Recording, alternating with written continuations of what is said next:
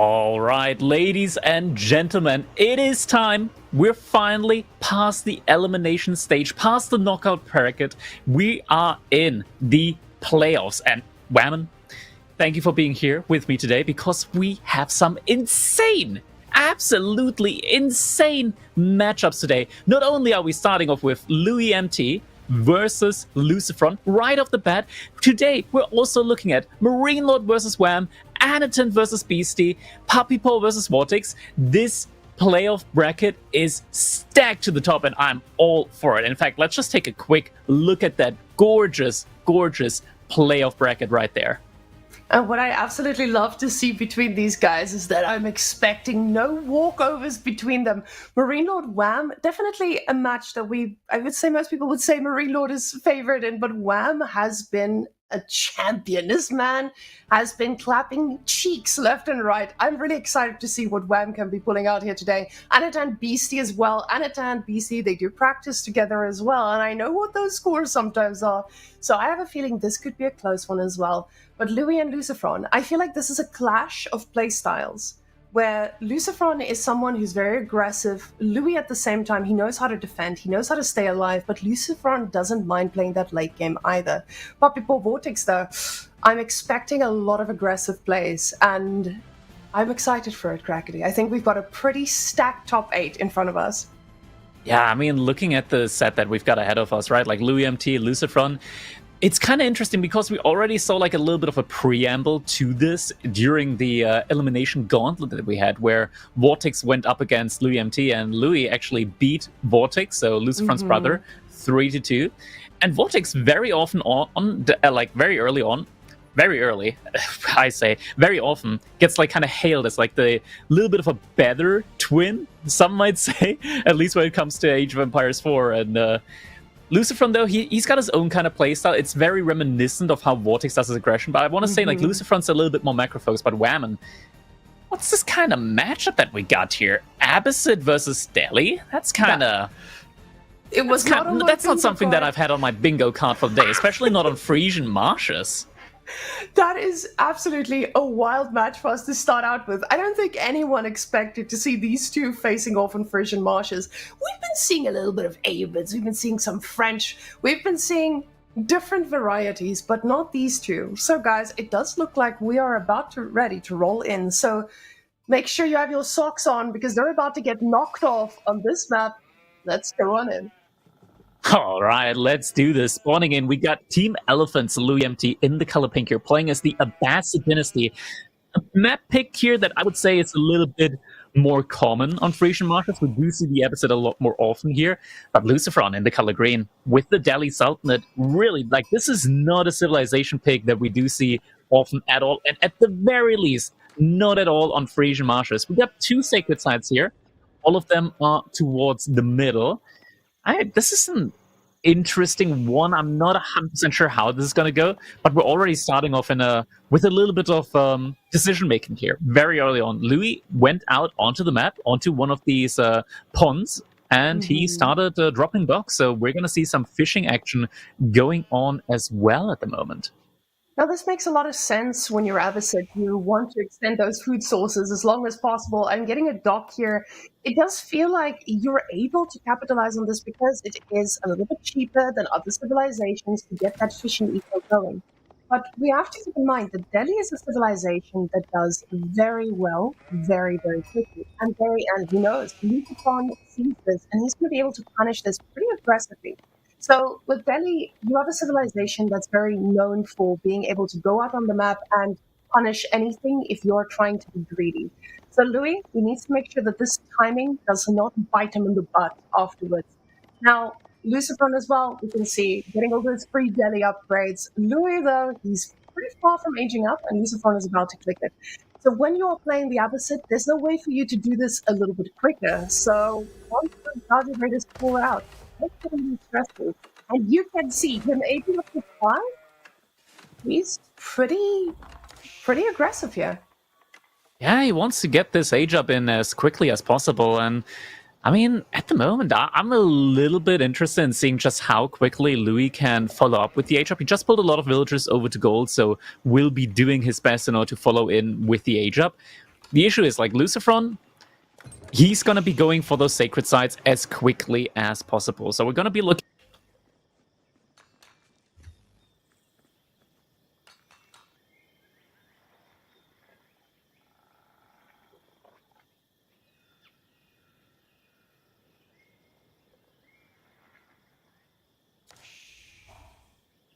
Now, we do see that Louis has stopped on 3 boats, which makes a lot of sense. When you're in a situation like this, you want to not deplete those fish too quickly.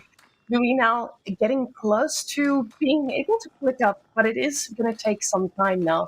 And Lucifer, he's already prepped for this age up. So we do already have 90 gold in the bank, which means that scholar is going to be building pretty fast. And now I'm just waiting to see when the wood comes on with some Gazi Raiders here on out. Now, the question is just how long did it actually get there?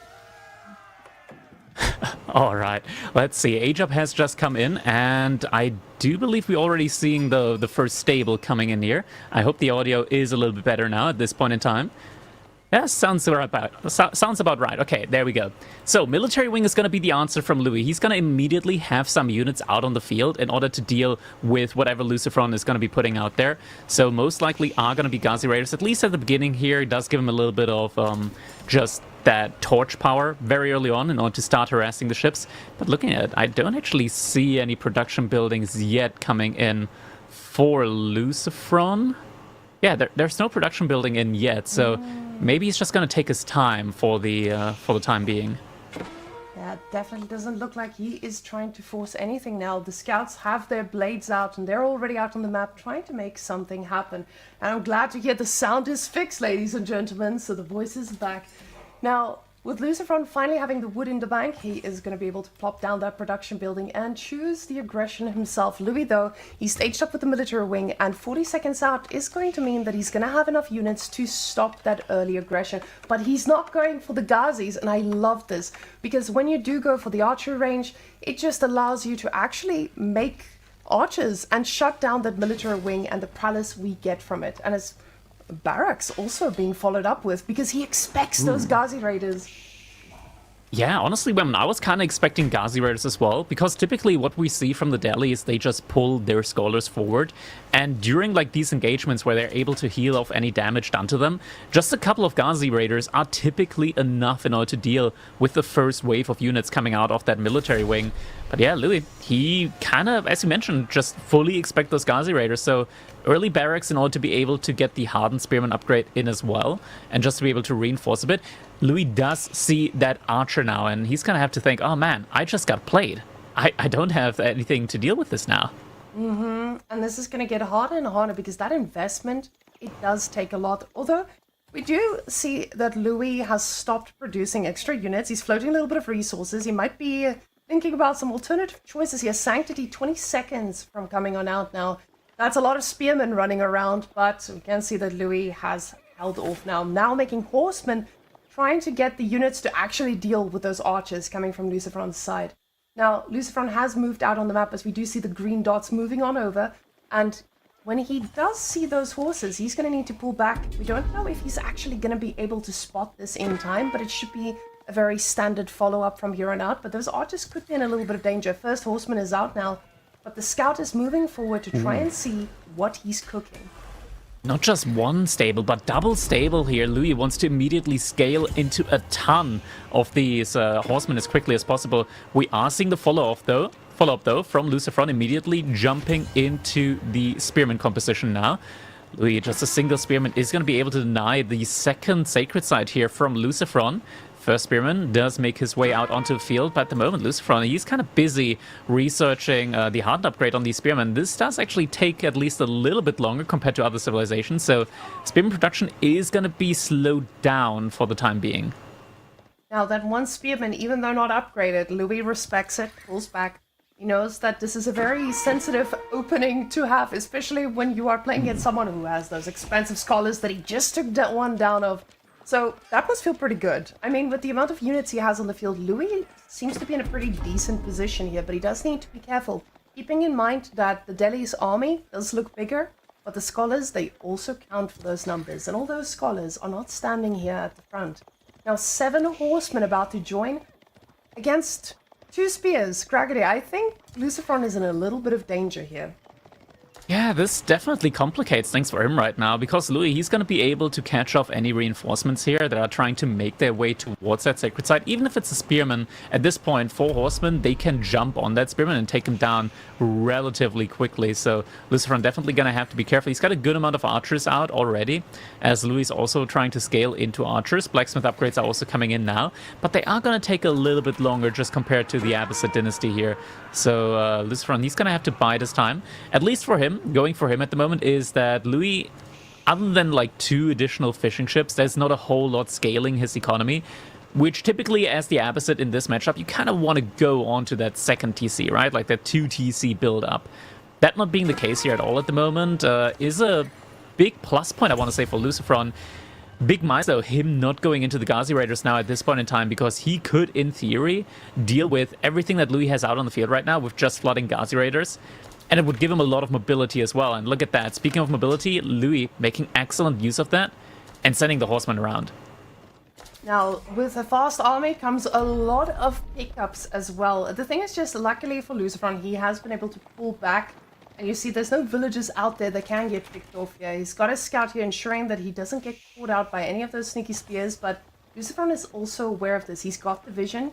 He's got the archers. Those archers can be in a bit of danger, but the spearmen are not far behind. Both of these players playing very carefully around this. They know this is high stakes, but I feel like for Louis, especially now that his upgrades have gone through as well, he's definitely going to look for a fight pretty soon. Because you don't want to let Delhi get along with all those upgrades for free for too long in feudal. Now, the fight has been taking place, and we do see that the spearmen are impaling a lot of horses. Some of the horses going down, but the numbers are just too much. The archers now getting surrounded. Beautiful flanking here by these horses as well. Louis just destroying everything in front of him. And this is going to be a very good cleanup. And Lucifer has had enough. It started, but he knows when it's over.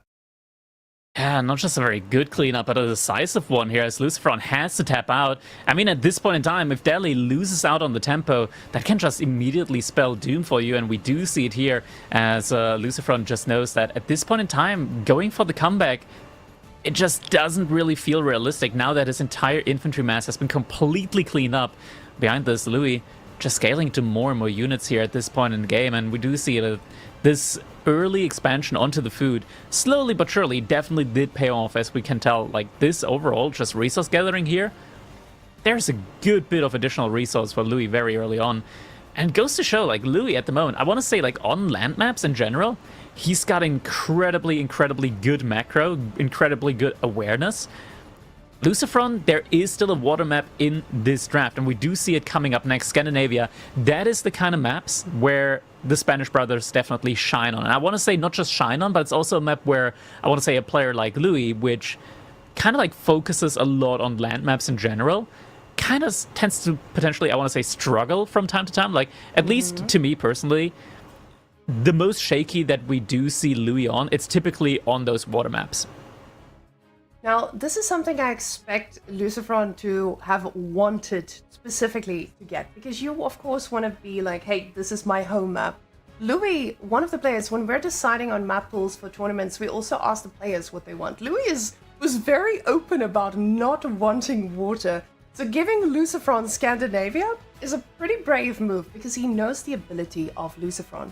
Now, usually I would think if I know that my opponent is so comfortable on the map that he chose, I would probably want to throw away one of the weakest civilizations.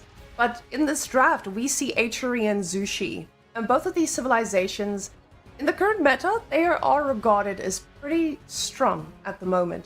So I think he's going to try to put up a fight against Lucifer here, even though Lucifer, I would say, he's on home map. The thing is that we got to keep in mind is that, in general, the HRE, they're very good on both land and water maps, so excellent here for them. Zhu Xi, they're pretty good on water maps, but in the current meta, they really like pro scouting. That's not something that you do in these kind of hybrid situations, so it's going to be interesting to see just exactly how Louis is going to be playing this, if this is going to be a fast feudal into water aggression type play. We actually do see here some head-to-head stats here. These two players being very evenly matched throughout their just overall like tournament career here, and we do see like a 4-4, like 50% win rate, and a very even game count between them as well. Yeah, this is some very close stats here between these two players. Especially considering that these results are quite recent. We've seen a lot of these head-to-heads where some of the results are quite old and some of them are quite new, and in this case we actually have some recent encounters. So what happened between these two, if we think about their lifetimes, Lucifer was very predominant in the early stages of AoE. I would say for the first 2 years, Lucifer was the guy to fear. Louis came up a little bit later. So now, though, Louis is a contender for taking down the top of the top. So we know that Louis is no one that anyone is scoffing at. And Lucifer, he was, and hopefully is, still a king on the water. Now, I'm expecting to see some great things from Lucifer, even if it's not just in this event, in the future ones as well, because with Lucifer being back, even after a short break, he definitely came back swinging. Now, Louis, though, for the rest of his draft, he's in a pretty good position. But guys, we are about to go into Scandinavia, HRE versus Zhu Xi, two of my very beloved civilizations. Let's go see how this one plays out. All right, and we are jumping straight into this one. Lucifer here with the Holy Roman Empire in the color green. And what do we have here? Is it going to be a water opening? It is not going to be a water opening from Louis, so as expected, looks like this is going to be more of a fast feudal age into potentially water aggression play. Something that we do kind of see from time to time from Zhu Xi's legacy is that they just are going to go for an immediate fast feudal age play, try and drop a dock as quickly as possible, get an archer ship out, and do damage before fish really starts paying off for their opponent. But it's a very tight timing there. Yeah, it's a tight timing, but recently I saw a practice game between two players where Zhu Xi just did not care about the water and absolutely obliterated them with a fast cancel Lancer situation.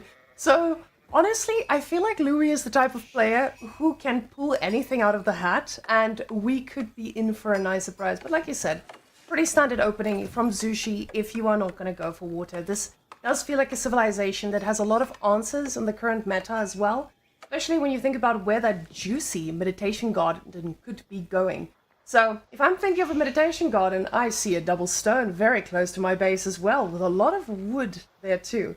So very easy to get those docks upgraded, but I know that Zhu Xi, again, because they have so many choices, they could just, yes, go over there. We do see some juicy berries, some gold. But it is a little bit more of a risky move to go out on there. But we do need to look at what the sheep situation is going to be like, especially because he doesn't have that water eco coming in for him anytime soon.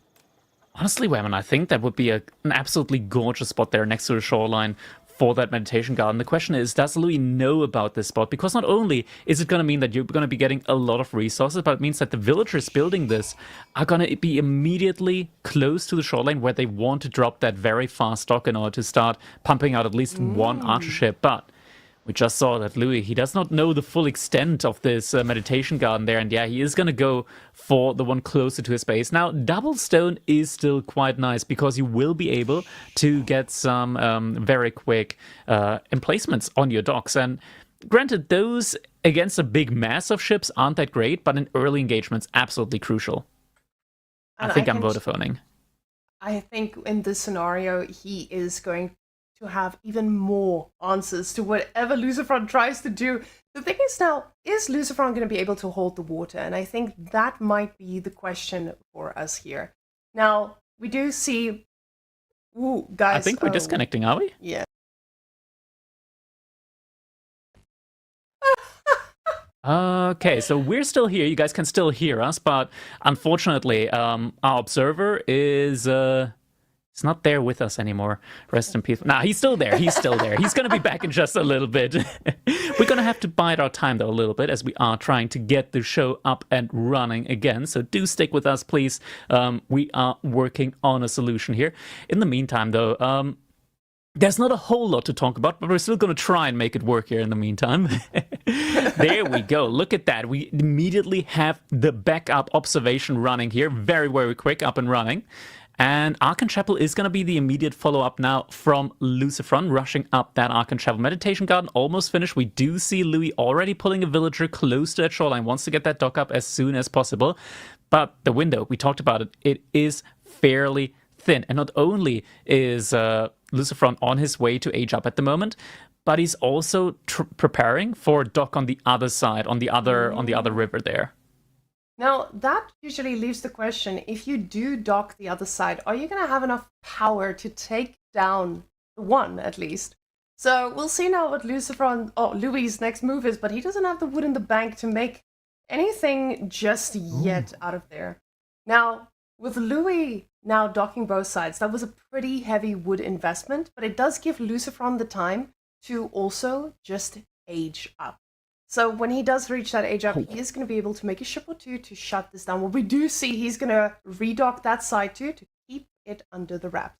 So yes, I do think that our game sound is out, guys, but we will just make some very interesting noises for you to listen to.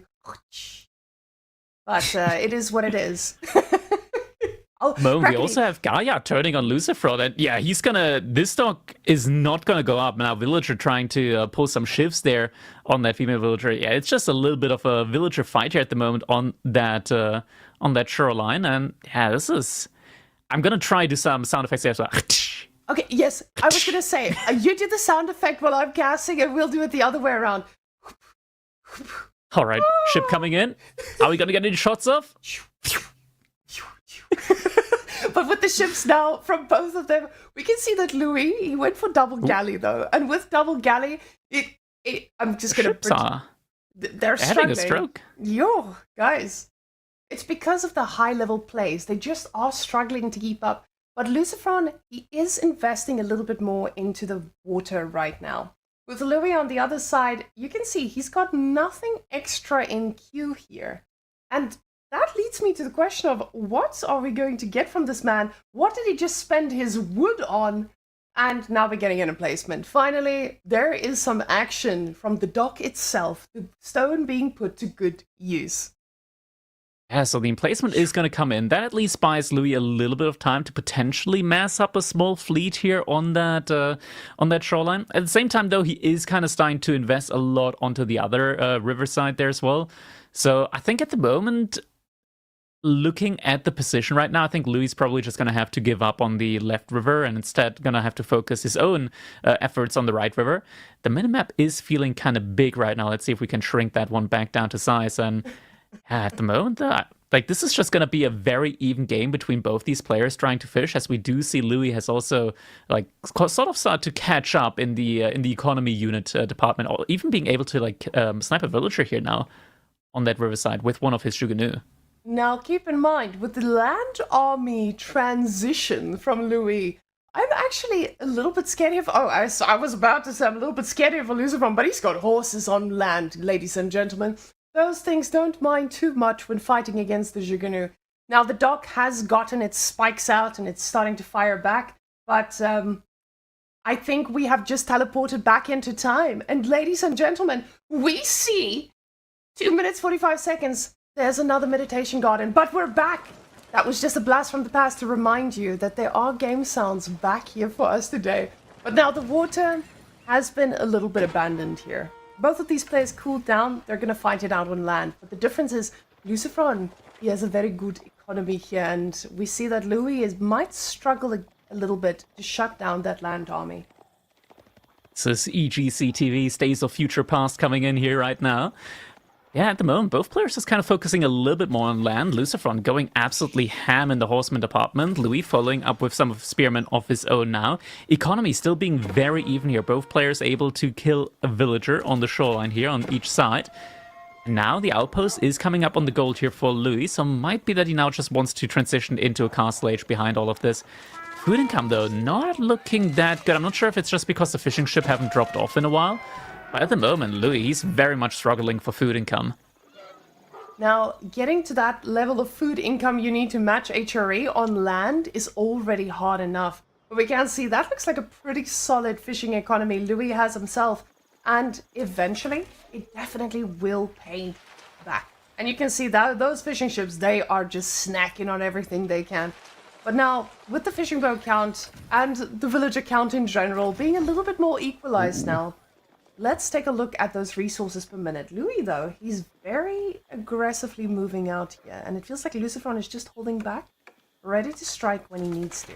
But resources per minute, Lucifer's still ahead on the food, and with that wood income, both of them can make any switch they want in terms of getting production buildings or just going back on ships. But both of these guys say land is the way to go, and just going to be using that economy from the water to try and make something happen. But that mobile army, Brackety, that is going to pay off for Louis, or for Lucifer. Oh.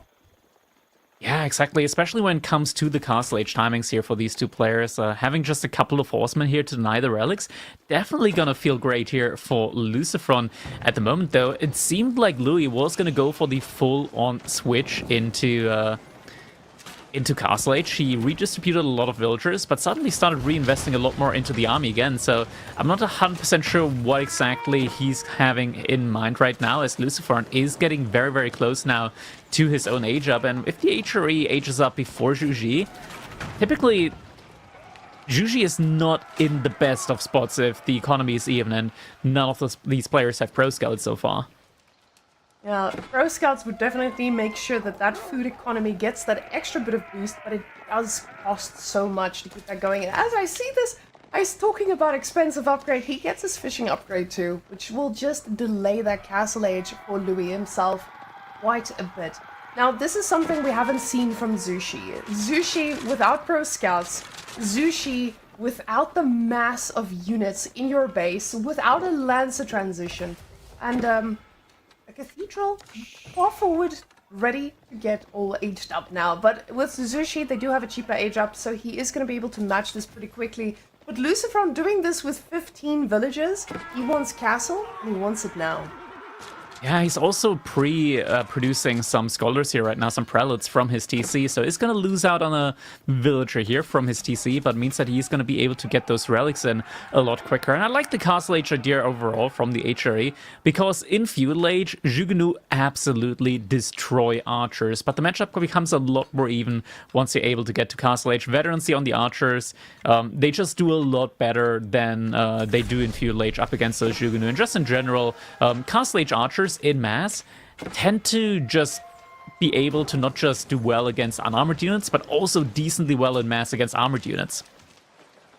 Now, with the Shaolin Monastery coming on in, those upgrades are not going to be taking too long. He's also got the gold in the bank to get what he needs. But Louis here getting a little bit harassed by Mr. Lucifer, just causing a little bit of idle time in here, and every second counts here, because you want to ensure that you get your upgrades, your units become just a little bit feistier. And now Lucifer getting those knights in the mix as well, this is going to hit very differently. You can see him spending every bit of gold he has on those instead of getting the upgrades, which I'm actually a little bit surprised about when we do look at the Jugunu numbers. But now Louis also going for his own lancers, and we know those lancers, they do pack quite a punch, especially if you have a majority of an archer composition.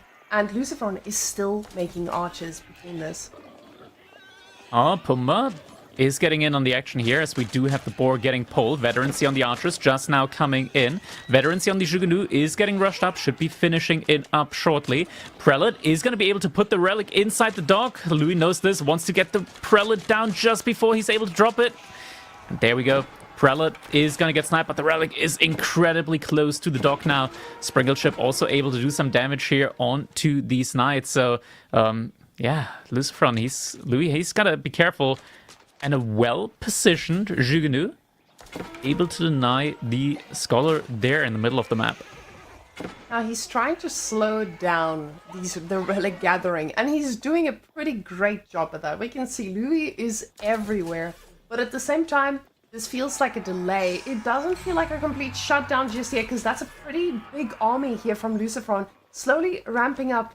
So those horses are going to be able to run past and stop this, but at the same time, the archers are trying to pick off what they can. The lancers coming from behind, though, and they are going to be hard to kill because there's a lot of them. The archers are not going to be telling a very long story to their families because they're never returning.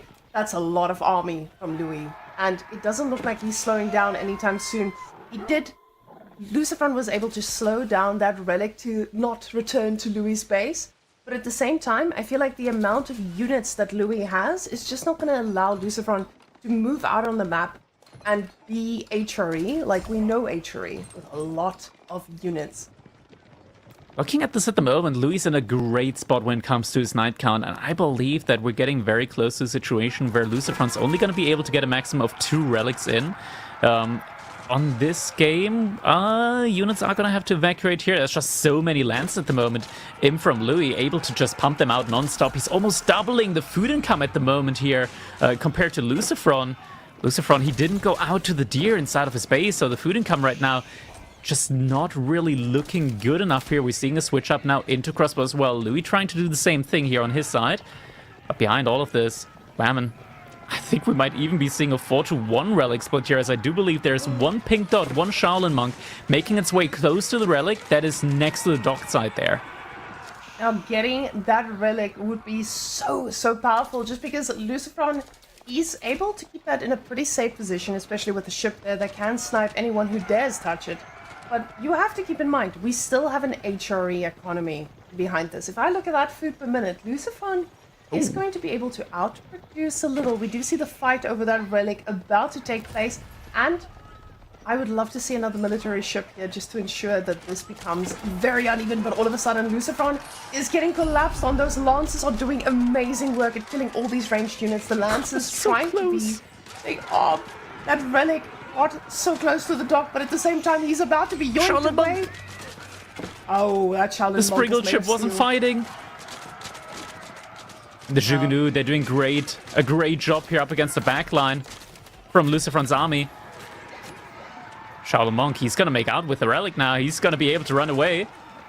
Unit's able to buffer out, and that means that Louis, he's going to be able to secure 4 relics up against the HRE. So the Regnets, now it's not really looking that tough, right? And Louis, he's expanding out onto the map because he knows that Lucifer right now, he's very much preoccupied with that left side on the map. And yeah, if there was just like 1 to 2 knights, he could really do a lot of damage here to Louis' economy. By the way, that economy just skyrocketed up to almost 2,000 food per minute here, actually on both sides.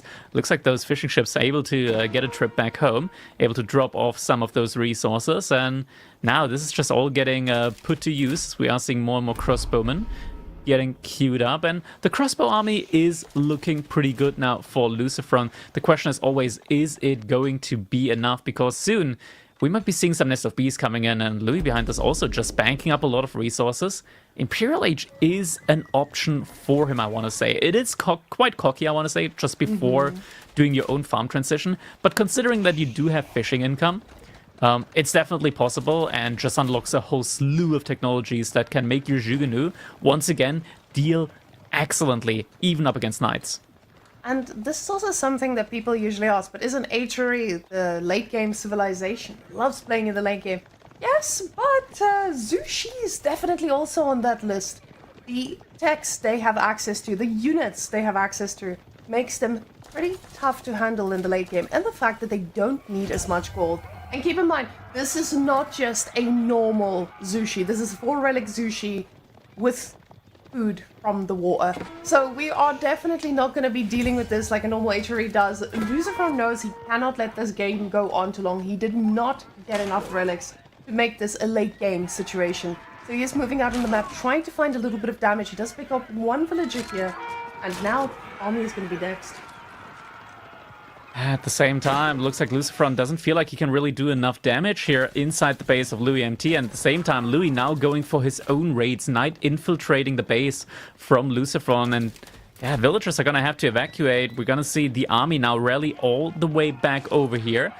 The deer are a little bit exposed at this point in time, but Louis not going for them right away. Villagers in the middle on the gold vein are probably also gonna have to move quickly towards the rest of the army. It is reconvening now. Lucifer playing it very, very close there, not actually sending his villagers back. But the knights, they're actually moving back. They're moving towards the deer whammon. There's still a lot of villagers out there, and now the Imperial Age up is coming in. And this is not an HRE with a beautiful farm transition behind this, knowing that they have safe food to fall back on. Both of these players, they are fighting for map control and map resources. And now with that Imperial Age coming on in, we do see that those Jugunu are going to be firing a lot harder than before. Now, he doesn't have a lot of them, actually. I'm actually quite surprised with the amount of units he has, but I mean, with the horses in the back, he doesn't need much more. Lucifer knows it's now or never. He needs to find the damage. He needs to be able to shut this down. But the problem is, I don't think there's a place he can go to shut this down. This is very interesting right now. So Louis, he is going into a lead upgrade for his Lancers. Now, Lancers are quite nice. The issue is, though, that Lucifer, he's got a lot of crossbows out on the field right now. So he's going to be able to still deal relatively well up against these Imperial Age Lancers. As you mentioned, the question is, can he do enough damage on the side of Lucifer's base? And wham, and it looks like he might just be able to do so. Villagers are being found out. No reaction yet from Lucifer. He's losing his entire economy here at the front side. All the gold villagers are going to go down. Meanwhile, fight happening inside the base of Louis MT. Knights going back and forward here, but it's just not enough. And the villagers, still no reaction. Lucifer, he's losing everything. That has to be GG. This was one all-in, he knew. And unfortunately, Louis takes the water from our Water King. Wow. Louis actually doing quite well here. He did control that one side of the map, while Lucifer had the other, but Louis knew the boundaries of Zhu Xi and was able to capitalize on every single unit that he made. Now, this looked absolutely dominating from Louis, and now already being on match point, Lucifer must be feeling the heat.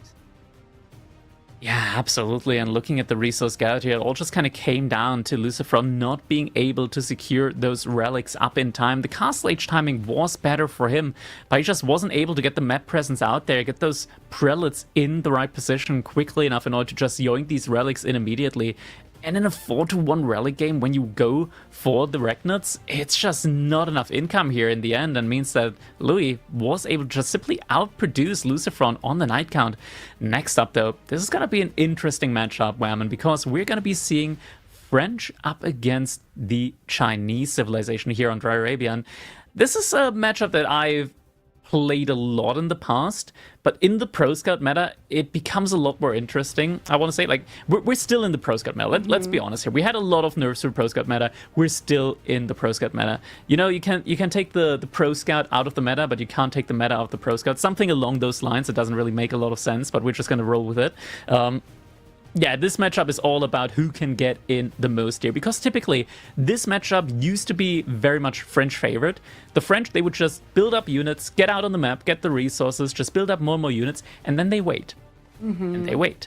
And suddenly China blinks and they have to do a farm transition, and that's when the French tend to strike. But in the Pro Scout meta, that timing gets delayed and delayed and delayed, and suddenly there's just so many resources in the base of the Chinese that they're able to compete with an age-up timing, with their own units out on the map, and they're able to put up a fight up against the French. So this is going to be still an interesting one, because we know Louis. We know that sometimes he likes to make a knight, he likes to make another knight, and he likes to forget that the archer range actually exists in the game. So he just keeps on making knights. And he's one of the first players, I want to say, that really like invented the I forgot how to queue up archer meta for the French. And I can respect that. I can respect that, because nobody makes it work as well as Louis. Now, I was about to ask you to explain the whole matchup to me, but I remember the days when French would have a knight, and that would be the advantage they had. They would be able to pick off a villager here or there, shut down what they need to. And the thing is, with what we're seeing from Louis, he likes the late game. He can delay the game to ensure that he gets to where he wants to be, but he knows when to strike and when it actually matters. So I'm really excited to see what he's actually going to be doing if he goes for that first night. Because with Louis, I feel like all the cards are on the table, and he will decide what he's serving us today. But I think in this matchup, you also have to ask yourself, how am I going to outdo the French, where they get a production building and the building they need to start making scouts with, compared to me, where I actually have to invest in a stable, but a stable is just not a good answer to those chunky knights from French. So is this where you have to go and then invest into a barracks as well, which also just delays you even more? I feel like the matchup, because of Pro Scouts, it's just not what it used to be. And China, they were forced in their base, But now, that's not the case anymore. Let's see how these guys do move out against one another. Lucifer on China in the green, and Louis on French in the pink. The Chad from China going up against his home civilization. Yeah, we're starting off immediately with Dark Age Wheelbarrow coming in here, and well, this is quite tough now for Lucifer because this is already match point. Louis right now leading 2-0 in his set up against Lucifer, and it is only a best of 5, so this is a decider game now for Louis. He might potentially be able to close out the set right here and now. And yeah, we do see Lucifer opening up with that no IO opener, which does already kind of like tell the tale of what he's going for. It is going to be that pro scout play. Louis, he's playing it a little bit slower. He's going to take his time. He's going to research Wheelbarrow. He's going to get a couple more economy upgrades than Lucifer very early on. Granted, China, they're not really into Wheelbarrow early on because it reduces the amount of taxes, and no real country ruler really likes to reduce the taxes that they earn, so not going to be any early Wheelbarrow here from Lucifer. Instead, he's just going to go straight for that fast pro scout play. Louis, he's going to play it slower, but means that his economy is going to scale better as the game goes on. Now, I noticed in Twitch chat someone calling out the fact that Louis does like French. Lucifer is also a player who's been playing a lot of French, so the fact that Louis chose French is not just a denial of, or it's not just the civilization he's comfortable in, it's a denying it from your opponent, especially on these civs that he is so comfortable with. A lot of civilizations have not seen the light of day as much based on what the meta has been. But both of these players, very, very deep civilization pool, and they know exactly how to make these things work. Now, Louis is getting pretty close to the age up, and that's what I absolutely love about French. The fact that you can get that wheelbarrow and basically match the age up timing, just because it is that little bit cheaper. It does feel pretty strong for a civilization to be able to do that. Yeah? I gotta bring your attention to something. The amount of sheep that Lucifer has found so far. It is not looking good for him. He's found a total of 3 sheep. Now that doesn't feel good. That does not feel good.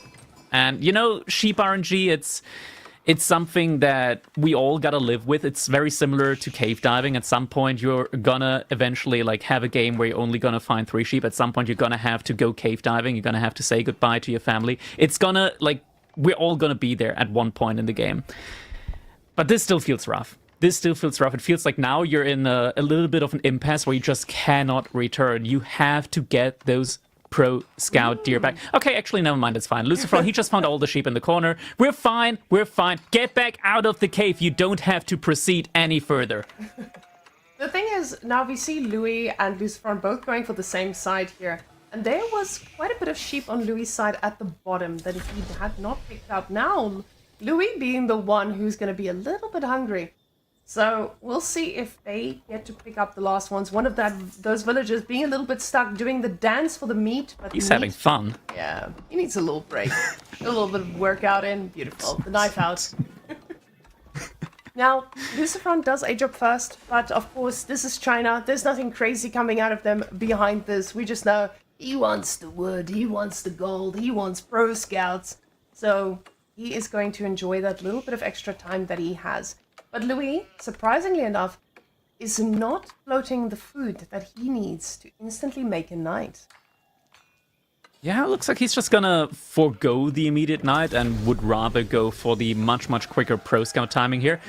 Actually, never mind. One quick drop-off has enough for knight, means that he's not going to be able to click that pro scout upgrade immediately, which he might not need, since that knight will buy him a lot of presence on the map in order to just, you know, get more time in for his own pro scout later down the line. And we are going to be seeing the opening here with the barracks from Lucifer. We talked about it earlier, that the early spearmen are definitely going to be needed here up against these knights, just to not only give you any semblance of map presence out on the map, give you the security to move out on the map, but just to be able to compete and maybe even deny some of the pro scouting on your opponent's side. We do see professional scouts now queued up for Louis as well. He's queuing up some more scouts as well.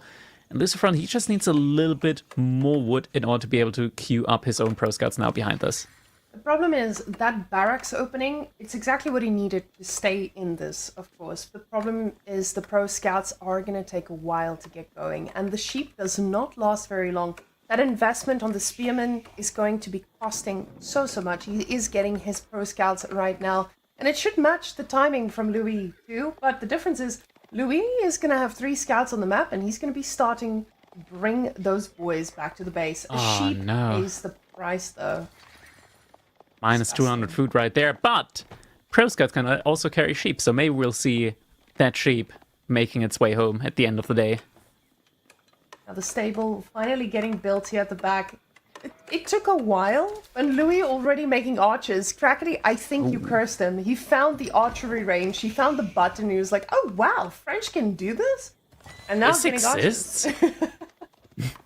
And it's a great We do have the first deer coming back, though, so that means that Lucifer, at the very least, is going to be getting an immediate 350 food in. And when thinking about it, like, what resource do you want to spend when you're getting Pro Scouts in? It's gotta be food. So the wood, the archers here right now, they don't really synergize that well with the Pro Scout play. And, ooh, don't move. Okay, it's okay. Nobody Let's make the noise. People are cutting wood right now. That's the wood cutting noise. Maybe we gotta do the noise of like the old routers from back in the day.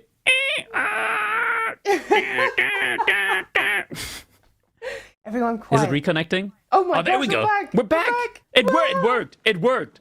See, there you go. That's how you do it. It's because of that beautiful dial-up noise. Wow. Crackety. I know that you said you're in IT, but I didn't know you also perform magic. That was wonderful. I speak machine language. I can talk assembler in real time. Oh, man. But yeah, like, we're getting the Pro Scouts in, and I do like the army composition at the end of the day just a little bit more when it comes to, like, horsemen and spearmen in combination with the Pro Scout. But it always depends on just being able to get the surrounds and being able to take the fights with the correct approach, just having your spearmen on the knights and not the spearmen on the archers, because if that happens, you're kind of doomed. Now, the question is if he's going to be able to get both these deer packs with the growing... I was saying the growing army from Lucifer, but he stopped making units all of a sudden. Oh, never mind. Never mind, he's clicked it. He heard me. Guys, he heard me. He's going to be making a lot more units. And I like the horseman follow-up here. So this is going to make sure that he has that mobility to catch out those lumps of archers that are running around.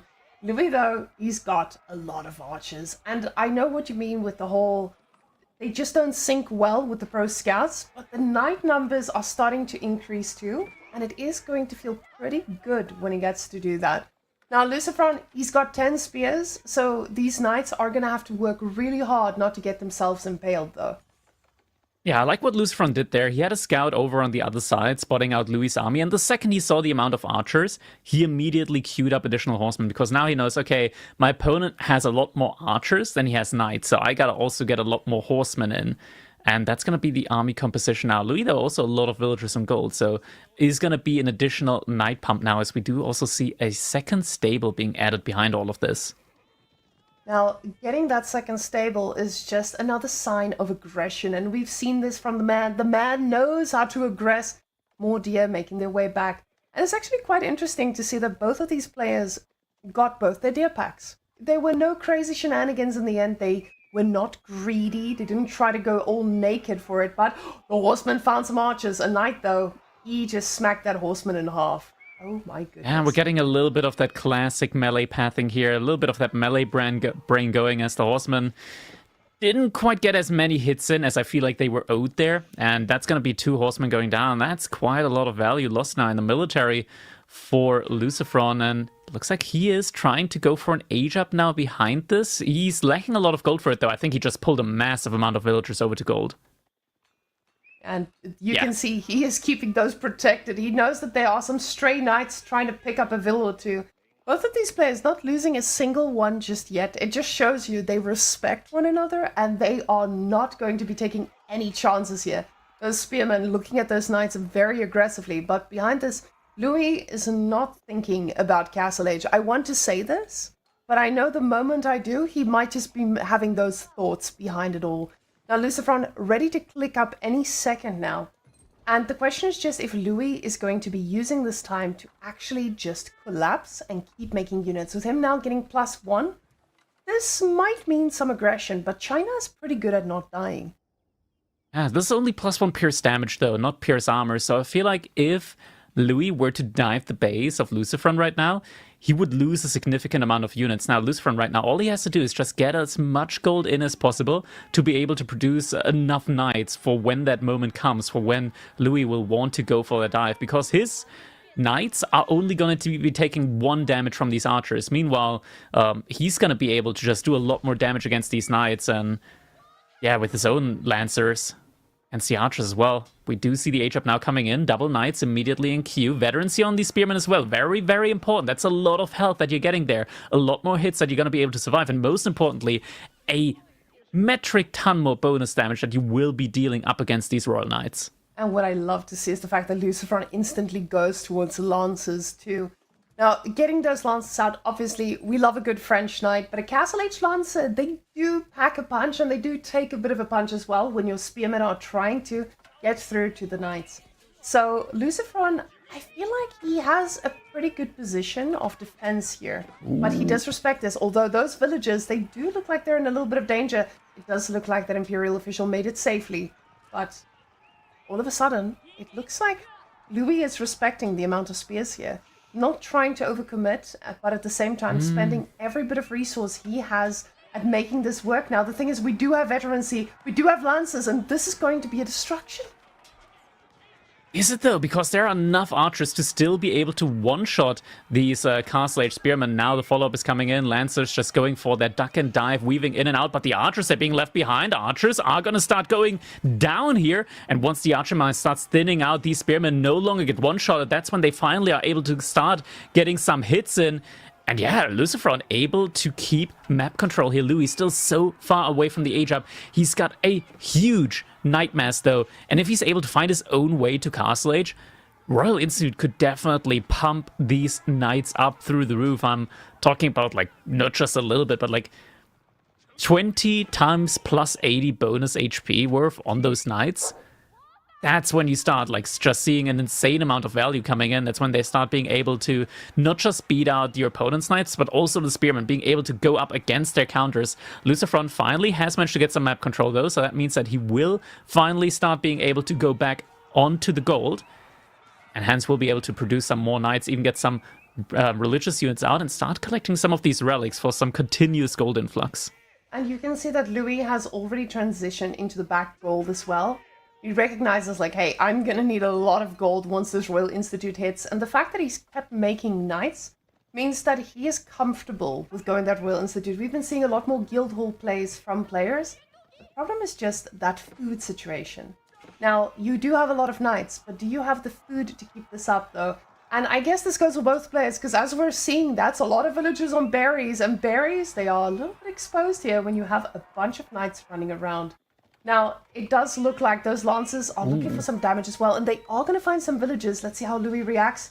Only one will be going down, and the follow-up is right here. Another one paying the price. The TC firing quite aggressively, but not getting any of those lancers to pay the price just yet. And the situation right now, Lucifer, he's got to be quite happy with himself. He's able to not just protect his own economy, not a single villager on his side went down, but able to do some damage to Louis as well behind all of this. But the Lancers are running around. Lucifer realized though, defensive Wallow coming in. Spearman now also in position, and that relic is gonna be making its way home. Lancers once again just going for the wraparound around the wood line, looking for any villagers that are potentially just out there gathering wood. Aren't gonna find any, instead are gonna find some more knights, some more archers here as well. But Louis finally, he's got the resources needed in order to go for the H-up. It's gonna be a guild hall, not a Royal Institute. Surprising, at least to some extent here. Means that Louis might want to drag this game out a little bit further. Lucifer, he was very close to being able to just click Yuan Dynasty as well behind this, but instead decides to now transition into crossbows. Pretty good army choice if you got equal numbers crossbows to equal numbers archers. The crossbows do actually fare relatively well against them.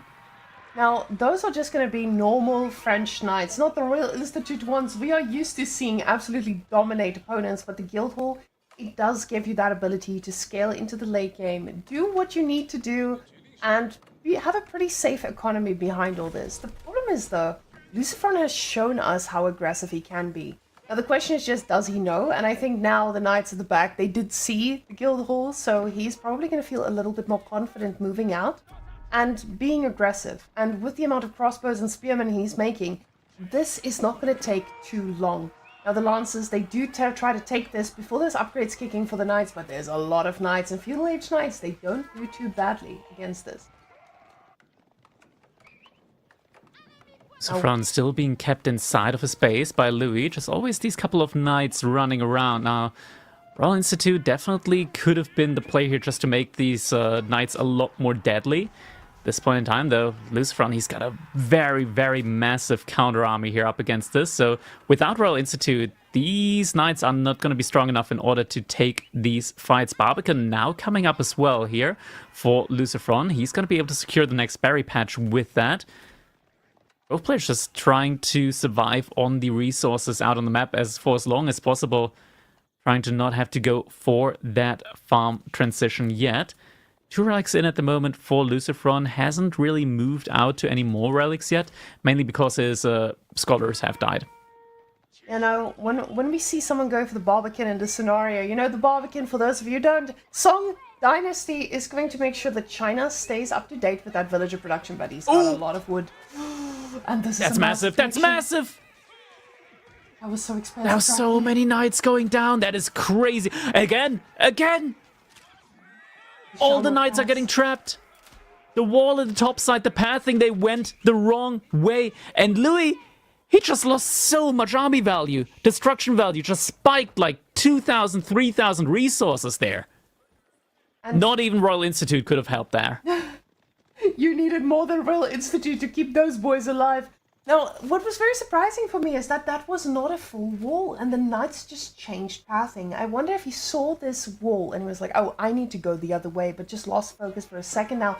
Louis, he's moving out with all those archers, and the problem is, yes, that is a lot of spearmen. They do get countered by archers, but now this is starting to be a little bit scarier. We don't see any more mobility coming out of Lucifer, though. And as I say that, he gets horsemen instead. With the keep now being built in the base, we know Louis is aware this might be... He's pulling the boys. He's pulling the boys, but the keep goes down. It gets cancelled, but a lot of resources do get destroyed through that cancel. A lot of the torches did go through. He had to delete it. He had to cancel it, but now he's not able to place it again. He just pulled so many villagers to try and build that keep. That's so much idle time now on the economy behind this. Well, Lucifer, he's just making more and more units. It's a large army mass. Army value still relatively even, but when we look at what the army consists of, spearman, crossbow up against knight and archers, the crossbows do fine even up against the archers, but the knights are going to get absolutely obliterated by both these units. And it feels like Louis is still trying to make something happen. The problem is just, we know China. China is a civilization that very, very carefully expands, and now getting walls as well, it's going to get harder and harder to do that level of damage. Now the farm transition coming on out as well. We still have a safe gold here at the back. So Lucifer is in a pretty good position to delay this game as much as he wants. And Louis, he's going to need to make something happen. With those knights he's got, he's going to be able to do some damage. The problem is just, it doesn't feel like it could be enough against this economy that's set up at the back. Louis just doesn't have that transition in his bank either. He doesn't have that opportunity to go for a transition. It feels like he needs to do damage, and he needs to do it now.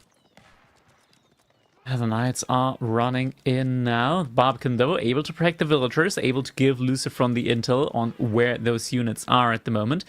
Behind this, though, Louis, he does still have that guild hall, and it has been ticking in the back all this time. So probably looking at roughly 1,200 resources at the moment that are in that guild hall, I want to say. And the question is, like, I'm guessing he's got the keep up now at this point in time. Eventually, he's going to be able to pull the food out of the guild hall and get the Imperial Ager. And the question is, can he get it on one of the large gold veins? If he's able to do that, okay, we're not even close, 700 food in at the moment. But if he's able to do that, secure one of the large gold veins, he's going to buy himself a lot of time and a lot of survivability, courtesy of those red palace emplacements. Now, if he gets to that point, because as we can see, that is going to be 18 horsemen on the field. And Louis's numbers may look okay, but 18 horsemen is going to be very hard to shut down. All the knights are together. Those Oh, the horsemen, next gold. they are going to deny every bit of resource that Louis wants to go for, and they can deal with those archers in the blink of an eye. They've got +2 range defense, and they don't mind taking a little bit of a hit. Now, the knights are still on the bottom side, trying to make plays happen, but Lucifer is right in front of his base, and if he decides to keep pushing, he could be doing some serious damage. More crossbows following up, and Louis, he says, I don't have enough knights, let me make more. The problem is just he's used most of the gold in his base, and he doesn't have another place to go right now with that green blob in front of his base. Yeah, Lucifer at the same time, he's got to be very cautious just because of these knights that are still running around outside of his base. Could always try and go for a dive. Until he's not fully walled inside of his base, he's got to be really, really careful. And even if he's fully walled with palisade walls, these still can be burned down relatively quickly. These knights finding some targets here potentially. Scout does alert though. The crossbows are still going to be there. Louis, he's getting a good amount of archers in there at this point in time. The chances, I want to say, like, with this amount of archers here, thanks to just this massive discount that the keep here provides for him, the military actually is not looking too bad anymore. Now, with 33 archers, you have a response to most things. The problem is just, I don't know if he has a response to all those units here from Lucy. With 3,000, almost 500 gold in the bank, what is he going to do with this Crackety? Is this where you just buy Imperial? Oh no, he's just going to try and pick off a few knights around here. But Crackety, with this amount of gold he's got in the bank, is this just a position where you go Imperial, you get all the upgrades you could ever dream of, but that does give a little bit of an opening to Louis to try and get control of the gold. I think you don't need to get to Imperial Age before you hit 200 of 200 population at this point in time. There's still a lot of things that Lucifer could invest into right now, like getting some siege in, some Nest of Bees, just putting on more pressure up against Louis. And I think the main thing that he wants to do is get some presence around those large gold veins in the middle of the map, because that is the position that French want to get the Red Palace up on. So if you at least like have an outpost on every single one of these gold veins, you're gonna at least be able to have some presence there, see villagers coming in from far away, and be able to pick some off while they're trying to build that Red Palace, and maybe even get your army in there in time. I think that's probably the most important thing at the moment for Lucifer, but it looks like he is actually trying to go for the age up now. I'm just worried here, Wham, because we know French in the late game can be very, very frightening just because of just how cheap their units are and how hard it is to raid the base of a French player with all of these Red Palace emplacements. Especially considering the Great Wall Gatehouse is not on the farms where we usually see it. It is making a play there into the middle of the map. And now Louis, he's starting to have the resources to go Imperial himself. Now, I say this, and then there's this massive chunk of horsemen that are about to collapse on top of these villages.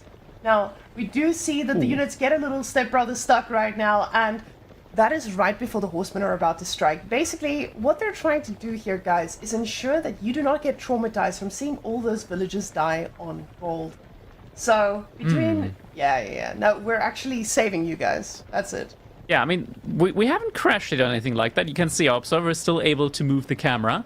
The units just had to take a quick breather. They're just gonna take a... And there we go. Oh. Now, we do want to see those villagers die. I was just joking. I want to see them, but no villagers go down in the raid here. We see two villager kills. This is absolutely wild, Crackety. They have the most mobile army around. Red Palace now coming very, very close to the base to ensure that these raids don't do the damage they want to do. But the question is, does he have the gold to get the upgrades? Does Lucifer have the ability to break this? But now the horsemen look like they're connecting onto the Red Palace. The knights are inside the China base as well. And the H-up has stopped from Louis for a second there, but the horsemen do need to back out. Now, this is going to be a big raid coming into the base here. Louis trying to find some damage. He doesn't spot anything.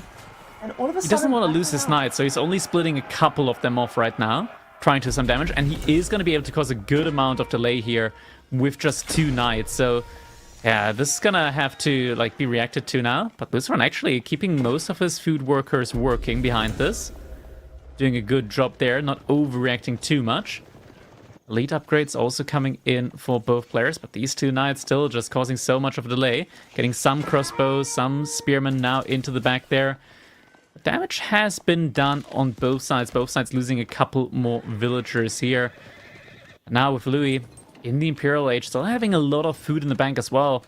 Wow, and these very, very cheap horsemen, or like cheap knights, just cheap units in general, they can be very, very frightening just because it means that for every unit that you kill from your opponent, it's like killing 20% less because they're just that much cheaper.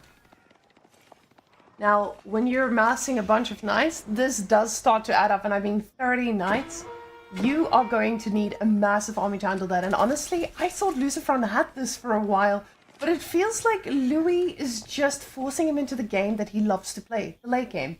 And with the Great Wall Gatehouse being this far at the front, it just means that those farms at the back, they are going to be so susceptible to raids. It doesn't feel like this Great Wall Gatehouse is going to be stopping anything except from a few raids onto that front gold. But that is not where you want to be striking China. You want to strike China where it hurts, on the food, on the farms. That's exactly where Louis is going right now. Elite has come in on these knights. Royal Bloodlines also on the way. We're getting Elite on the archers behind all of this. We're seeing some of the Elite horsemen now also making their way through towards the food economy from Louis. Louis pulling all of those villagers away now, trying to keep them safe. Some villagers are going to go down, but the same is going to happen on the other side now as Louis is going for the dive now. Keep is getting rushed up inside the base. Isn't really protecting too many of the farms though, actually. And the spearmen going down in droves. Now the counter-attack here from Lucifer onto the French base, but with those emplacements, he is doing perfectly okay.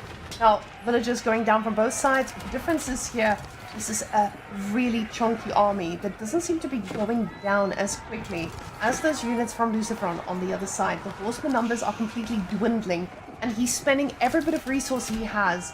While Louis, he is just being very methodical about shutting down these farms. You can see just burning down, taking a villager. I think as soon as Royal Bloodlines comes in, Louis is going to commit. He's got the power here in order to completely wipe out the army from Lucifer. Fight is not yet being committed on. Two archers still playing this one very, very smart, getting a lot of damage in. Louis, is he actually gonna leave the base right now? I mean, just looking at the army, right? Army value 15,000 almost compared to 9,000. These knights, Louis has to know that his army value is just so much greater right now. And behind this, once he's getting these royal cannons in, or not royal cannons, but just normal cannons, he's gonna be able to even do damage up against the Great Wall Gatehouse. Knights are gonna connect onto the crossbows now. So many going down. Oh, he did an amazing job at trying to just pick off everything he can. The horses out of position, spearmen trying to impale everything they can, but those French royal knights are just taking every bit of a punch, and now slowly going to be starting to push back. With the Sacred Site timer also starting to tick, Louis is in here and he's saying, this is my game, this is my 3-0. Lucifer, you are not ready. And there we go, 3-0. Damn, Louis coming in hot. I'm not sure if we've got a translator ready for an interview for this one, but this was an amazingly well played set here by Louis. Honestly, I thought like Lucifer would have the upper hand on water, but that was just a clinic put out here now by Louis in this one. He's definitely looking in form, I want to say. Oh, Louis has been looking in form since the Garrison, where we saw him winning a LAN event. And I mean, this gets us excited about Louis, right? Louis was in the finals of the last EGC tournament too. He has been an absolute menace in these tournaments. Soon enough, he'll be playing in another LAN live, which means that there will be no Indian server shenanigans where even the ping can make a difference. And after seeing this from Louis, I think Marine Lord is probably thinking about how he's going to take down this man at the LAN as well. So, Louis, absolutely, he needs to just keep this performance up, go right through, and maybe we'll see him in the finals of this EGC event yet again. Yeah, Marine Lord would say this man has hands. And speaking of people who do have hands, look at the players that we are having here next up, our upcoming series. It's going to be Annotant versus Beastie. So that's definitely going to be a very, very nice set to look forward to. I'm definitely looking forward to it, but we're going to be taking just a short break, the tiniest, teeniest, tiniest of breaks, and we'll be right back serving you this absolute deliciousness of a set coming up here on EGC TV in just a bit.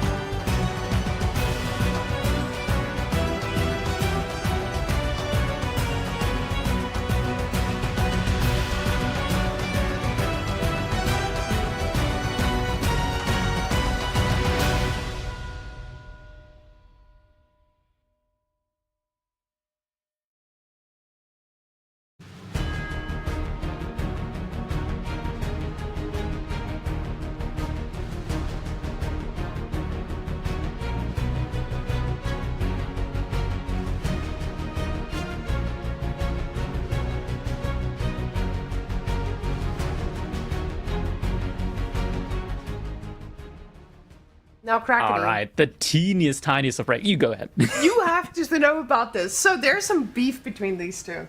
And you might be asking, what beef? It's the hairline beef. I wonder if we do have both of them do have a little bit of an ego when it comes to the hairline. We've been saying that Anatand has the best hairline in the scene. Beastie does not agree with this. He actually thinks that he has the best hairline in the scene.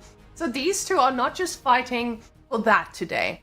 They are also fighting for King of Hairlines, because with these two, they're battling it out in all dimensions.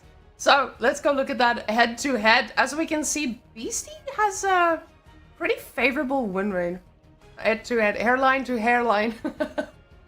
So with the series count 2-9, Beastie has been a little bit more dominant towards Anatand.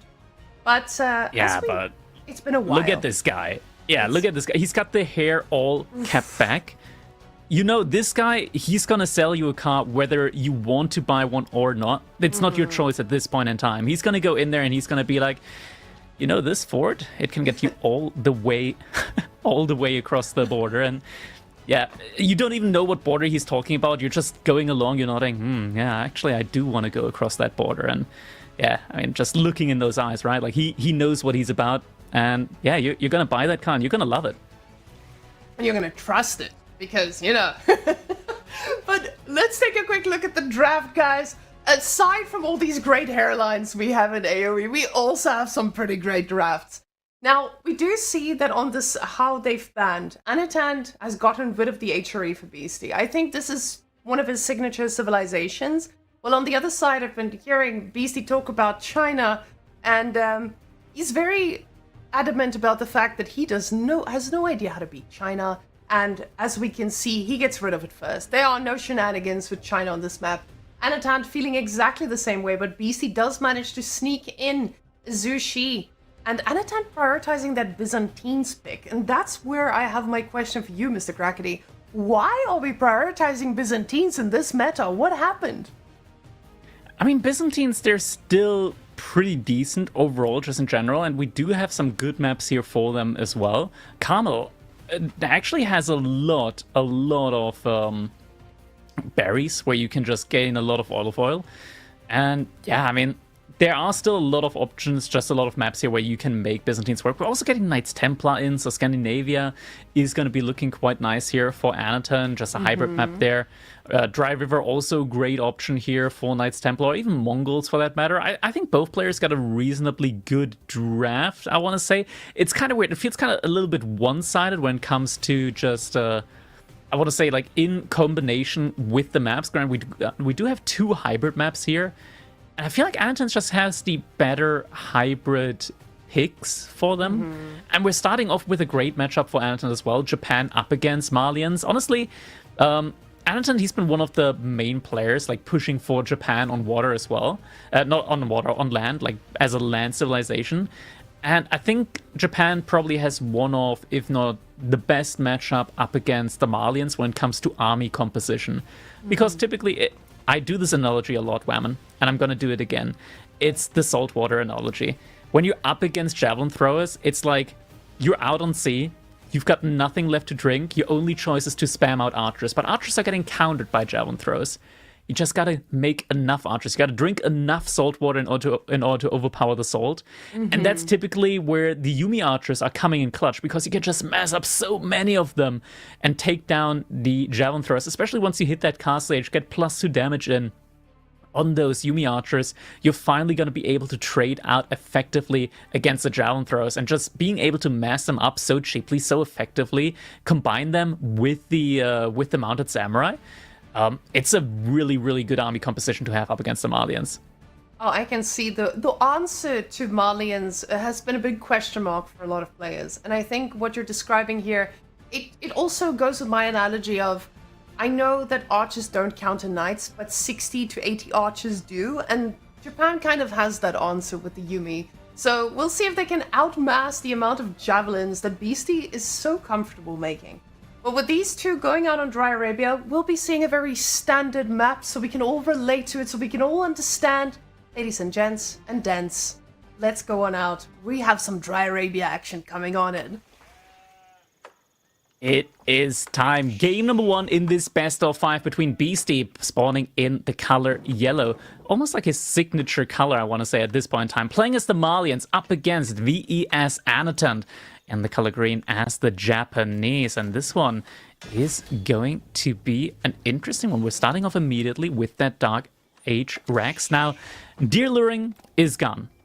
It's gone. It's in the cupboard. It's never coming out again. Never coming out again until it will. But the Dark Age Spearman approach still is nice when you're up against the Malians. Just doing a little bit of that pressure up against those pit mine houses there, making sure your opponent isn't just getting infinite free gold in the Dark Age. Now we do need to take a look at this gold and see who has the Marine Lord spawn here, but with Beastie getting his gold all the way there at the back, only making 4 houses though, Twitch and YouTube chat. Do you guys know what that means? That means he knows some shenanigans is ongoing and he is not going to be risking anything. Anatan spots this gold, and his spearmen now do need to make a little bit of a rally around to go and do some damage. Now only 2 spears. And he says that that is enough. Now the question is this going to be enough to invoke a reaction from Beastie? Does Beastie realize, hey, this is only going to be a handful of spears. I probably don't need to go for a barracks myself. We'll see what the man decides to do, because he knows best, and the rest of us, we can only guess. So, Crackety, what do you do as the Malians? Because you are someone who plays against the caliber of players we see here today. How do you respond to this? I mean, this is one of those situations where it's very much like spawn dependent. And looking at the spawn here from Beastie, he's got the gold in the back. So I feel like he can feel comfortable enough just like going for that for Mud Hut play here. Because typically, if you want to immediately make Dunzos, you're only going to go for 2 houses. But Beastie with the gold in the back went for 4, and is now going to just leisurely start producing a couple of Dunzos here in this situation. And I don't think Anatund, I mean, he only went up to 2 spearmen. I like the play of only going up to 2 spearmen, because looking at the resource, he's going to be potentially much quicker when it comes to the age up on his side. Like, he didn't over-invest or anything like that. The question is if Beastie overinvests instead, because he doesn't know what Anatand is making. He doesn't know exactly how many of these are coming on in. So with that investment, I mean, Donzos do pretty well against most, right? So with these guys, he is going to be able to do that little bit of a javelin throw from those Donzos. And that is something I know he's very confident in the Dark Age, doing that little bit of pushback. The problem is, Anatand's about to age up, and he can very quickly make the answer to most of what Beastie is about to do. For a storehouse does come out, we won't be seeing any of those shinobi plays that we were hoping for recently. It's been very popular on the land maps as well. But yeah, Kura Storehouse is a very safe choice here. Gets you that safe food and ensuring that you make it a little bit longer against an economy like Malians as well. And this one, honestly, like, I feel like Anatand kind of baited Beastie successfully here, only investing into 2 spearmen. And we can tell, like, Beastie, he's taking a lot longer than Anatand when it comes to aging up. Also, just having to invest a lot more into the Donzos, courtesy of them just being more expensive. 30 wood. That's quite a hefty price there. Don't forget, like, it's only 25 wood for a house. So these 4 Donzos, they could have been like 4 or 5 houses here for BC. He could have fully kitted out that pit mine. Means that Anton, he's actually going to get a much, much quicker age up in now. Now, the Monster Choir being built with 4 beasties and no rush, but the question is, does he go for pro scouts out of this? Is there even time to do so? Japan is not a civilization we've been seeing do any of that, just making either very aggressive plays or just going for still that smooth, fast castle and overwhelming. But against the Malians, this doesn't feel like a play that a lot of players would be comfortable doing. So with Beastie, he's got a lot of gold in the bank, of course, because you do have all the passive gold coming in from those pit mines. But what are you going to be doing with that? Is this now the question of pro scouts? Is this a question of making a proper cow boom? Or what will we be seeing out of that? So Anatan, though, he is going for some feudal age units already. And going to be trying to shut down these Donzos at the back, already being a little bit of a pest. We are immediately seeing the Yumi archers coming in alongside a couple of these Onabagation. Onabagation absolutely great against anything unarmored here. Not just up against Donzos, but also eventually up against the javelin throws, if they're able to get a good angle in on the engagement there. Looks like Anton just completely forfeiting his gold mine there on his side. A little bit unfortunate because that forge is also his blacksmith, so it's not going to be any immediate upgrades coming in.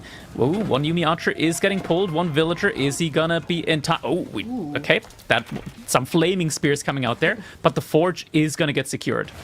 And this is a pretty big, secure situation for him, because the fact that he could actually allow that thing to go up now, a villager getting pushed off from BC's side, he is getting wheelbarrow instead, and the Donzo upgrade behind this.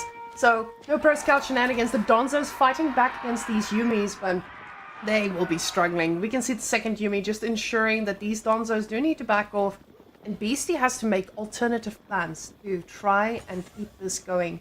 Now, all that gold he had has been spent on upgrades, and we need to get some units out to handle these guys at the back. The problem is, Anatan is constantly making units, and I don't know what BC is going to do behind this. He is probably going for an archer. Yep, there's the archer. The archer about to come on out. And this is going to be a pretty good answer against what most of Anatan has. Sofas, I would be expecting as well behind this. Because with Sofas, you deal with those Yumis pretty well if you can survive and get their armor upgrades as well eventually. I mean, the archers aren't actually going to be doing too well here, all things considered. They're going to be a great response up against the Onabagation, but Anton, he didn't actually invest that much into the Onabagation. It's mostly just the Yumi archers now coming out. Eventually, though, the archer range is going to be able to get some javelin throws out there, so that's also going to be a great response. I think right now what Anton might want to do is just get a couple of Yumi archers out, just try and harass a little bit, and maybe find his way into his own age up behind this. I'm not sure if he's going to totally commit now to the feudal age. Well, Beastie definitely has to think about the other gold, and we do see him putting houses down on the bottom side. He is going for a pit mine on the other side of the map. He realizes this will be under siege for a while. But with the Sofas coming on out, he is going to be able to deny this if given the right amount of time. He's already starting to eat those cows, so instead of spending the gold on getting more units, he realizes I need to get the food. He doesn't have a lot of food behind this. Another Sofa in queue now, and Anatant is still making Yumis. Yumis firing at that house, one arrow at a time. And Anatant behind this not utilizing those farms just yet, but wonderful little lumber camp next to it. We're getting really close now to the Daimyo also coming in for Anatant. Once he's able to get his first Bannerman in, these Yumi Archers are going to be able to do a lot more damage. And yeah, I mean, that's just a great synergy to have them once you get to that point in time. They also will start doing a lot of damage up against Sofas in Feudal Age, because Sofas in Feudal Age only have the same armor as a normal horseman would, so in mass, you can definitely fight against them. And the mass of Sofas is definitely not anywhere close. We now see that final little investment around the pit mine, and they're about to rotate right there all of these units from Anatant. And Beastie behind this, I don't think he's ready for any of this. Only 9 archers on his side as well. This does feel a little bit tough. Now the Cal boom happening behind this too. He is trying to play the longer game, the longer feudal, and it just doesn't feel like Anatant is going to be allowing that. We do now see the archers moving a little bit more forward. They're going to be able to do damage to that Sofa coming on out. And just like you said, it is taking a lot of damage. With the upgrades already in as well, this is making it quite hard for Beastie because he's got no blacksmith upgrades coming on in for his units. And he needs to find a way to survive. Yeah, we do now have the Daimyo Bannerman coming in here for Anatant, so these archers are going to get boosted up in just a little bit. Takasaiku now also coming in, so food income is going to be very solid as Anatant does have access to all the berries on the map here behind this. So, yeah, I mean, having map control here with Japan definitely just boosts up the economy a ton. Yeah, just a ton of villagers on these berries, so food income overall looking really good. Beastie now looking to get some raids in. Wants to at least even out a little bit because he is a little, I want to say quite a bit behind right now, just when it comes to like the army count and overall the game plan. Yumi Bannerman also coming in. And this little raiding force, little raiding battalion here does get spotted up by Anatant, so we are seeing some more spearmen now in production.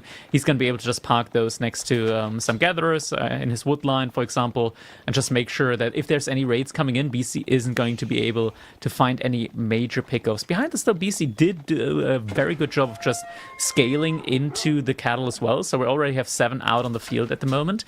Considering that both players are very even when it comes to the villager count, that does pull BC slightly ahead, but Anatant, he's not investing into cattle, instead he is investing into his own age up fairly soon. And getting that age up at this time with that massive army, this is going to be something Beastie is going to struggle stopping. Now the Yumis, they are sneaking in at the back, already picking up 2 villages there on the gold, and that's pretty massive. We now see a few javelin throwers on the field, but with that level of javelin throwers, you are not going to be able to just snipe these out too easily.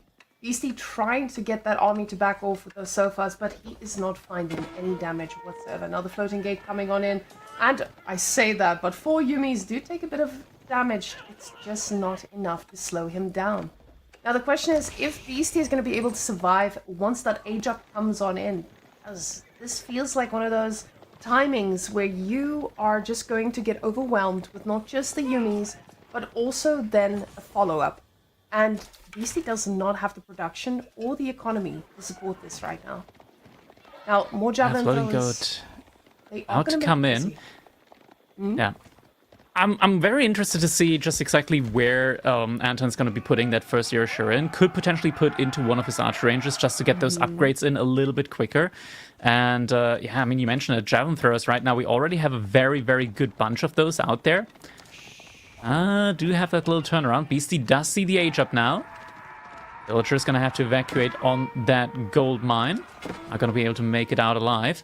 But now with the age up coming in, I mean, Anatant, he's not only going to have attack advantage, but also going to be able to immediately start gathering up some relics, just courtesy of immediately having that Shinto priest. Yorishiro has been deployed. Where is it? Is it inside of a stable or inside of the archer range? It is inside the stable. Okay, so we are getting some knight support immediately. Now, getting that level of support is going to be important because, yes, there is an answer to the Yumi. Not a great answer, right? There's a bunch of javelins, and he does need to shift-click his heart out to actually shut these down. But Getting those mounted samurais out is going to make sure that those javelins, there's going to need to be more than just a bunch of javelins to shut this down. Beastie now floating a little bit of food and gold. He is thinking about the age up as well. 18 cows now on his side though. So if he can survive this, he's going to be in a pretty good spot. All those cows are not in all their camps, but that is a pretty healthy resource count. Problem is just, Anatan looks like he's ready to strike. Beastie though, he's forcing Anatan to respond constantly and delaying that timing that Anatan was trying to get. Now these Yumis are a little bit alone. They've got a samurai to support, but I think he has some risks he's about to take, trying to make sure that the damage is going to go on. Warrior Scout also making sure that Shinto Priest isn't just getting away with that relic for free, so it's probably going to be able to deny that.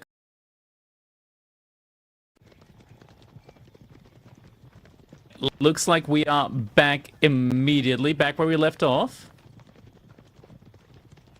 Alright, so F5, everybody in the chat, if you can hear me, that means you already have F5, and we are back in it. Look at that, Anatan immediately diving into the base of Beastie here, sees the H up.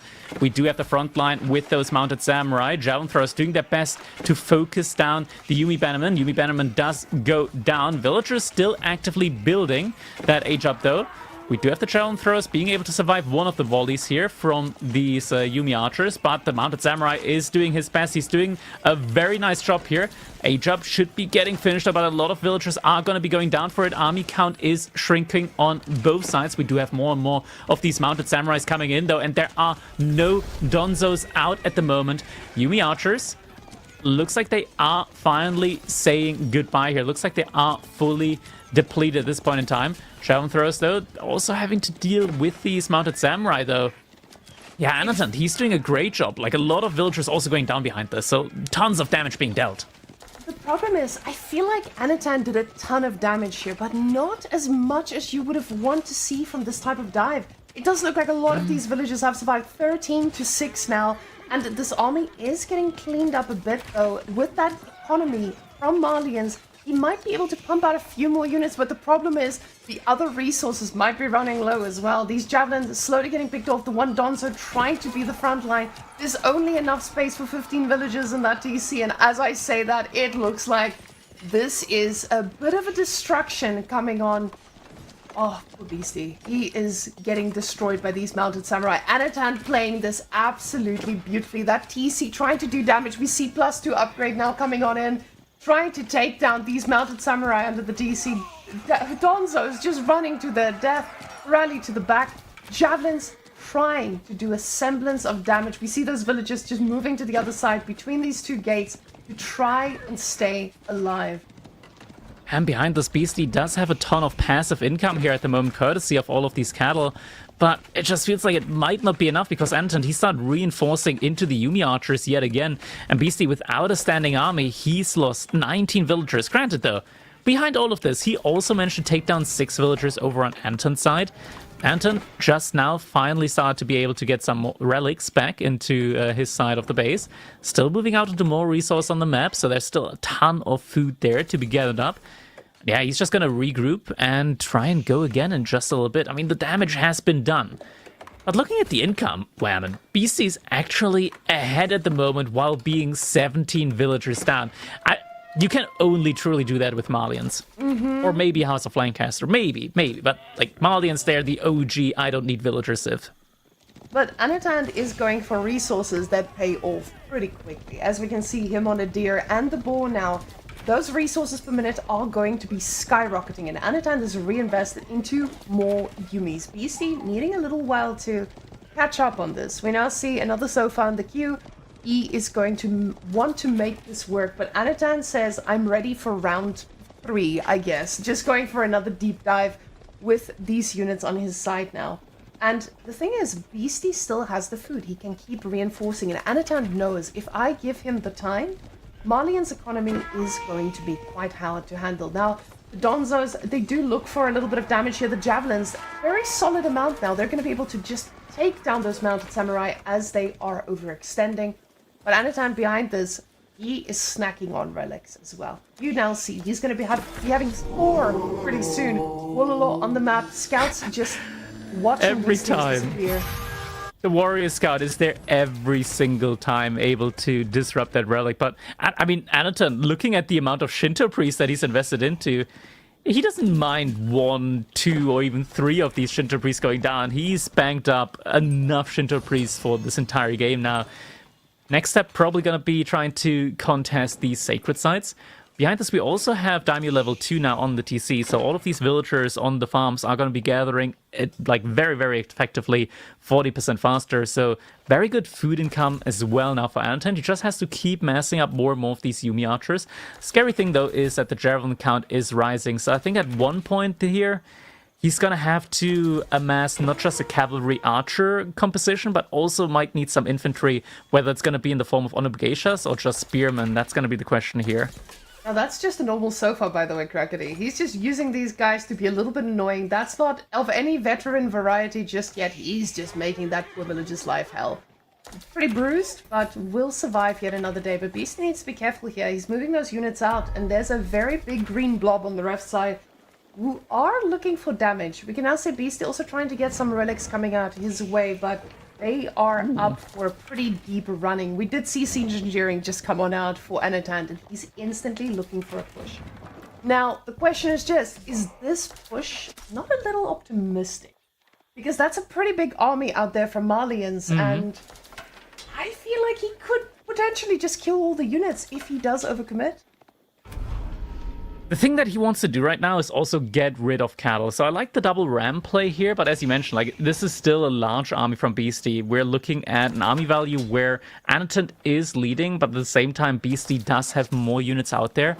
And we just know that the Malians, their units are kind of built differently, where sometimes they seem weaker, but sometimes they seem stronger than they really should be, especially the javelin throwers. They don't do any bonus damage up against heavy units, but the high base damage just means that they're going to be able to do so much damage here as well. Yumi archers now pushing forward. We do have the first cattle ranch going down immediately. Anaton focusing the first of those cattle.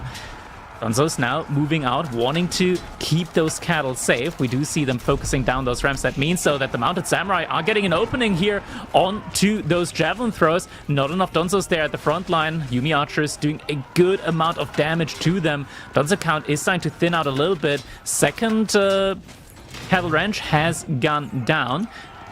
Not too... like, the cattles are still mostly alive. Only a single cattle did go down at the end of it, and those cattle are still going to generate resources here as long as they're in the influence of the Grand Fulani Corral. But the military count, the Donzos, they have been pretty much depleted at this point in time. Anton, not sure if he's overcommitting, though. He is still diving in deeper. Still a good amount of Yumi archers, a lot more trickling in behind all of this. And yeah, this is still very difficult. He needs to make sure that he's focusing down all of the Donzos. But now we're getting to the point where there are less Donzos than Mounted Samurai in. And maybe, Whammon, this is it. The Mounted Samurai just keep on pushing forward. And now the Javelin Throwers are next. And the thing is, those Javelin Throwers, they're doing an amazing job at the back line. But the front line is right on top of them. And they're slicing through everything Beastie calls it. And just like me saying Anatan might overcommit here, Anatan says, no, I know what I'm doing. I know how to dive. And he dives absolutely perfectly onto that TC. Beautiful play here by Anatan. Oh my goodness, The man is a mathematician. Looking at the economy count, it's so scary, Whammon, because even though we see this large curve downwards from the villagers here on Beastie's side, the dotted economy line there just signifying just how much those cattle actually mean, as Beastie behind all of this still had the superior economy count even after losing 17 villagers there in the Age of Transition. Absolutely crazy. But yeah, this game, this matchup, I really like Japan in this matchup, and I kind of saw it here with the army composition as well, just Yumi archers being so cheap that you can actually reasonably invest into a ton of them, even against their theoretical counter, the javelin throws here. Next up, though, we are going to be getting the House of Lancaster, a certified demon civilization here, on a hybrid map, though, with Dry River. And Anaton, he's going to be picking the Mongols, and, you know, Mongols, they're one of those civilizations, right, where... it's kind of weird. Sometimes they die, sometimes they don't die, depending, of course, whether they're going to go for that Fast Imperial Age. And sometimes they go Fast Imperial Age and they still don't die. And suddenly it's like, okay, you killed like 30, 40 Mongol villagers and you're still the one ending up going down. It's it's kind of crazy. That landmark is kind of crazy. It has been nerfed recently. It has been nerfed a good bit. Is it enough, though? It's difficult to call. Both of these civilizations get a lot of passive income, one in form of units if it reaches Imperial Age, and one just based on how many manners it has. This is definitely going to be an interesting matchup to look at. Now, we know that Beastie has been very active on Mongols himself, kind of outplaying a lot of what KT does on these hybrid maps too. But now it's in the hands of his opponent, and I can imagine this is going to be something that is... Oh, wait, because I don't know if these keywords are split around. I remember that draft a little bit. Yes, no, definitely Anatan on the Mongols. I was about to say, I remember that one being on the other side. Now, seeing this on the side of Anatan is going to mean that Beastie has to switch it up a little bit. He knows exactly what the weaknesses are of Mongols, and I think a lot of players have been seeing that complete domination from the Mongol civilization. We've been seeing that if you allow Mongol to get to Imperial, it's so hard to just come back. But the demon civilization is also that way. We've seen Lancaster just outlast and outmass. And ladies and gents, we are going to be doing that on Dry River. Let's hop on in. Or we just... And he's like, no. Yeah, no, it's you know, fine. sometimes production is messing with us. Sometimes it's like immediately as soon as it hits 0, and sometimes there's like an actual couple seconds remain. But this time, there we go, jumping right into... Ooh, whammon. This could have been a really good spawn if only Anatan went to the stone on the left-hand side. But still, nonetheless, this is a very good spawn. We are seeing VES Anatan in the color green, playing as the Mongols here, up against Beastie once again in the color yellow, as the House of Lancaster. We are gonna be seeing manners galore coming in today, as we will be witnessing these two giants battling it out. We're currently in a set where Anatan is leading after game number 1. This is a tough matchup, though. His opponent, Beastie, definitely no slouch. We know him as one of, if not the best player, at least when it comes to consistency, I want to say. Beastie at the very, very top. Anatan, he's been improving steadily, time and time again, courtesy of, you know, I want to give credit to Marine Lord here as well, because Marine Lord has been putting up with Anatan time. Maybe it's one way around or the other way around. Like, maybe it's Anatan putting up with Marine Lord in practice. Maybe it's Marine Lord putting up with Anatan in practice. Maybe it's a little bit of both.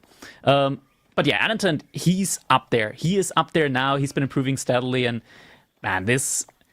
I can't believe, honestly, just after his first match, that Anaton's just improving so much now, taking the first starting game off of Beastie as well. Oh, definitely. On such a good civilization for Beastie himself. He has been very confident in the Malians. So Anatan taking that down is a pretty massive pickup here. Now, we'll see if Anatan can exploit a little bit of what the Mongols is known for, because I think a lot of people have been seeing them be that demon civilization, and he's going for that dock in the middle. Now, that little bit of food economy boost that we see on the Mongols definitely helps them get that Imperial Age that they desperately want, though. Lancaster, they also enjoy doing the same, but we don't see anything out of that just yet. Beastie decides to go for the normal age up, and we'll see what his weapon of choice is going to be. Is it going to be that feudal aggression, or are we just going to be teaching our opponent some manners?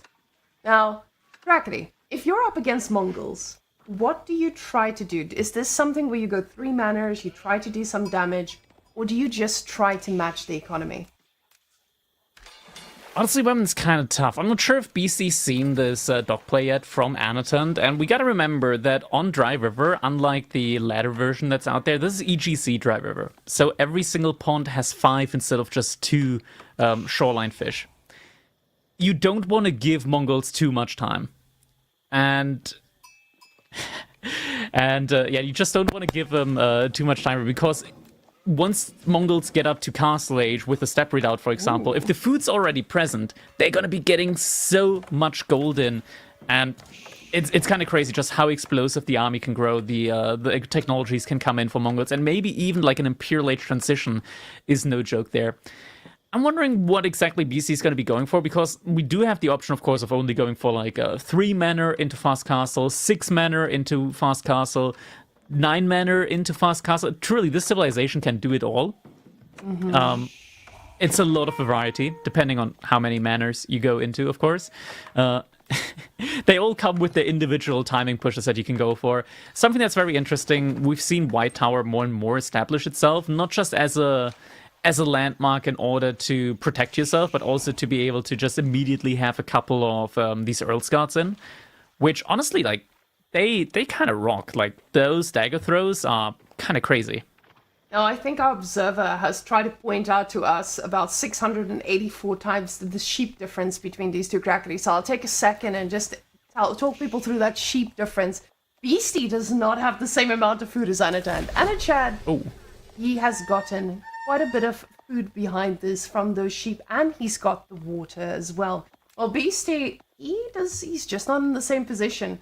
And that poor Khan was screaming to the skies after he saw that beautiful castle just pop up in his face. Now, Deerstone's coming on out, but that's the nice thing about Lancaster, right? They do have a very, very spicy tower in their base that ensures that the Mangudai raids just don't hit like they should. But we'll see now with Anatan. He's floating a lot of stone. And we know the Mongols, once they get to a nice set amount of stone, they do get to make lots and lots of units because, of course, you use that stone to produce the extras you need. But Beastie, on the other hand, it doesn't feel like he's investing much. Oh, yeah, there's the stable coming on out. So we will be seeing some Keshiks join the fight. Now, Keshiks makes a lot of sense here because with Keshiks, you don't mind those arrows from the towers as much. Now, those villagers are chopping away at the stone, but they do need to be careful. This is starting to get a little feisty for that one, but they are firing back. Look at that, can't take the damage. Khan doing a great job here, just already forcing a little bit of idle time on the villagers. Double produced Keshiks are going to be coming in shortly for sure. Beastie, how much stone has he gathered up so far? Probably enough for at least that third manor, I want to say. Now, question is the follow-up. Yeah, so we are going to be seeing 3 manors here coming in at the very least. There it is. And now a lot of villagers getting pulled over to gold, so it looks like we are just going to be getting that very fast Castle Age transition in now from Beastie. Very likely going to be seeing some Earl Scouts coming in as well. Anaton does have that very nice food economy, though, through that shoreline fishing here with those fishing ships. And these are ponds, right? This isn't the sea. So Anaton, he doesn't have to worry about any salt water here. He can drink as much as he wants. Gregory, how often do you go to the beach? Because it sounds like you're really enjoying these saltwater ones, man. They are thirsty. And Anadad, he's just going out on the seas himself. You can see he's just fishing away. Now, getting that second dock is going to mean that he's a very satiated Mongols, or just a very aggressive Mongols, because another set of Keshiks is coming on out. He spent every bit of stone that he has hoarded up until now. That Khan stopping a wall too. And now, Anatan is playing a game that I don't think Beastie was ready for, but he's got his demi-lancers. I like to call them semi-lancers because those guys just don't charge as hard as they need to. And against Keshiks, they do give you a little bit of a response, but Keshiks can also just heal. So they probably don't want to take a direct fight. With this, he's going to force Anatan to keep making units and keep responding and not get that free Imperial Age that we see the Mongols so often going for. We do have those demi-lancers going. I mean, demi-lancers, as the name implies, they are lancers, but they're small. They're small. They probably don't want to take any straight-up engagements up against the Keshiks, especially since Keshiks, they pretty much heal up for most of the damage that the demi-lancers actually end up doing to them. And after a charge as well, they can just heal up by hitting that mining camp every now and then. So right now, Anton, he can just calmly go up for his own castle age. And look at that, with all of the water, like all the food that he gets from the water here, it looks like he's actually going to be the one to hit the age up first behind this. And seeing that against the House of Lancaster does feel pretty good for Anna Chad here. Beastie is moving out, trying to shut down a little bit of this fishing economy. And he will get some idle time on these, but they will just be able to pop in and out of the docks as they please. Step Redoubt now coming on out, and this is where it all goes south. We've seen this from Mongols time and time again. Once that Step Redoubt comes out, it is just a skyrocket of resources. But the Spearman now, you can see Beastie is trying to shut down these Keshiks and then go for a little bit of damage himself. But those Lancers, they take a pretty okay engagement. The problem is just the Keshiks can run away and go on with their day. Yeah, it looks like we do now have the White Tower coming in for Beastie. Nice forward position. If he's able to get it up there, means that he is going to be able to secure the deer next to it as well. It's going to be a nice 2,500 food income there for him. Definitely something that he's going to want. Grant, he didn't get that many sheep, but of course, Lancaster, they always spawn with 4 additional sheep as well.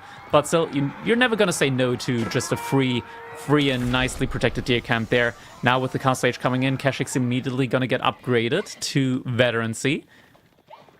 And Anton, I'm not sure if he's going to be able to find any damage before that White Tower comes up. I think at this point in time, he should just look for his own next play here. Step Redoubt now has been put up.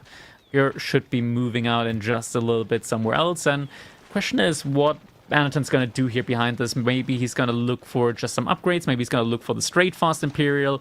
Maybe he's going to make some more units at this point in time. He does have a very nice mass at the moment of just mobile units with those Kashyyyks. So maybe just utilize those to harass, annoy Beastie while trying to just have enough resource to go for his own fast Imperial Age behind this. Now, Anatand is a man who is quite reasonable. He's not someone who goes too greedy, and with getting that extra load of Kashyyks, he's definitely forcing units out of Beastie. And you can see that's a pretty big investment from Beastie already. All of these units out here now. Crossbows now being made by Anatand. Oh, I say crossbows, and he quickly switches back to archers. He's not someone who's going to take the risk of just going fast imp and dying to a dive. He's actually going to try and stop this. You do see a demo ship in queue now in that dock. It's getting close. It could be a very damaging situation, but it does look like the dock is going to go down before the demo gets to pop out. And that's so close. Fish will be all left to die and dry out there. And behind the stone, Anatand went all the way around. Might be able to find some villager kills on the stone now. He does circle around there, does have the information. Is he gonna go for it? Movement speed arrow comes in. Beastie reacting immediately though. Villagers are getting pulled, but they cannot garrison inside that House of Lancaster at Lancaster Castle. And the villagers, they're just all exposed here on the gold as well. That's gonna be 3 villagers down now for Beastie. And more villagers as Anatand is not backing off. He's diving deeper. White Tower though is gonna help out. But still, that is 5 villagers now that Beastie has lost out on there. And this is a pretty massive pickup here because you are playing against a guy who has assumed that you would go the greedy route. And Beastie now being out here on the map, yes, sure, you've shut down the fishing for now. But the problem is, you are kind of starved after this. He's got Kashyyks. And Kashyyks, they deal with Lancaster pretty well because they are not as squishy as you would like them to be. Now, those fishing ships are going to be mostly idle, and we do see him trying to redock. Beastie wants the stone. He realizes he needs this, but the problem is Beastie doesn't just need that, he also needs gold, and that gold is running out for him pretty soon. So we do see the Kashyyks up top. They are going to try and find more damage, but they do see the villagers have been pulled off of gold here, and they will not find another one just yet. We do see another gold out there onto the left side, but it is going to take a while to get there, especially when you have Kashyyks on the map just roaming, looking for a kill. Now, Beastie does go and pick up a relic. Kashyyks should be able to spot this and shut this down. He does not react yet. Doesn't seem like he spotted that relic being picked up just yet. Anatand, though, on Beastie's side too, trying to pick this up, but Beastie looks like he's in position to shut this down. Anatand's monk able to get there first. Is Beastie's army going to shift around? He is going to shift around immediately. So did notice that in time. Isn't going to shift the entire army, just a single demi-lance. But it's only demi-lance, so that shaman is going to get quite far. And yeah, actually, the Wallow Beastie's going to have to pull that demi-lancer back. And another raid! Beastie is a big proponent of the wheelbarrow, but he has been a little greedy goose and has greeded a little bit too much by not getting that wheelbarrow early enough. Finally, it's going to come on out, but it took a little bit too long. And 9 villagers now paying the price. That is a massive pickup for Anatand. And yes, this is House of Lancaster. They might still be okay, but when you're playing against Mongols who can go Imperial at any point now, this does not feel good. Definitely not feeling good at all. This means that Beastie, he's lost out on pretty much 20% of his entire economy, villager economy at the very least. Does of course still have these manors, currently sitting on 5 out of 6 of them, and has been able to do a great job of just denying these relics as well. So at the moment, looks like Beastie is going to be getting the lion's share of the relics here, probably looking at 3 out of 5 here for Beastie. Still, if Anton is able to just get 2 relics in, considering that long-term his plan might be to fast Imperial, he's going to be very much fine with that. You see, his plan is actually not fast Imperialing. Do you see what he's cooking? He's cooking a siege engineering Graggedy. This man is aggressive and he wants to push. He wants to find that damage and make it work. Now, we do see that these knights are starting to be a little bit pesky and they do shut down yet another relic trying to be picked up. But that looks like an aggressive Mongols. The thing is, like I said, he's got the choice. He gets to decide, oh, I'll just go fast Imperial. He realizes, though, he doesn't need to, because he's already done a significant amount of damage to his opponent. And Beastie is stuck on 6 manners. He's not in the usual House of Lancaster position. Although the Khan is now dead. And that's GG. Yeah, I know. When Lenok the Wise once said, Khan die, I die. But Anatan says, I not die, I attack. And now the traction trebuchet is coming in, so that just wasn't even the normal siege engineering, that was improved siege engineering that Anatan researched. So yeah, getting these traction trebuchets in now very far forward means that Anatan, he's going to be able to start burning down some buildings, and Mongols, they do like burning buildings. That means that they will be able to get some of that bounty going for them. So Anatan's economy is going to go up, Beastie's infrastructure is going to go down. That's typically a great situation for Mongols to be in. What? The relic is getting sniped. Beastie is getting 4 out of 5 relics? That's massive. That is such a good position for House of Lancaster, but the problem is behind this, he's floating so many resources. He wants to go Imperial himself. He is out trying to Imperial the Mongols. The problem is just, they still need the time, and it doesn't feel like Anatan wants to give anyone the time right now. Anatan wants to push and he wants to do damage right now. Those spearmen are paying the price for overextending just a little bit.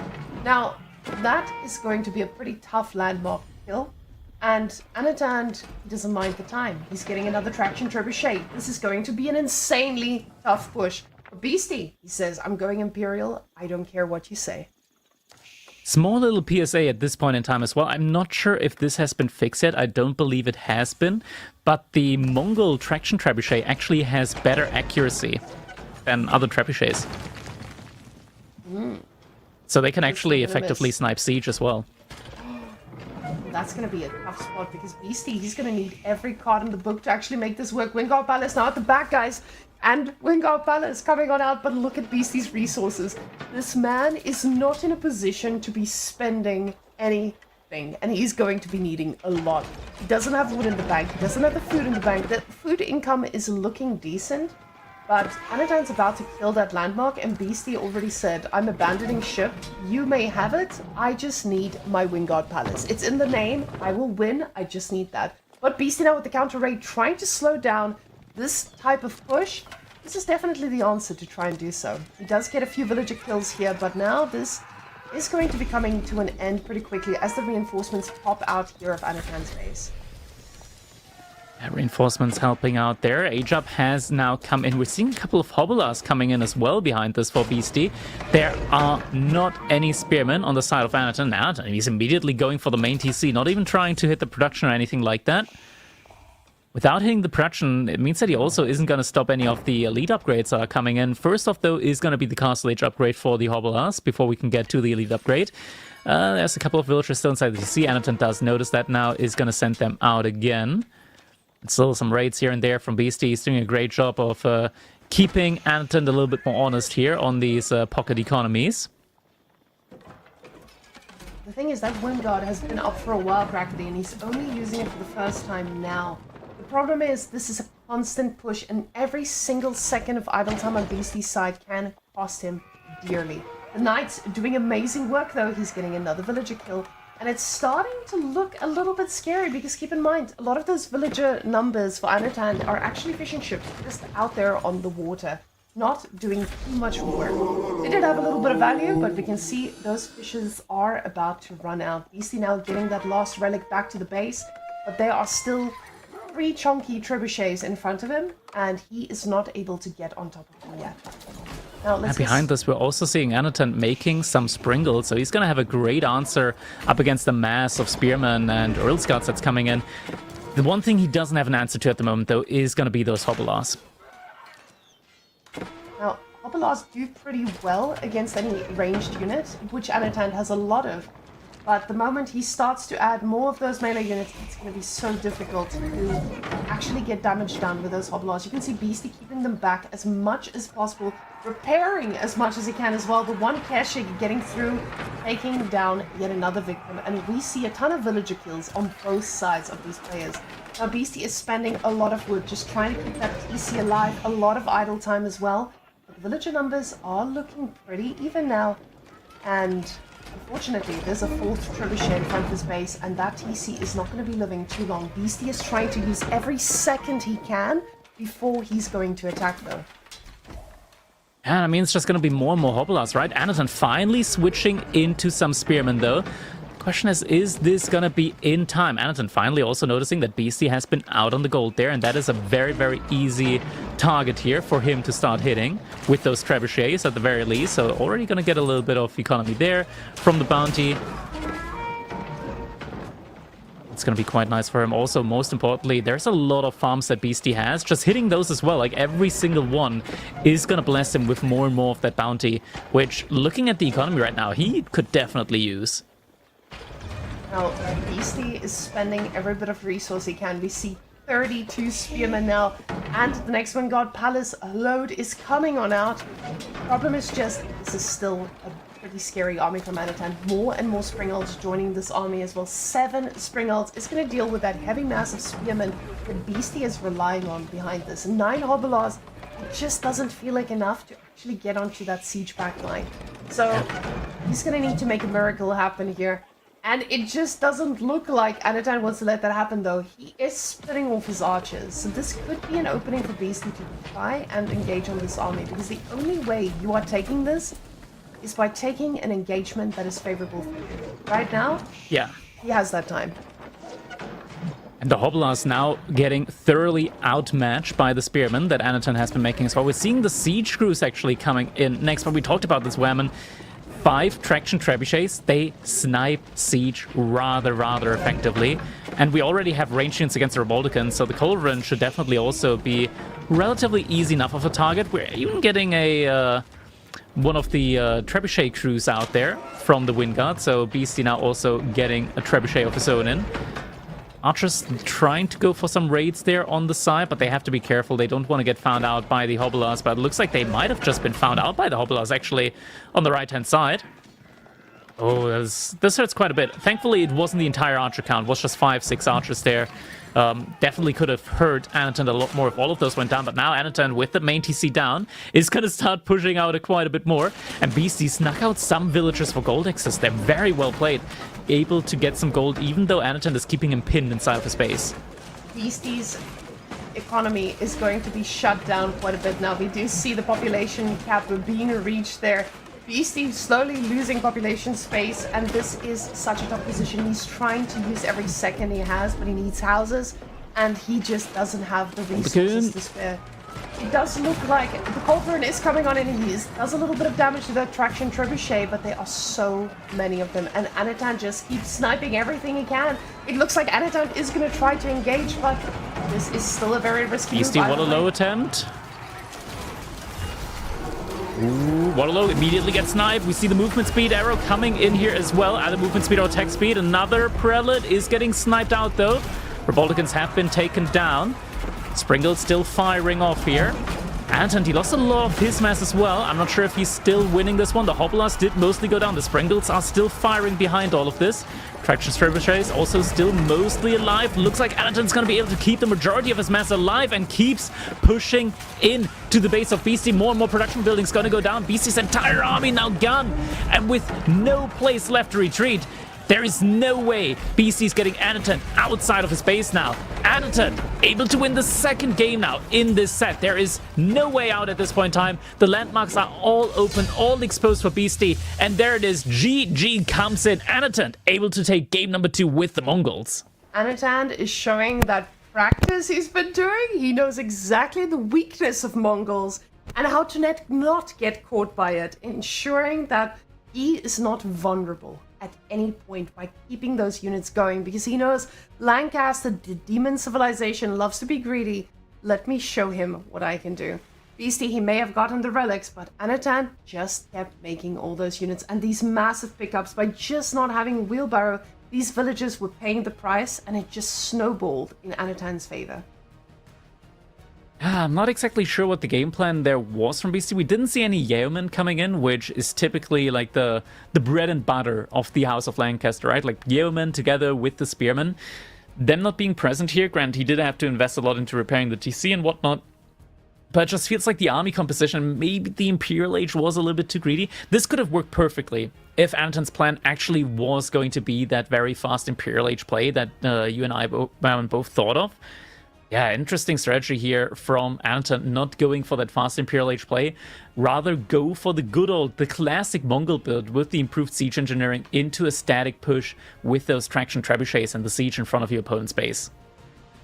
Now, with this type of a lead, Anatan must feel good, and he's actually getting his prior pick on the next map, Crackety, on Carmel.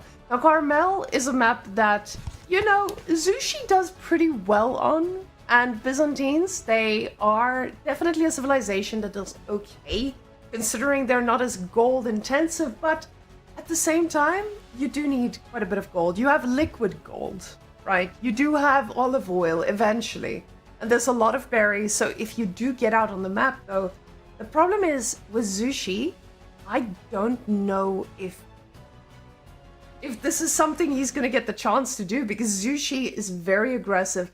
They're very fast. They can shut you down if you go out on the map. How do you feel about this matchup?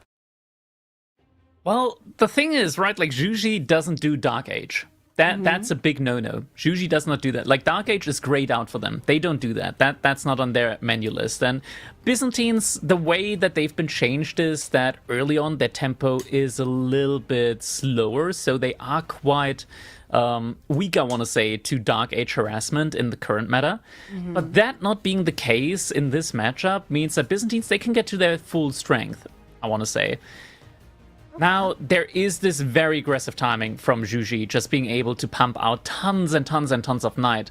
The Limitani, though, do work very well against that, especially once you do upgrade the painted shield. So suddenly your Limitani go from 1.25 to 1.44 tiles per second movement speed. They're going to be able to react to all of those raids from the Knights coming in. At that point in time, BC's going to have to be really, really careful. Also, the bonus percentage armor against range damage works perfectly up against the Zhigunu, means they're going to be able to just tank up so much more damage up against them.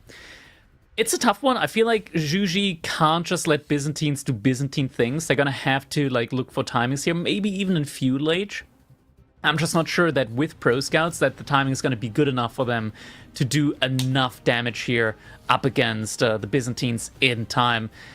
It's going to come down in the end to how these players are going to take the fights. Like, if they're really good fights, I want to say like Zhu Xi can definitely like end the game early.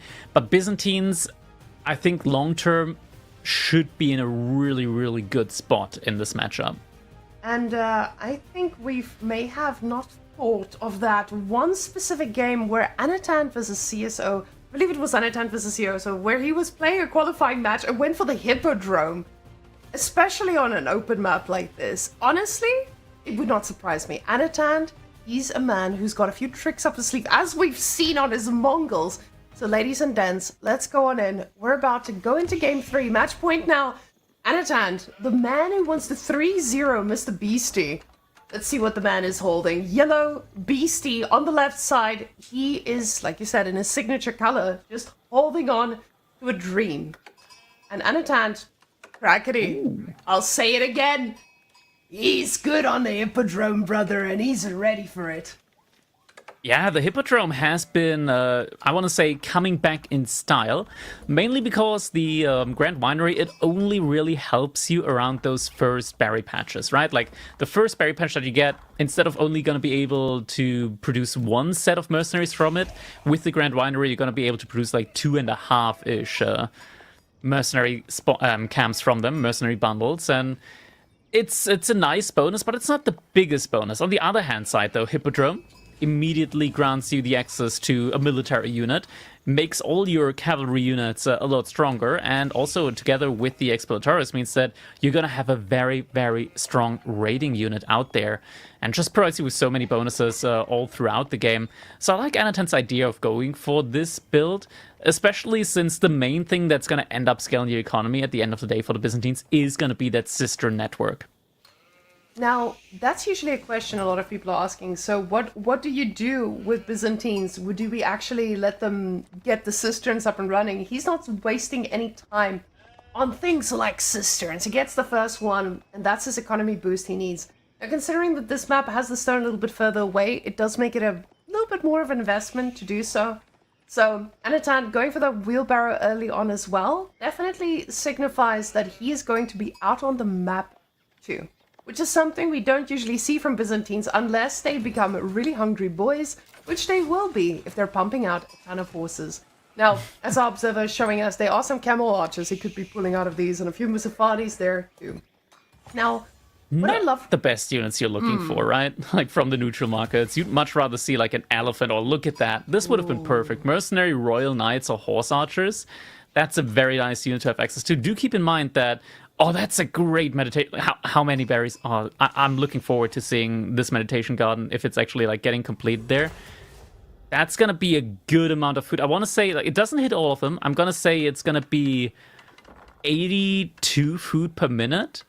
And the 25 gold. So we're looking at over 100 resource per minute meditation garden here.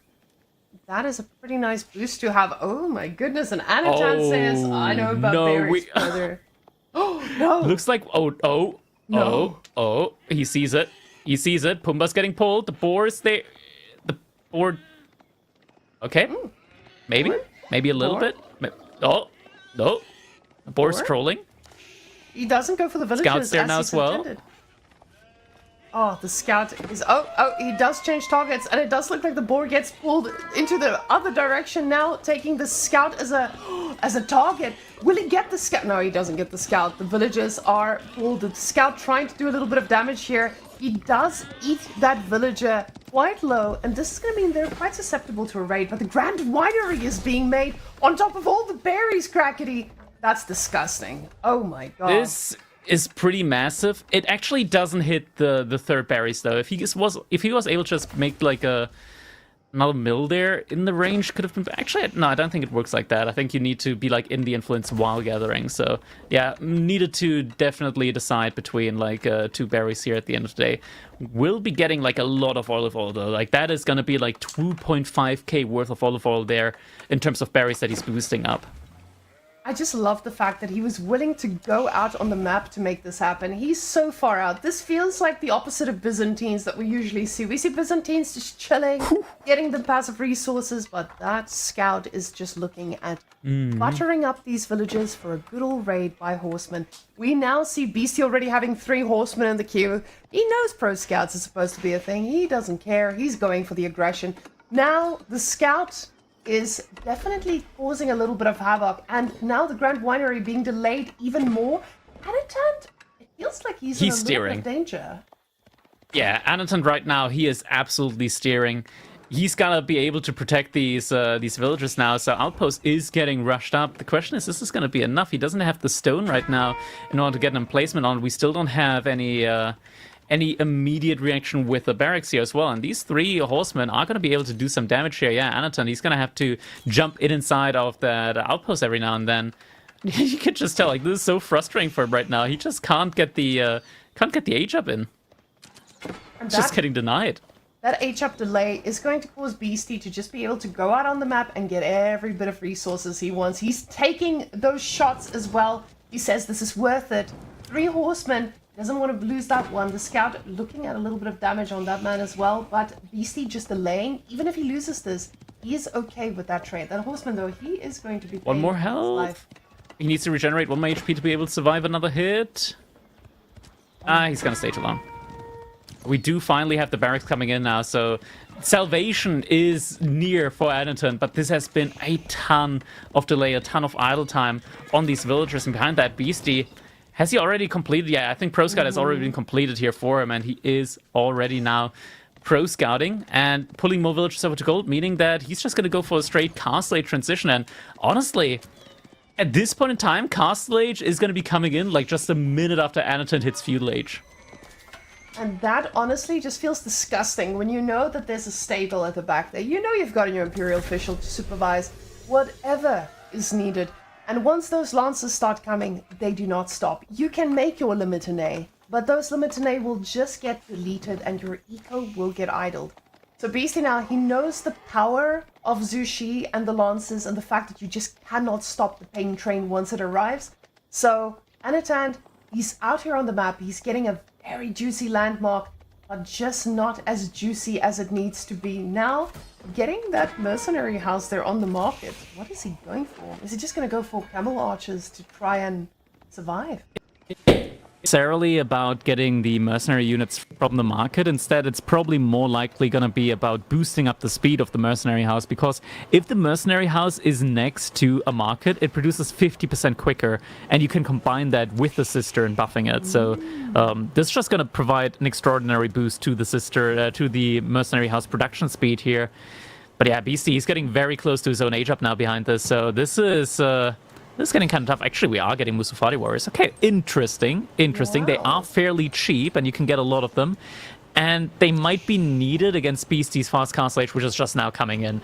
7.5 minutes with Pro Scouts after delaying Anaton's Stark Age for like 2.5 minutes.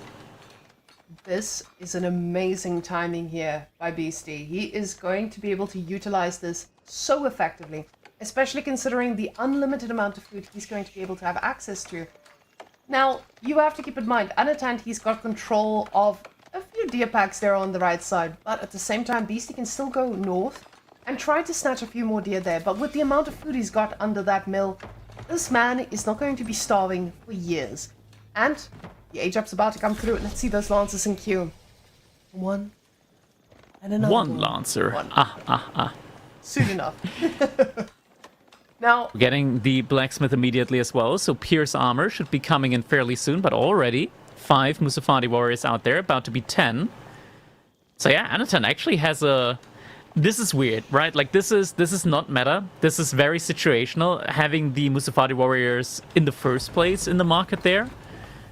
But it might just be situational and niche enough for Anatan to have the right answer to the right approach here from Beastie.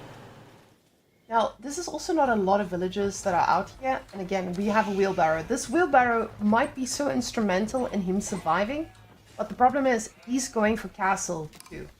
And this castle is going to eat up a lot of resources. This castle is going to be expensive, because with that castle comes big responsibility when there are lancers in front of you.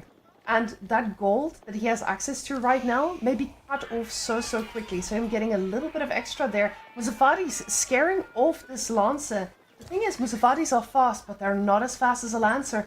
And there's more in the queue. More Musafatis waiting around the corner. Beautiful placement here by Anatan. And they are doing an amazing job at this. Beastie now a little bit spooked magooked by running into these guys right in front of him. Yeah, we're in off-meta territory right now, and the Golden Horn Tower is coming in behind all of this, and with that, Anton's going to be able to upgrade all of these Musafati warriors to veterancy as well. Currently, we've got 8 Musafati warriors, not 8 Musafati warriors, 8 scouts, also pro-scouting all of the deer away from Anton's side behind this. Yeah, definitely do have a good amount of Musafati warriors here, and actually able to just delete all of these knights here. They know that they cannot take this fight at all. It's just too much bonus damage coming in here. And he's going to have to really worry here about these knights. Anton also having to split up the troops, though. Doesn't want to leave his berries unprotected behind this. This is absolutely fantastic by Anatan. The fact that these Musafatis are holding off on these feels so disgustingly good. And I don't think Beastie could have prepared himself for this. This is one of those... it doesn't matter how many games you play, you're not going to prepare yourself for Musafati warriors that are just going to be countering your lancers. The problem is now the games have begun, and when I say the games, I mean the idle time of the economy. Beastie still has a ton of food behind this. He's getting the relics now. These Musafatis can do a lot of damage, but they're going to spend their time chasing after. And we did pick up a few villages here, but these lancers, expensive as they are, do go down. Yeah, I mean, behind this Anatan, he is still in a pretty good spot. Could be looking to getting some relics out on the map, like, fairly soon as well. Cataphracts now also coming in. And just the mass of Musafati warriors here. it's just not something that Anakin can really fight up against. And also Beastie with pro scouting, meaning that he doesn't have any scouts with the army, so he's not aware of these villagers at the bottom there being on the second gold mine now, though he can sort of assume it. Now, Anatan keeping his villagers alive perfectly, and I absolutely want to point out the fact that Anatan making sure to move those villagers effectively so they don't get too much idle time between all of this. We do see yellow dots all around the map just looking for some damage, but Anatan is at every point just ensuring that he can stop these types of raids. Again, Musafari's in the perfect position. Relic does not get denied. Amazing work here by Anatan. And Beastie needs to find a way to actually deal with this. It says his answer is Zhuganu, but again, that's a lot of Musafaris. You're going to need a lot of Zhuganu to follow this up with. 2 cataphracts on the board as well. Beastie is trying to cause the idle time. We do see the resources per minute looking really good for him, but at the same time, he has a lot to handle.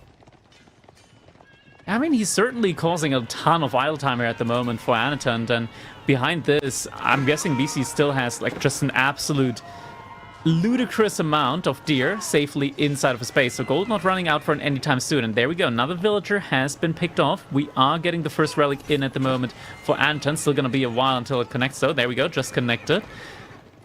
So it's going to be getting in a little bit more olive oil there as well. But man, this is... this was not on my bingo card for the day. I'm quite perplexed at the moment, but just how this game has gone so far, that we're getting into this stage now where we're seeing 30 Musafari warriors for a Byzantine player. Musafari is definitely not the weapon of choice most Byzantine player goes for, but Beastie now getting another Zhuganu here, getting plus 1 attack. 2, he is looking for an answer, and he wants to keep Anatan busy because the timing that he had, he killed a few vills, but it's not the timing that he expected behind this. Anatan now ensuring he's getting horsemen behind this as well. He wants to counter, and he wants to do this effectively. And we have to keep in mind, he's still got that very, very juicy landmark on a lot of berries. So he's definitely getting his value's worth here, even if that early game went a little bit south for him initially. I mean, this is just crazy. This is absolutely crazy, just how many lands have gone down so far. Anton's done a great job of keeping his economy working and alive, only losing 3 villagers, and he killed a lot of lancers in return. Beastie currently only sitting on 9 lances, but his income is still great. The issue, though, on this map is the gold. You cannot indefinitely pump out these lances. It just doesn't work. You cannot do it. You only have these 1600 gold veins available to you, and they just deplete very, very quickly. These Musafari warriors, as many as we have of them, they were all free. And now we're even getting some free camel archers in, so there's going to be a big debuff on these lances out on the field. And behind this, yeah, the horseman play is going to be exactly what Anton needs up against Zhuganu next. Now, we see those Musafaris are doing work, equalizing, well, not equalizing, but at least getting 2 of them down.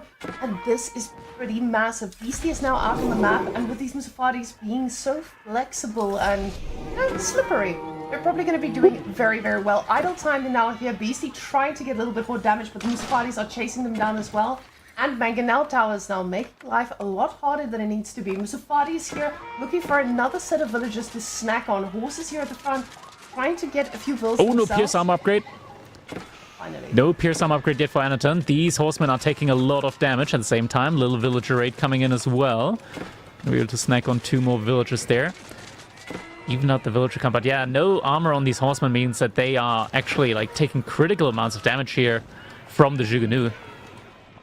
And all of a sudden, the destroyed value that was so far in Anatan's favor, it's starting to look a little bit more equal here as the Musafaris are thinning out. Now, keep in mind, those Musafaris, they're going to be taking a lot to replace, because those things are not naturally built. They're made from oil, and oil is a limited edition product at this stage of the game. Now, Beastie is out on the gold here, right? So he does need to be careful, but we do see a spicy little upgrade for those horses coming on out, and that means they are going to be extra slippery and extra hard to handle. So with the attack speed, you just have so much more of an answer when your very mobile army gets on top of your opponent. And now with Anatan running out of the gold on that side, he is going to be needing to move out pretty soon. Once again, more Musafali warriors coming in. Beastie has lost out on a good chunk of knights at this point in time. We're down to 7 knights, more in queue though. Exploratoris, horsemen are getting caught off guard. Still no Pierce armor upgrade. They're just getting melted like butter. Now, Anatan deciding not to invest in this might cost him very dearly. He is able to slow down any of Beastie's relic pickups, considering Beastie got Castle Age so fast. Definitely a good move here by Anatan. Now, the Cataphracts, they are a little bit slippery and they might find some damage here. The villagers do need to abandon that stable. And now, Anatan is just trying to overwhelm Beastie. He's doing a pretty good job at it, but the Zhu Xi eco, it's starting to show why Zhu Xi gets banned and quickly picked in most games. Because now, Beastie has almost 1,700 feet behind this.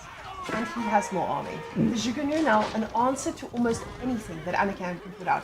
He can get 10 more Cataphracts, and they're still going to struggle against the amount of Zhugunu that we see from Beastie's side. As long as Anton doesn't get Pierce armor, like that is just the most perplexing thing right now. Honestly, just Pierce armor, level 2, and he would be in a much better spot at this point in time with this entire army. And yeah, it's a little bit perplexing at the moment for that to not be in, like, research right now. Sometimes you do have these kind of blindside moments where you just... I think he might not even have a blacksmith at this point in time. He's just been so all in about, like, just running around with the military. Maybe he thinks that he took a little bit more damage than he actually did during all of this. It's just, like, this entire game just has been very, very awkward, and it's tough to deal with it macro-wise. There we go. First time. There's this Pierce armor now coming in. Finally. He heard you, Kraken. He was like, oh, I should probably get these upgrades up and running. But Anatan now moving out to the middle of the map. And I love this about Byzantines. Oh, and Beastie wants to too. Beastie wants to move out too, but the Mangonella post emplacement's already in. And it doesn't look like... Oh, this could be devastating. Beastie's army is not in position to defend this. The thing is, they are moving with a little bit, but the villagers are a little ahead. So if they take a shot to the face, this becomes very spicy very quickly. Anatan now... He is at the ready. Beastie just clicking that button a little bit too late. And Anatan, this might be his moment to actually take this, because these villagers are not going to be able to run back fast. But now they will be spotting it with a mangonel shot to the face.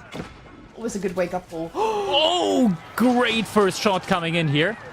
The entire army is now also getting spotted out, and Beastie he realized, okay, maybe not. Maybe not.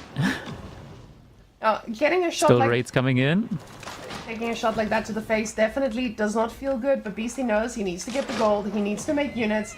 He had a horseman in queue there, changed his mind. He's like, I'm not spending my resources on that. I have other plans, and I would love to know what those plans are, Beastie, because this is a lot of resources you have in the bank that Anatan has already spent.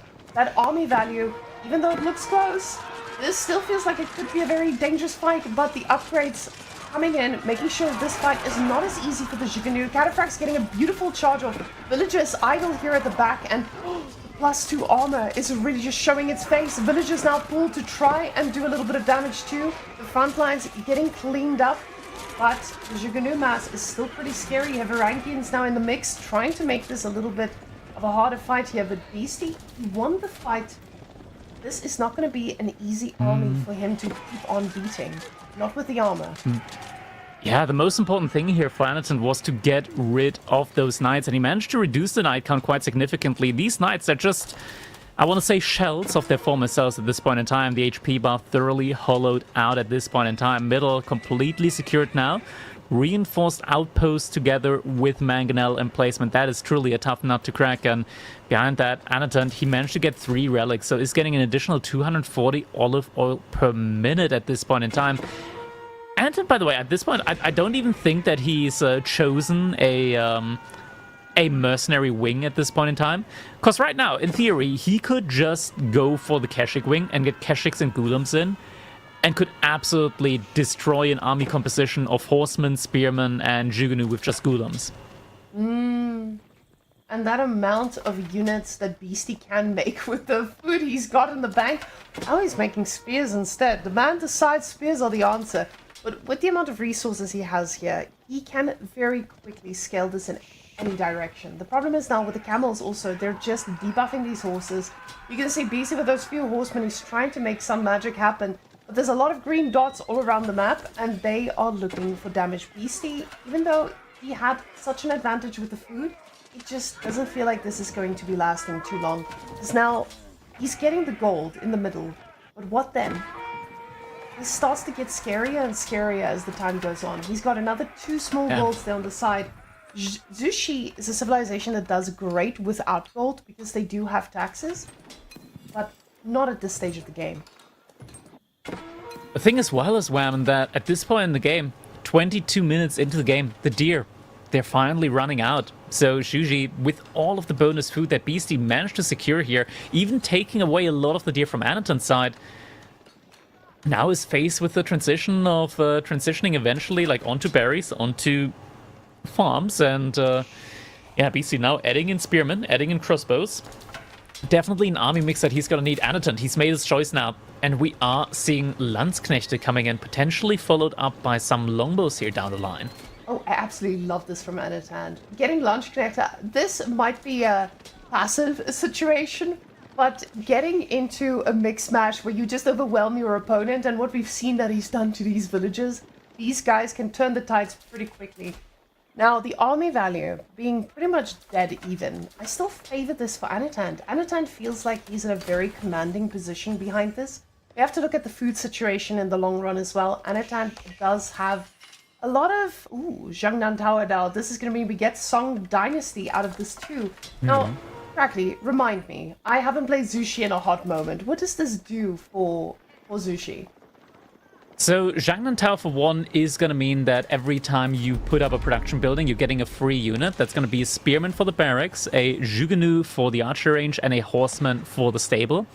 And the Song Dynasty bonus is that all economic buildings get a reduced wood cost of like 30%. So instead of paying 75 wood for a farm, you're paying more like 50 wood for a farm.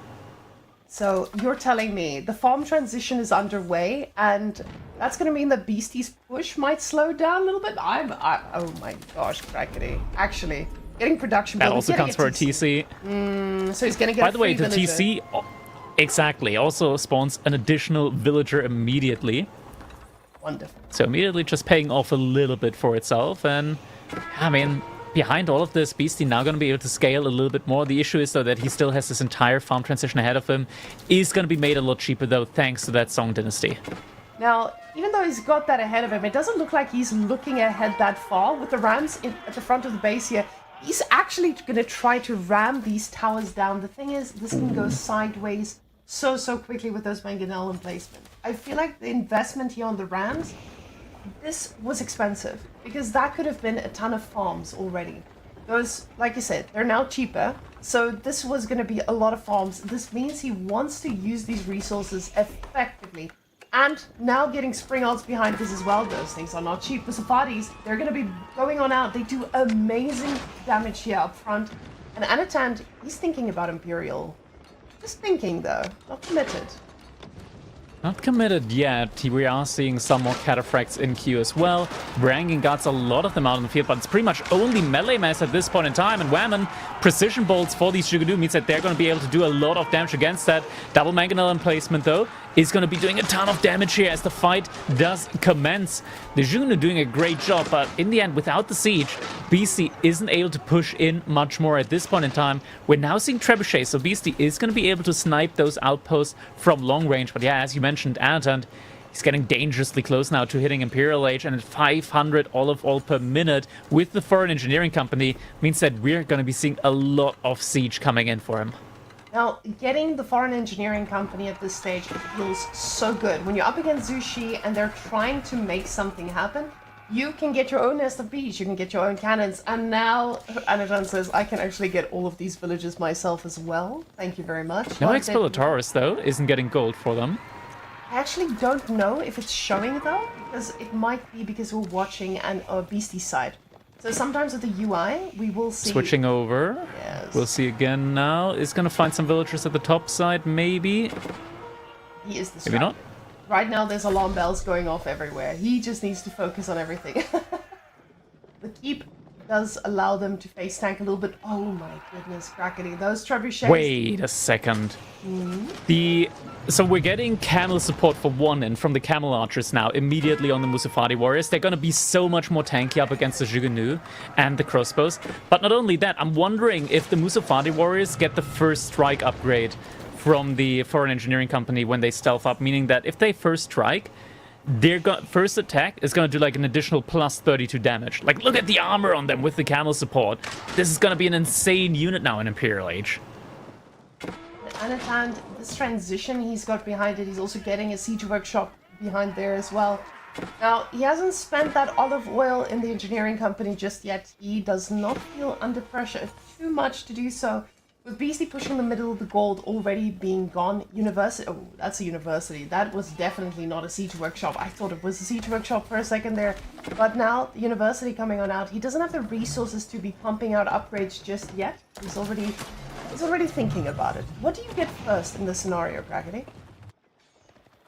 In this scenario, with all of your infantry, you gotta get elite army tactics, right? Like, it's just so much more health, so much more bonus damage on your units as well. And there we go, elite army tactics now coming in. It's getting rushed in as well, thanks to the cistern, so only 30 seconds for that to be completed. Beastie behind that does have an answer to the mass of infantry as well, with some springles, but 3 springles, gonna be questionable if that's gonna be enough. The elite Musafadi warriors as well. There isn't anything that they're going to be doing bonus damage again, but just having more HP here is very valuable, and especially with the Camelot, I just can't say it often enough. The Camel Archers, the Camel support, the Camel Aura support, plus 2 armor against Zhuganu, it's just going to be an absolute nightmare for these Zhuganu to fight, even against the unarmored units. Now, this might seem like Anatan is in a good position, and sure, he is. We do have to consider the fact that his oil income has plummeted quite a bit. So if he does take a bad engagement, this army is going to be quite hard to replace because he doesn't have that farm transition. He hasn't made any olive groves yet. That is absolutely crazy in a situation where Beastie was pro-scouting the entire map. Anaton's the one to go for the farms at the latest point, and there we go, fight is now commencing. The camel support aura, these units just having so much armor here. We got some longbows as well. They're just focusing down the springles. All the springles down the front line is just evaporated. It's all gone. Beastie, can he hold up against his army? It looks so rough. Nest of Bees are coming in now. We do have a keep, but it's only quite a bit further back down. Nest of Bees going down. Beastie doing his best, kiting back further and further and further, though. This is so difficult now against this massive technology lead. Still more kiting coming in. The longbows trying to do their best. More Nest of Bees coming out. A couple units splitting off to get on that as soon as possible. Crossbows are still doing a good job, but it's just not enough. And Anatan, definitely unexpected here, able to win the set up against Beastie. 3-0. That was master play here by Anatan. Actually, this game was a little wild, let's be fair. Anatan, that was wild. He pulled out the spiciest of all the spice. I am so proud of this man. He's come from a situation where you're like, oh, I'm playing against this civilization that is about to make 1 million units, goes the Musafadi way, and absolutely destroys any unit that dares look at his villagers just a little bit funny. Amazing decision making here by Anatan, and knowing exactly when to move out and push. He really deserved this win.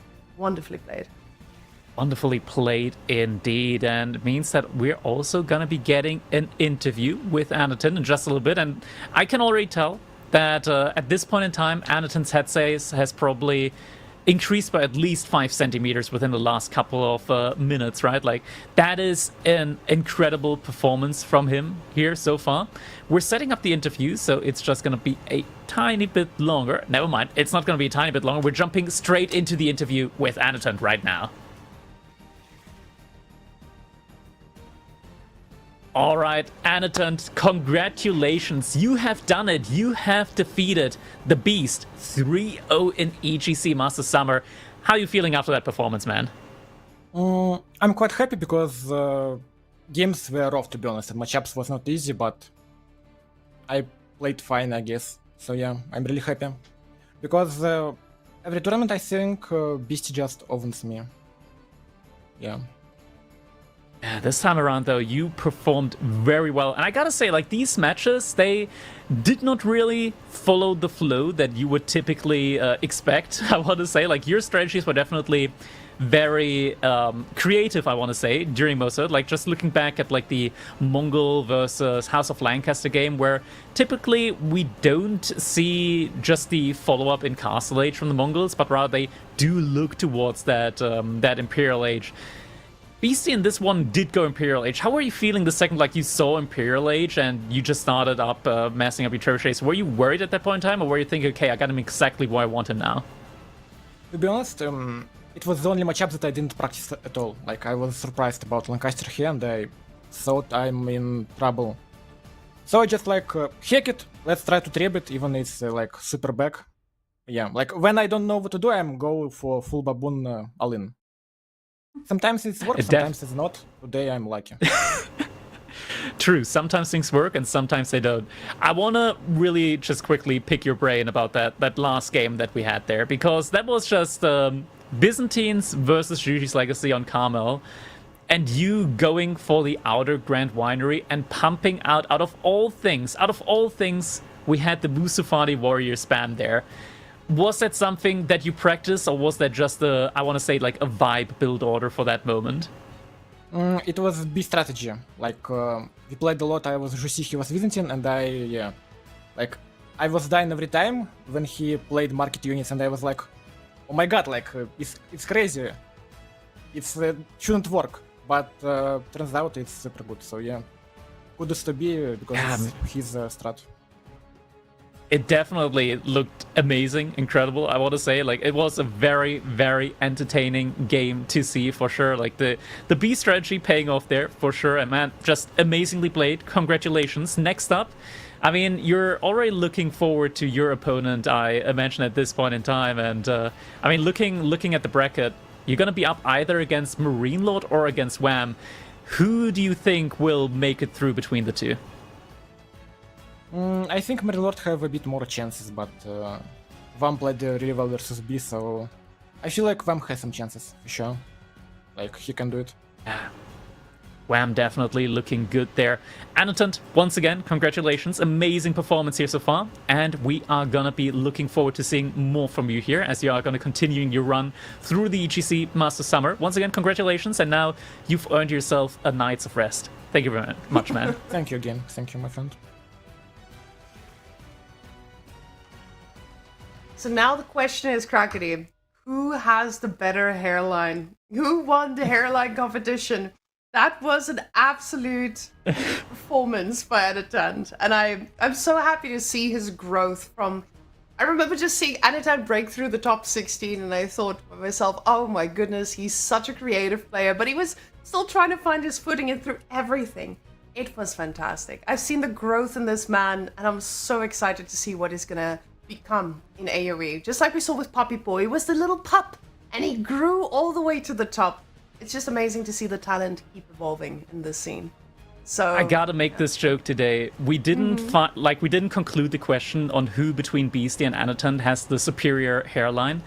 But give it a couple of subathons, a couple of bleaching and hair coloring sessions, and maybe we'll see a change there. Next up, though, I'm not actually sure which set we're going to be following up next, whether it is going to be Puppy Paw versus Vortex, but I did just get confirmation it is not going to be Puppy Paw versus Vortex, it is going to be straight up into Marine Lord up against Wham. I do believe that we might be taking just the shortest of breaks here. And then we will be giving you the next set, Marine Lord versus Wham. We're all looking forward to it, so just sit here, sit tight, grab yourself some popcorn, and we'll be back in just a couple of moments.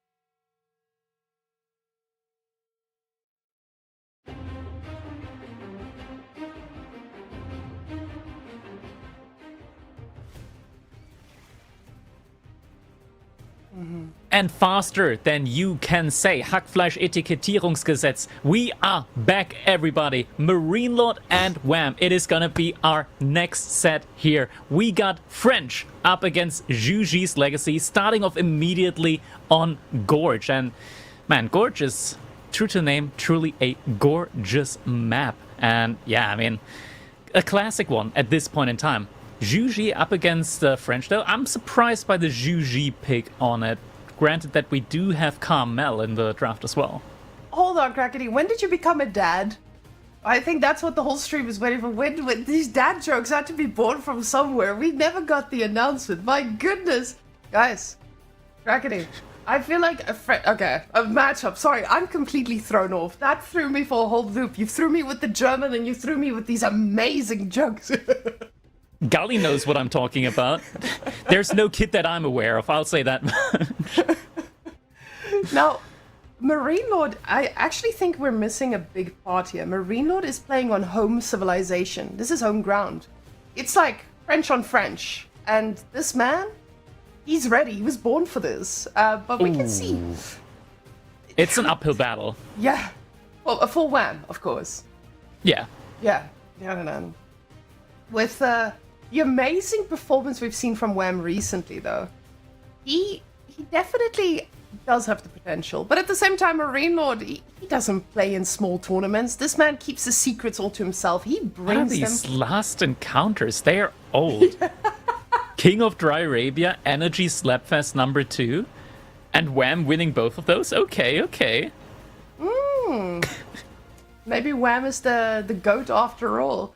I know Wham has been very actively playing in tournaments like KPMM, but if you look at Marine Lord, he's someone who likes to skip these. He keeps his secrets to himself and he likes to practice with the people that he chooses to practice with. And it definitely puts us in a position where we don't ever get to see the weaknesses of Marine Lord. We get to see him in these S-tier events where he's just like, hey, let me kill everyone and get back out into my cave. So Marine Lord definitely is striking fear into the hearts of people, especially those who don't practice with him. But on French, I feel like he does have the aggression in him. And Wham being famous for his walls, I don't know if any wall can keep Marine Lord out. Yeah, especially with the French, right? Like the night raids, they're truly something that you always have to be aware of. But it looks like we are going to be jumping right into our third set of the day. It is Wham 01 spawning in the color blue as the Zhu Xi's Legacy. His opponent in the color pink. It is Gentlemates, Marine Lord playing as French. We have a French mirror almost, even though the opponent is Zhu Xi's Legacy here in this one. And yeah, this on Gorge, chances are, Wham, we're going to be seeing some pro scouting today. Oh, pro scouts? What? In this economy? No With way. all these nerfs? No, they would never. Come on. Both They of wouldn't these do that guys to are, us. They're honorable men, both of these guys. Now, we do need to look at the deer. Marine Lord, he's got 2 deer packs right on top of one another. Imagine, guys, I want you to take a moment. Think about 2 seasons ago.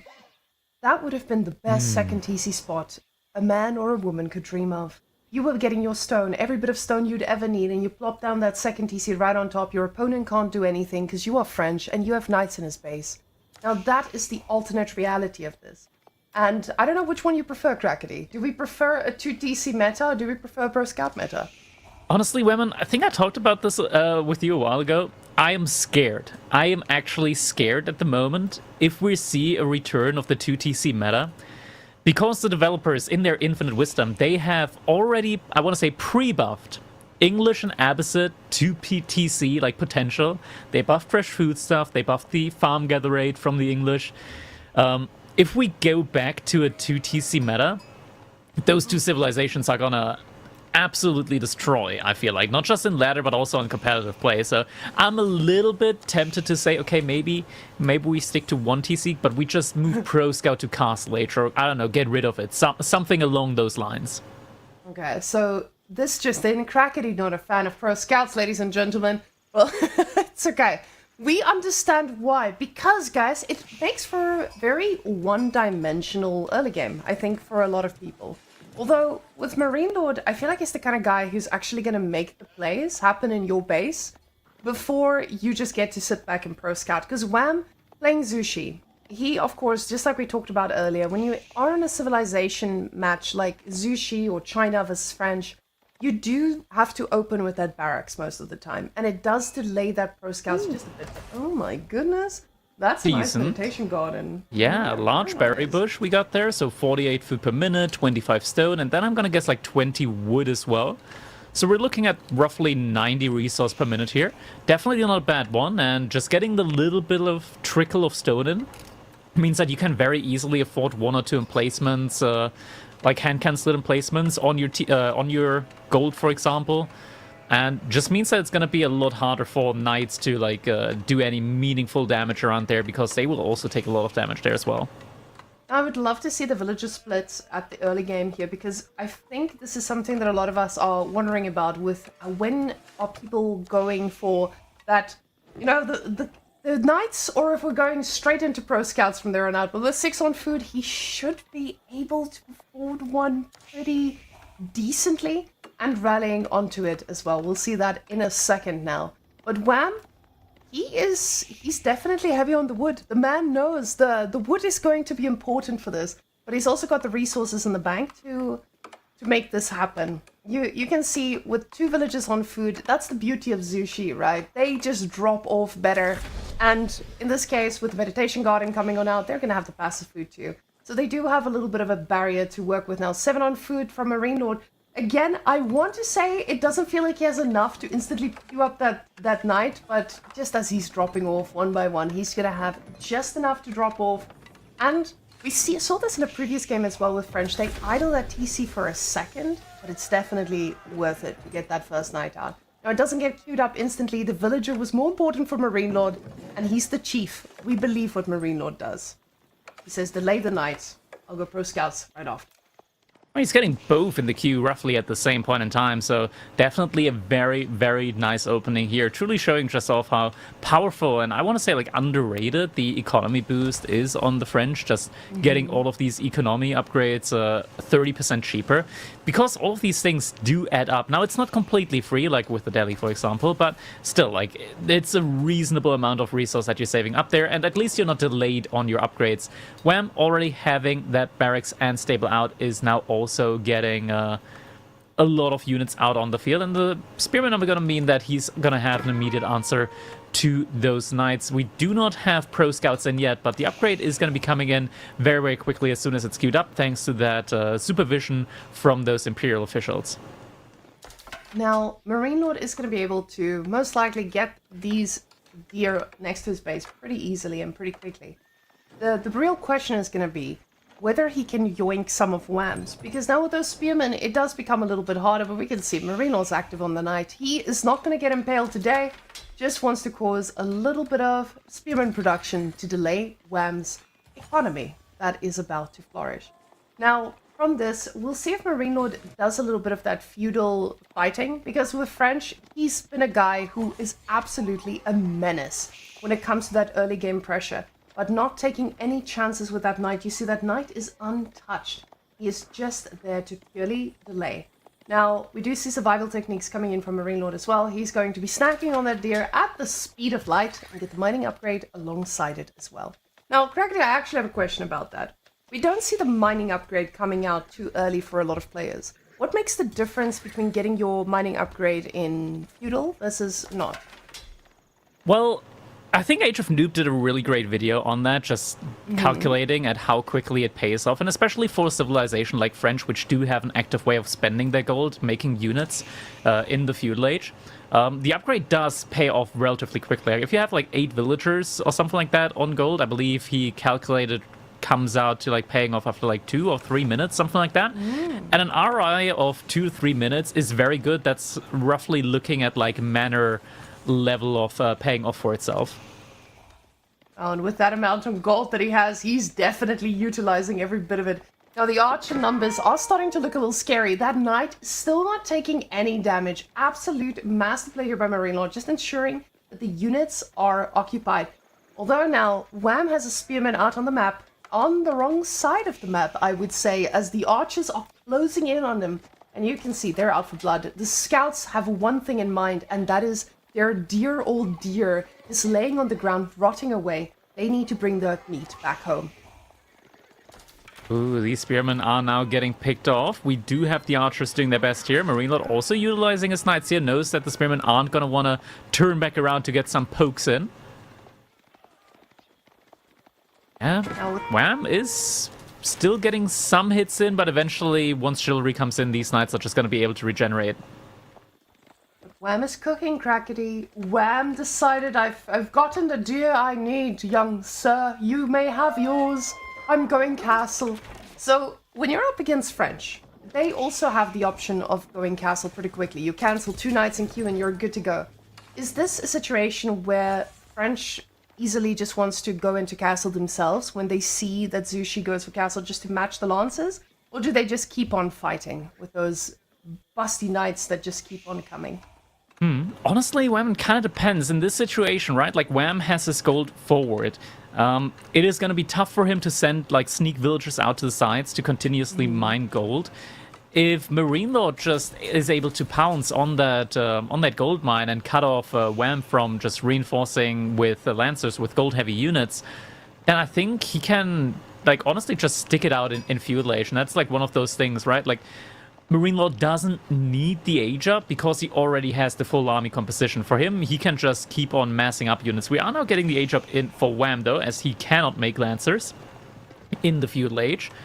And Mount Lu Academy is going to be very, very good here for him. Means that he's going to be getting also a little bit of food in from those drop-off, but also most importantly, at this point in time, especially with the mill just being active for so long, there is a passive effect there on the Mount Lu Academy that makes your Imperial officials drop off taxes, or rather gather taxes twice as often. The cooldown is halved for when they can pick up taxes again.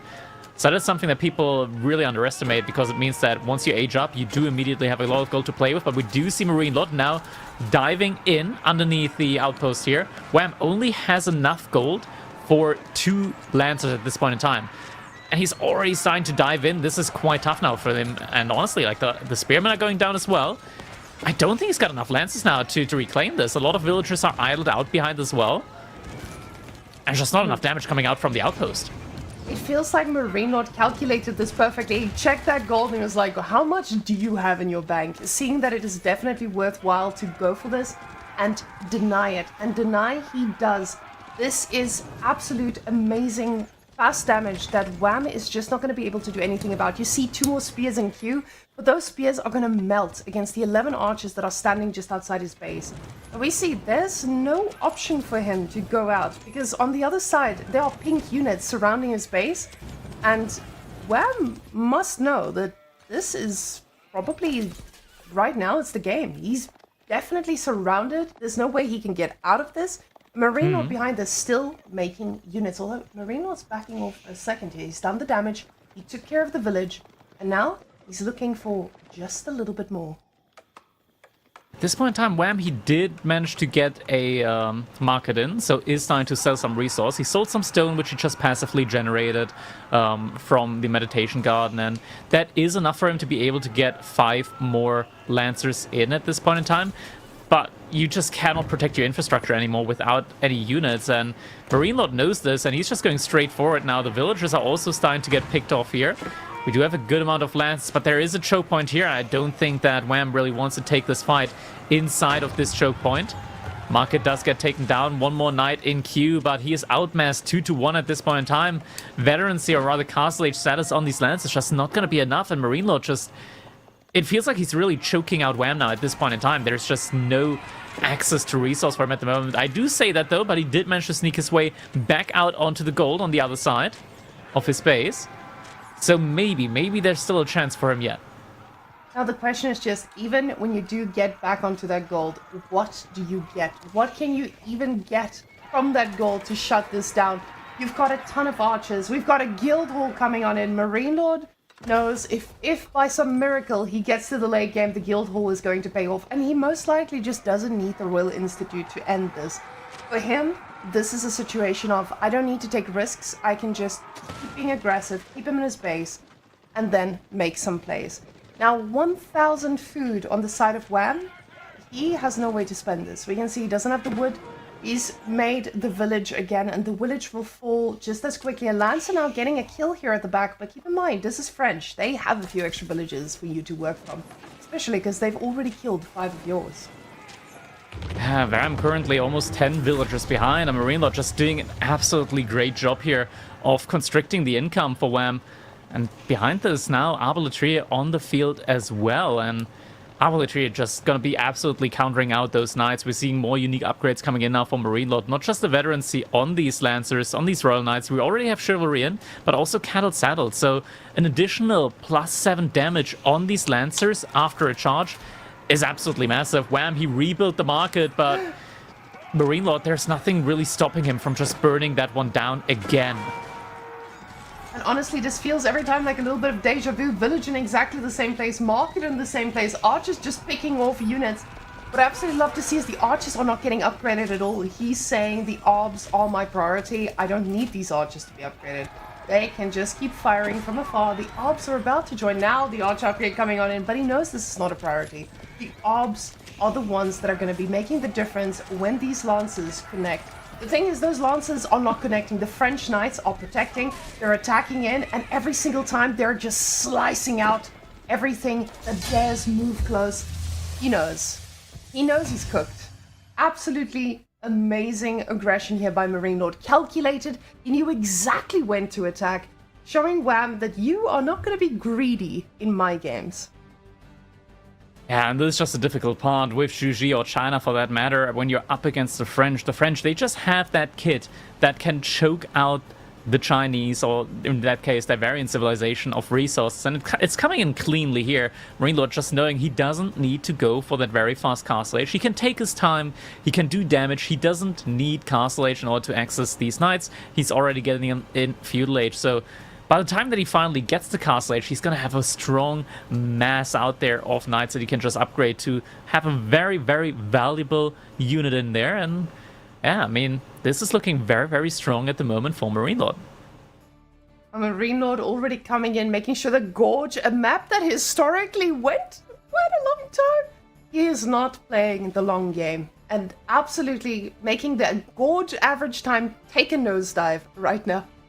But Dry River and Krakeny, we have some crazy shenanigans on the cards. We have KT against Mongols. Now, Mongols, they have been showing the possibility of dealing with KT, but KT is still KT. There's a reason we see it banned all the time.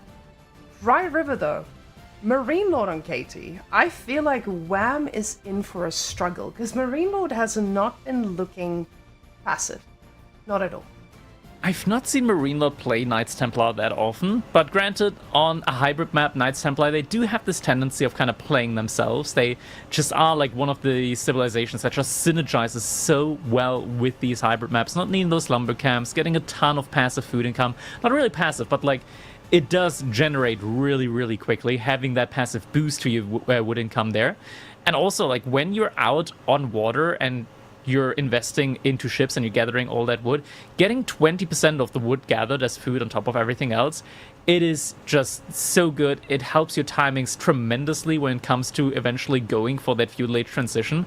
Means that it is going to be very tough for your opponent to do damage to you while you're transitioning to feudal age. Like, typically in time, you're going to be able to reach that feudal age and get a ship out before your opponent's going to be even able to burn down your dock. Now, when you get into a situation against a player like Wham, who you know may not be as aggressive as you are, I think Wham has definitely shown us that he knows the strengths of Mongols. He knows when to camp a little bit, when to put up a little pressure. I feel like KT, being, again, a type of French civilization, they do have the opportunity to dive a little harder than what the usual civilizations we see going up against Mongols. So with Marine Lord on a civilization where he can put that level of aggression down, it is going to be hard for Wham to be any bit greedy. Just like we saw last game, going for castle, not having your gold ready for this, showed us that, hey, Marine Lord is just going to punish you for every move that you make. So we'll see if that dock is going to be seeing the light of day. But even for the rest of the draft here, this Frisian Marshes, also a map Marine Lord is an absolute monster on. So let's go see what Marine Lord is going to be doing against Wham on Dry River, and if he's going to get a moment to get that Cognate Palace out.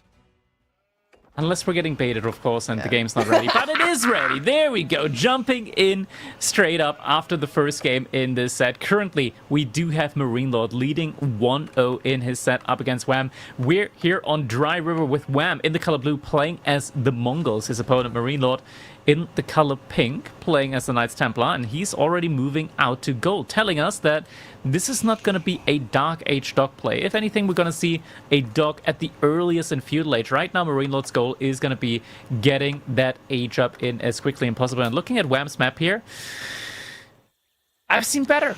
I've seen better Mongol spawns here for sure. So, yeah, TC isn't really in range of anything meaningful here at the moment, other than the wood at the very least. Ooh, can't that? Can't that? Ooh, that was close.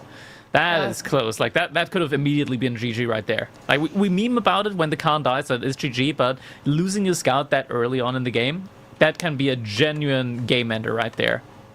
Now we do see that he's still on the wood line, so it does look like the Mongol is going to be going... I saw a blue dot there. Is he going for a dot? Yes, it does look like. Okay, so was Wham going for the dot? Usually, Mongols is a civ that don't usually go for the Dark Age dock. They're the civilization that denies the dock, but you do need that little bit of a food boost if you are going to be a greedy goose. The thing that I'm a little bit worried about is Marine Lord is playing a civilization that ages up really, really quickly.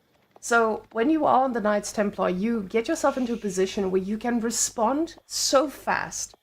And if Wham is going to be able to hold on to that, because you mentioned the dock burning, Knights Templar is really good at that, especially when they go for any stage of early units. Now that scout, he's not going to be face tanking. Marine Lord is a man about precision. He's not going to be taking any hits on the horses. We saw how carefully he treated his knights.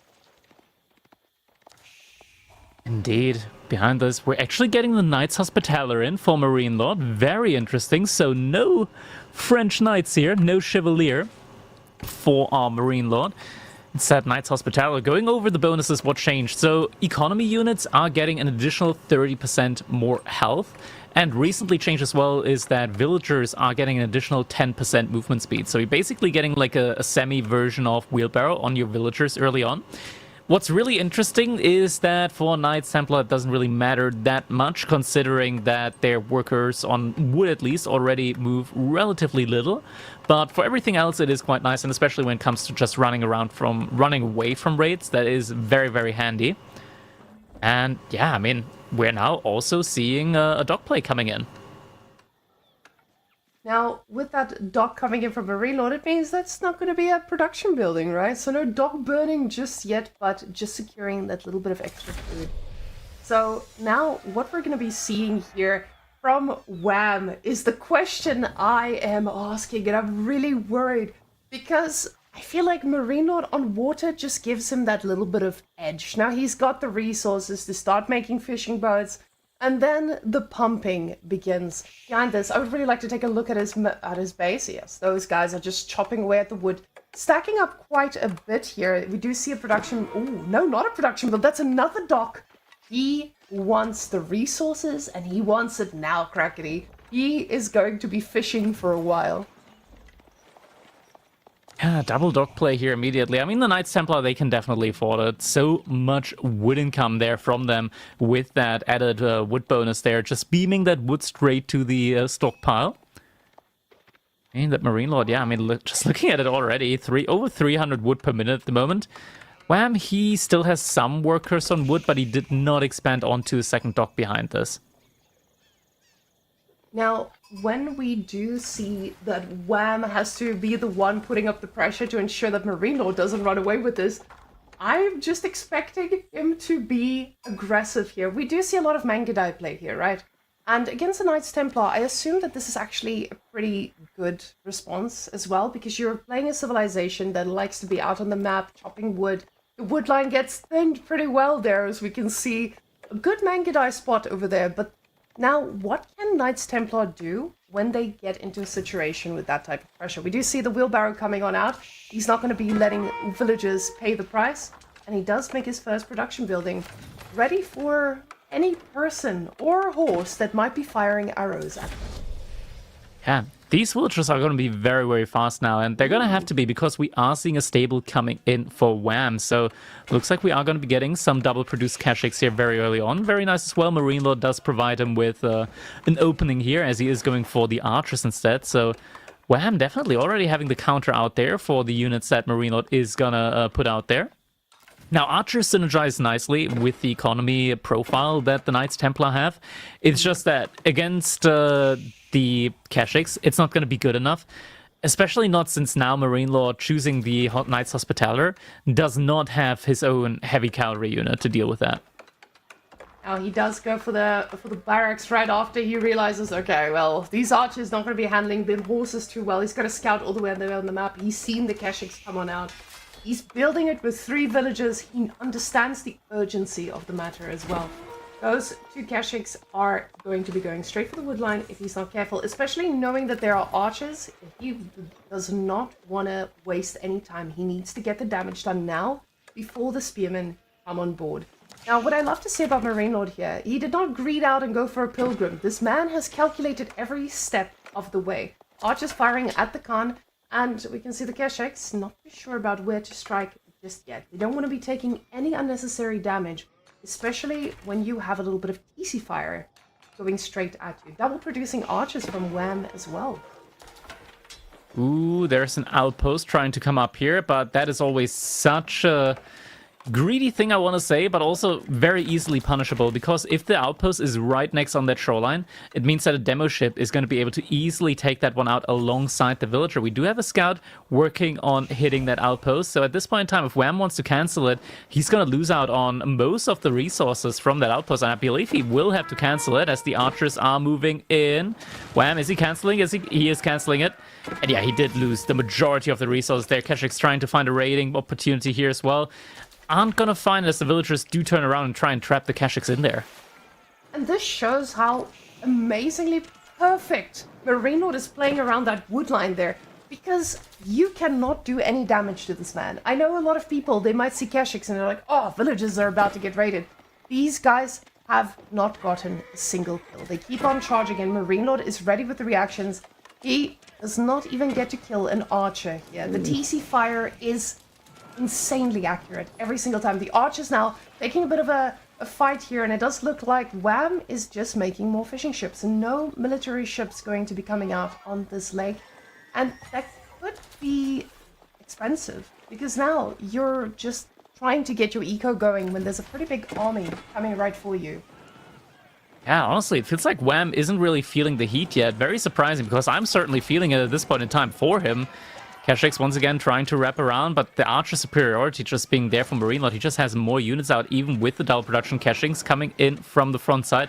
But honestly, at this point in time, just a single archer ship would have provided Wham with so much more comfort and so much more agency here in the middle of the map. And him not going for that, it feels like kind of a waste at this point in time. Means that Marine Lord is going to be able to contest this dock very effectively. And once that goes down, that's going to be 3 fishing ships down for Wham. And he's going to be behind the Knights Templar in economy, which is not a spot where you want to be in, considering that they have to idle out that TC for the age up.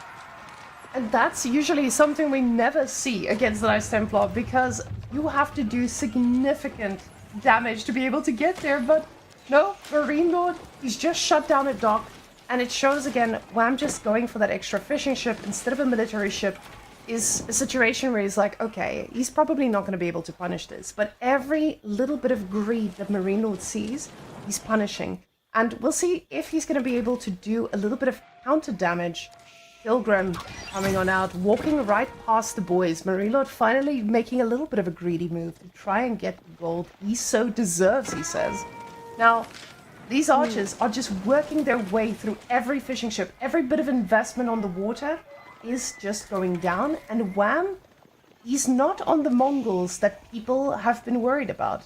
Marine Lord is just constantly outproducing all of these military units, and he has an answer for everything coming his way. Marine Lord doesn't have a ship on here either yet, but he is getting one the moment the aggression starts. Yeah, I mean, Wham not going for any military ships at this point in time. He just can't keep up with the archer count, right? Like, it's just the Knights Templar privilege, so to say.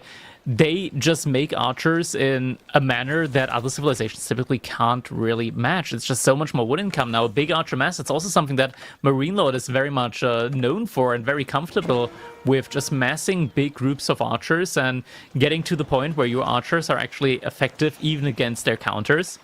That's something that we see very often. It's kind of like sort of the classic maneuver there from Marine Lord in Age of Empires 4. And I mean, Wham, he's trying to outmaneuver Marine Lord here with the Kashik raids again, but looks like Marine Lord's just on top of the game here and just always reacting, being in the right position here. Getting a little brace there on one of the Spearmen. Spearman is going to go down, but no villager is going to fall. And it just, every single time there's a little bit of a move out here. Marine Lord, he puts the Spearman there to get the attention, so he has the time to respond here. Wham getting +1 range defense and attack. It shows that Wham doesn't realize how far ahead Marine Lord is, because of course these players did not have the god vision we do here. And in his opinion, he's been making units constantly. Marine Lord has been making units constantly, but they're Knights Templar. They need a little bit more to get going, right? So for Wham, this is a massive army that I don't think he was prepared for until he moved out there. Those Kashyyyks are not finding any damage, and Wham pulls back. But the question is, what now? What can he even do against this huge army in front of him? We see the extra Pilgrim coming out from Marine Lord as well. That's been his only source of gold for a while. Marine Lord going to be shutting down this little bit of a food economy that Wham had on this lake as well. And it's just going to get harder and harder for Wham to get back from this. He's getting more Kashyyyks now. But the problem is the Spearman numbers are so scary. And Kashyyyks behind us going down inside the wood line from Marine Lord as well, trying to go for a raid, but not going to be able to find it effectively here. More fishing ships going down now behind all of this. Wham, he still can't match up to the archer count from Marine Lord, and currently we're sitting at an army difference here with Marine Lord sitting at 5,000 army value and Wham only at roughly 4,000. Looks like Wham wants to force a fight here. It's outside of the range of the dock of the attack ship from Marine Lord. Movement speed arrow is also coming in here. Looks like he's able to force a couple of arrow volleys out there. Able to take down some of the archers. More reinforcements coming in though. Is this going to be enough though? Kashyyyks have to turn around and there's just so many spearmen. And now Wham, I feel like he overcommitted. Kashyyyks going down as well here at the front line. Just spearmen being in position there. The archer count, it's just looking overwhelmingly strong for Marine Lord at this point in time. Wham getting pushed completely back, still trying to trade out here and there. Line formation coming in on both sides. Trying to micro this one effectively. More and more spearmen going down. Most of the spearmen actually gunned down at this point in time, but there's still just enough. So the Kashyyyks aren't able to quite close the gap, and Wham, it's still not enough at the end of the day. 50 to 26 military units. Wham getting pushed back further. And the problem is Marine Lord's food is looking amazing. He's just constantly making units. Wham spending every bit of resource he has into these units. Kashyyyk getting one charge off. And it feels like Wham has a moment of breathing room. But then you look upwards and you see the count of all these units. And he is in trouble.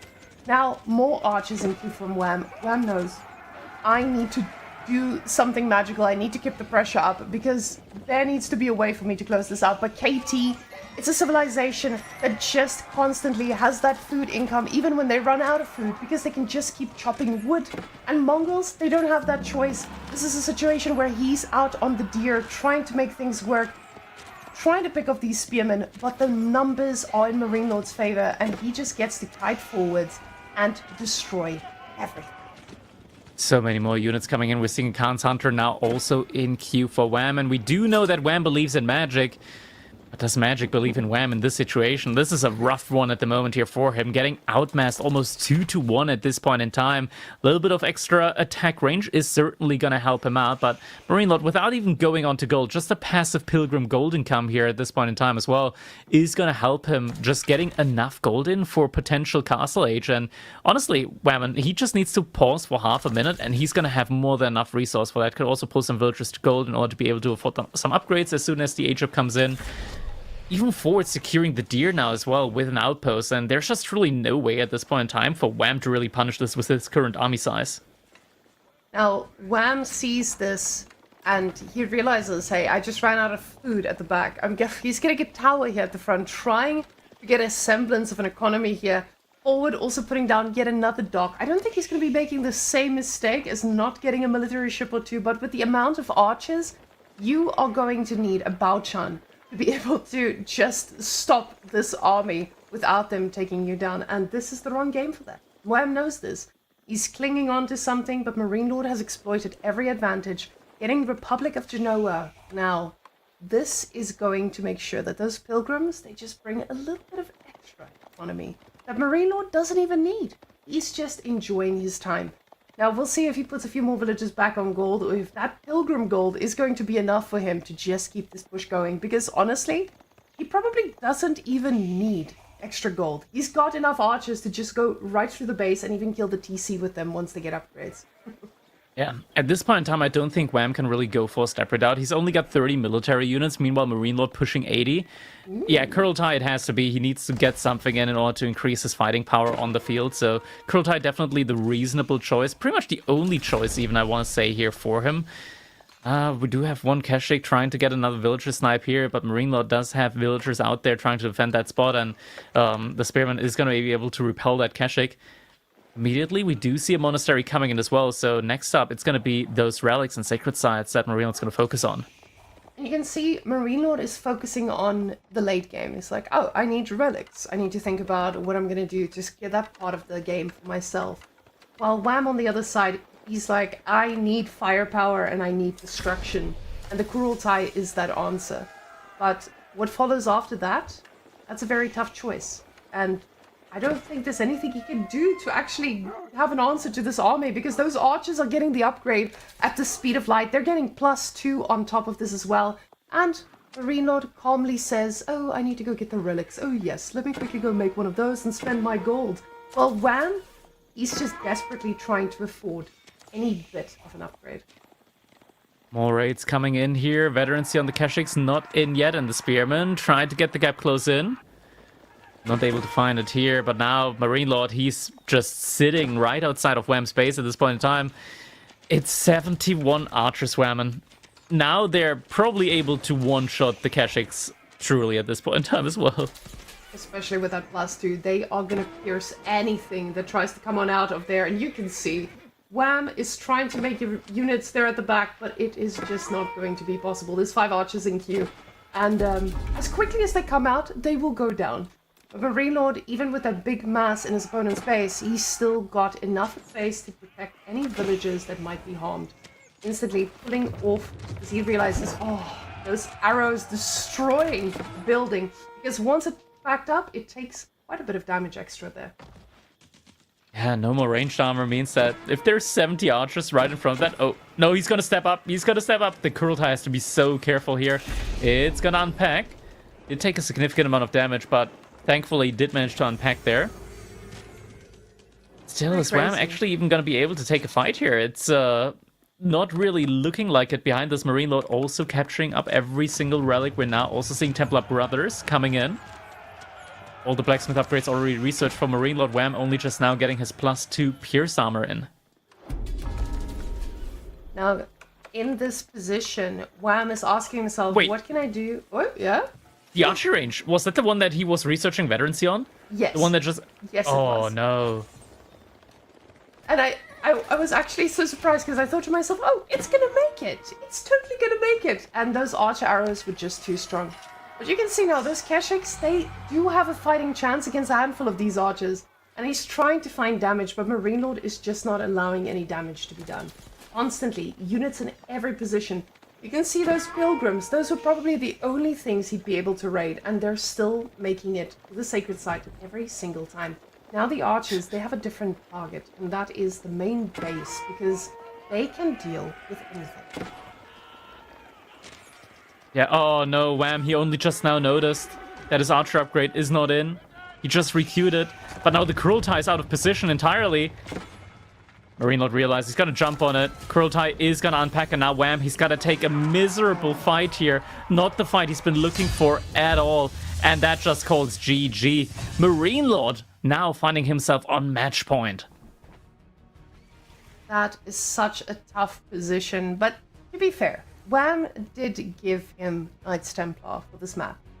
And this was something that you can expect. This is not a civilization that anyone has been wanting to allow through on Dry River.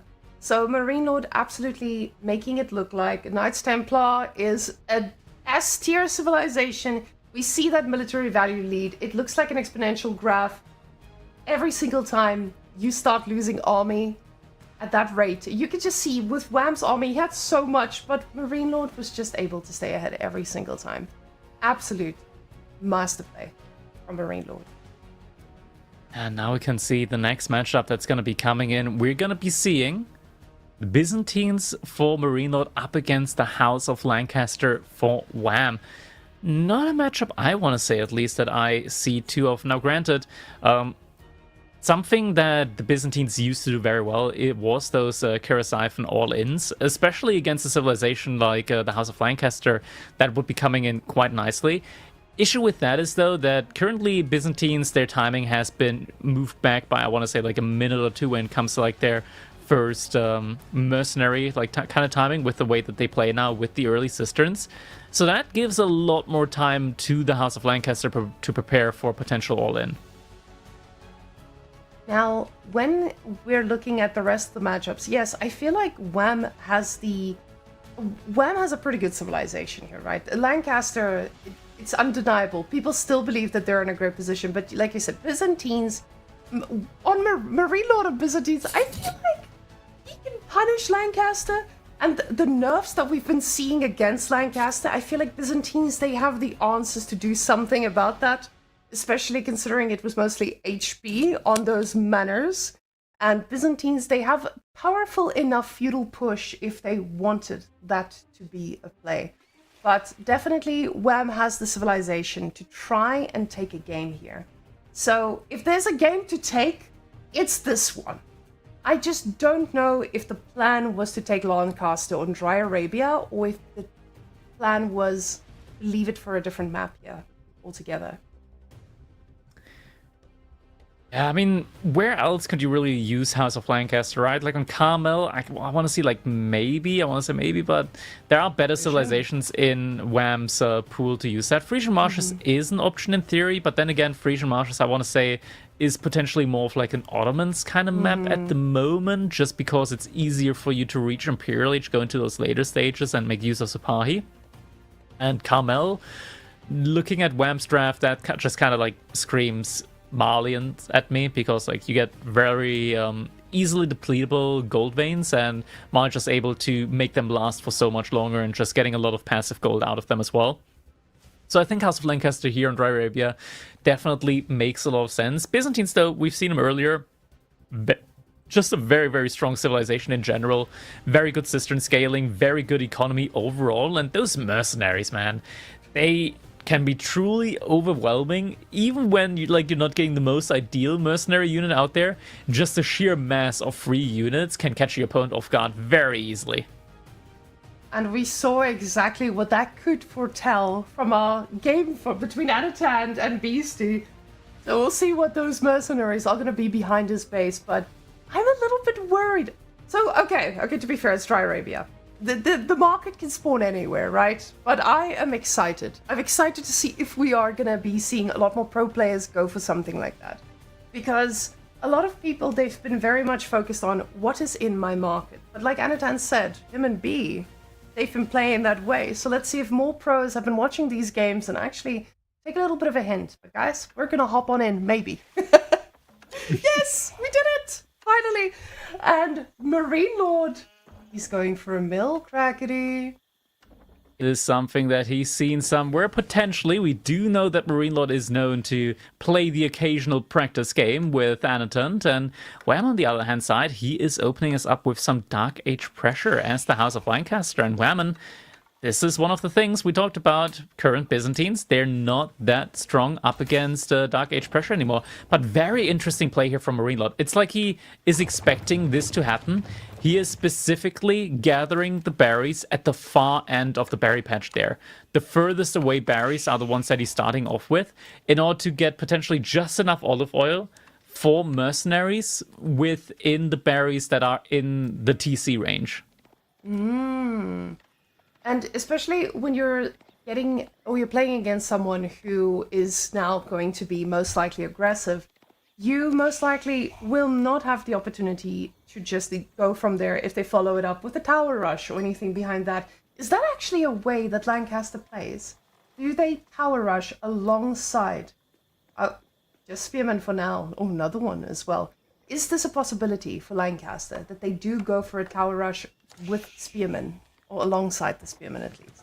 I want to say it's a possibility for any civilization that goes for just early Spearmen up against the Byzantines, because that just further secures your position up against them. But this Spearman here is quite nice, but I guess Marine Lord should still be able to gather up enough resources for the age up here. Second Spearman now going to be coming in as well. Another villager is going to be sent out to gather gold there. Is this going to be enough, though? We are getting fairly close. We're getting to that point, though. It looks like Marine Lord just about is able to gather up enough gold there. Can we quickly check that? Yeah, it is enough. It is just barely enough. So Marine Lord is going to have enough gold for the age up now. 3,899 gold remaining in that gold mine. Now, that feels pretty good to just get the units that you need. And now those Spearmen, they need to walk all the way around to the other side to actually do something, which is quite a far trip for them to take. And we do see a few blue dots over there on the side. Wham has called... Ooh, and he had the villager there. He cancelled it.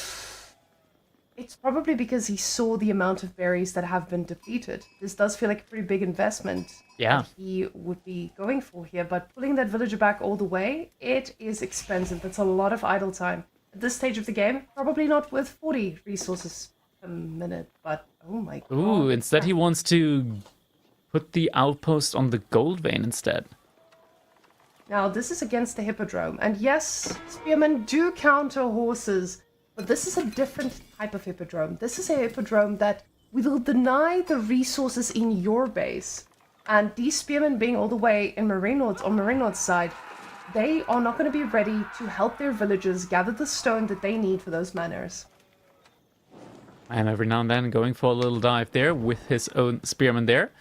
Outpost now coming in is going to be able to deny 2 gold veins as well as the deer. Also something that Marine Lord doesn't see at the moment.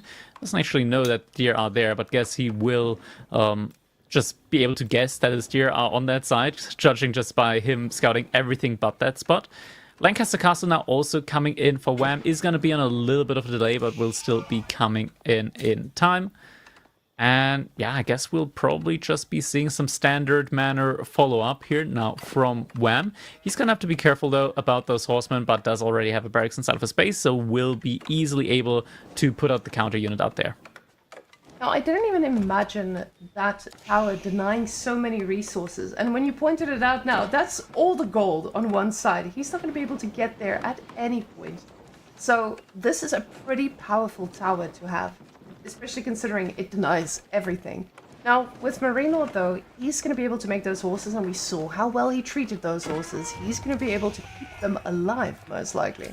Now, he does have enough wood to try and do something else with this. I'm assuming instantly an archery range going down as we see 150 wood just disappearing off the face of the earth. Oh, no! He's going for mercenaries. He's already got the oil for it. He's got the oil! What is he going for, Crackety? Longbows? Yeah, longbows. Now, longbows just make so much more sense, and this will also be very interesting, right? Like, imagine getting some war elephants in every now and then. Once you get to the Golden Horn Tower, elephants definitely could be nice. But yeah, it is going to be the longbowmen coming in here, and we're going to be seeing a classic army composition based off archer and cavalry. That is going to be absolutely fantastic here with the longbows. They're also going to do very well up against the yeomen because they do outrange them. Now, as we can see, those horses are going to be heading straight for the enemy's base as they are not going to be finding damage against these spears. A villager now being very angry towards those deer, killing every single one of them, not letting anyone live. But now, this is going to be a raid that will make a difference, because this determines the pace of what Wham's boom looks like. And Lancaster, they love being given time, but it doesn't look like Marine Lord, with the amount of horses coming on out, is going to be giving any time. First mana is going to go on down now, and the next one, resources are in the bank, and the Spearman is in position as well. He doesn't want anyone to be killing his villagers on the stone over there. He's gonna have that answer out there immediately. Second Spearman also coming in. Triumph getting pulled immediately. Marine Lord definitely, I think it's personal with that Spearman. He's just utilizing Triumph immediately means so that all of those Triumph stacks are gonna run out and not too much to show for it. Scout is gonna have to be careful. That's gonna be at least 2 sheep going down here. Marine Lord is not gonna let those sheep get away. That's an easy minus 400 food right there. Marine Lord's booming behind this. In terms of getting a lot of cisterns. The amount of cisterns he's going to be getting, he had a lot of villages on stone there. Is he going to just be making a play to try and get the gold back? Because there's no other gold he can go for unless he goes very far forward. So, with that amount on stone, he's going to be getting quite a few manors. Well, not manors, cisterns. Yeah, there's also an issue. Triumph, once again, is getting pulled here. Villagers do feel a little bit trapped. We do not have Explorators yet, so no gold going over, but that's going to be 3 villagers getting picked off there by Marine Lord.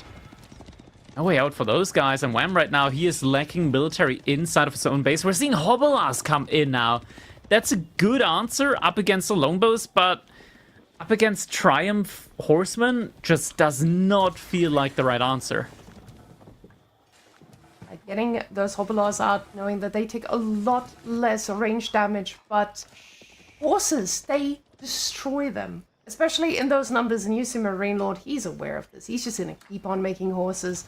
And now, with the amount of cisterns that he has, oh no, the longbows are going to be able to pick off some things. And it looks like those villagers were going back onto stone. He wanted a few more manors. But now those longbows are going to be able to tickle anything that comes out of that base, because with that range, you can basically do whatever you want.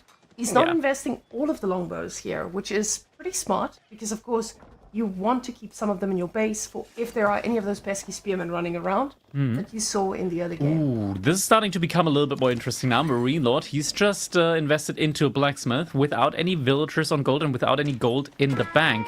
And what is securing the gold at the moment? It is going to be an outpost from Wham. So Marine Lord, he's going to have to think about where he can realistically get gold from as soon as he starts moving out to the outpost, because I believe this actually hasn't been seen yet from him.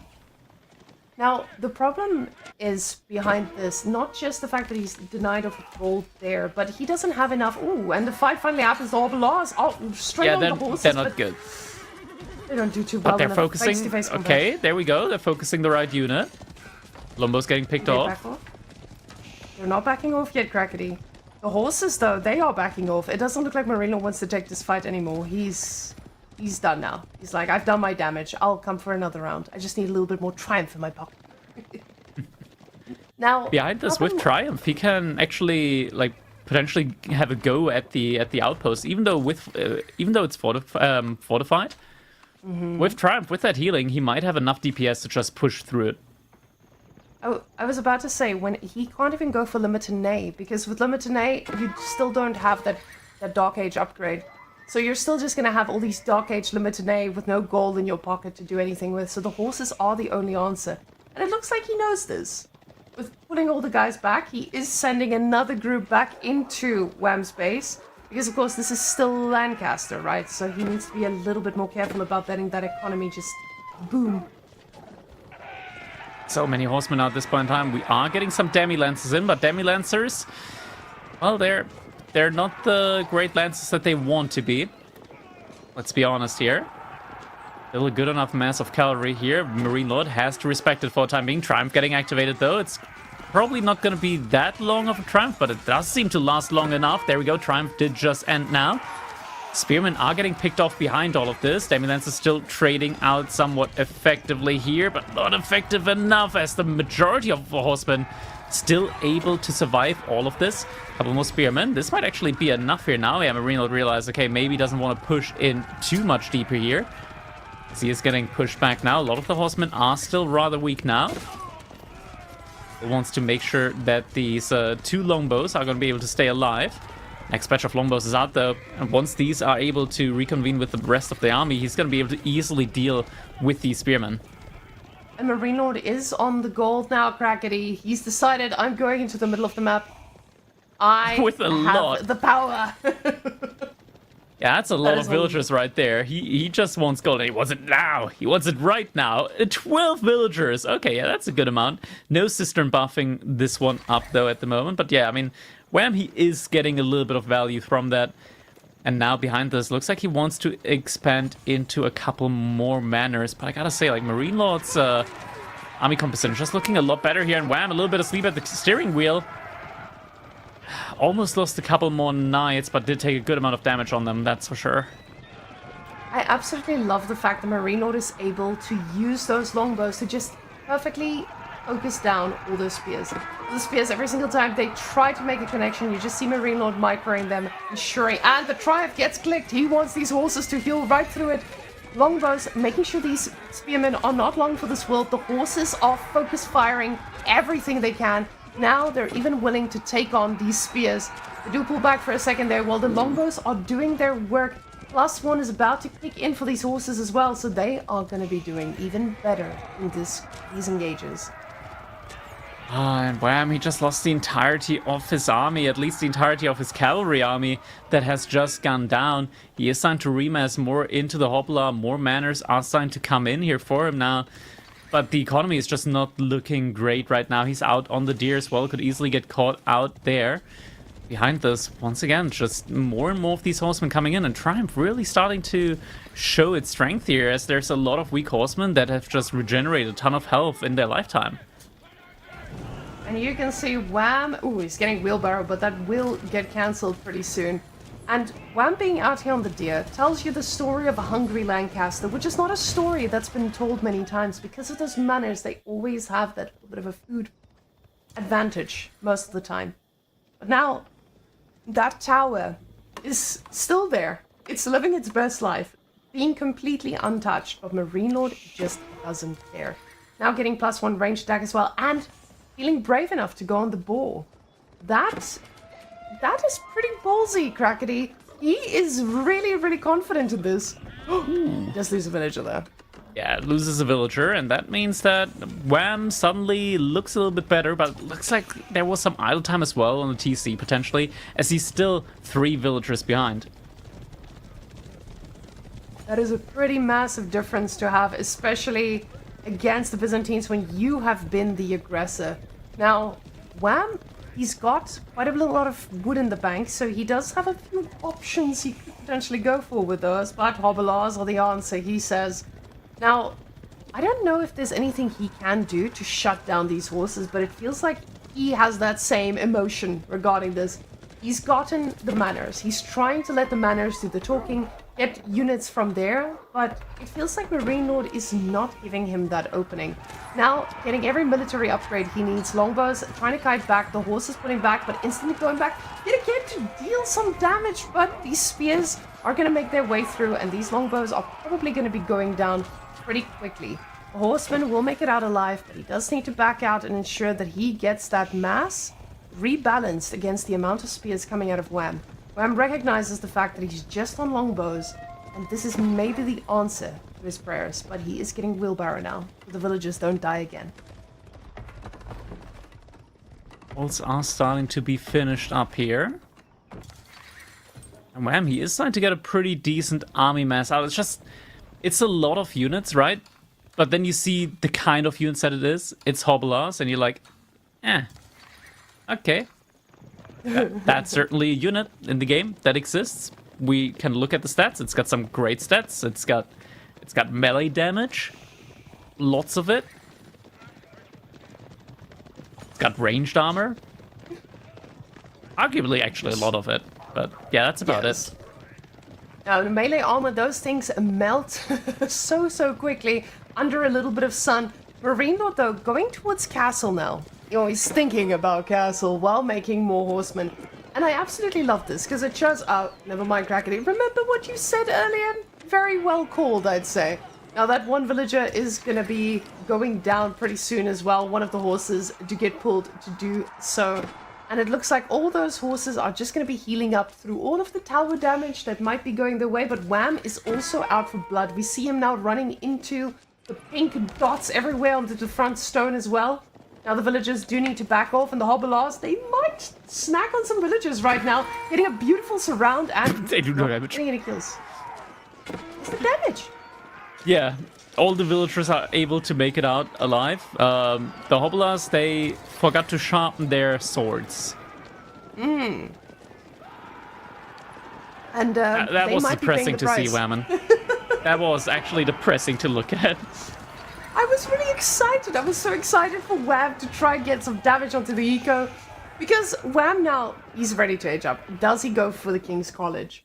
Or This was does some he- good delay that he caused at the very least on the gold income, right? Like, because Marine Lord was right in that point where he wanted to get to Castle Age and just missing that little bit of gold.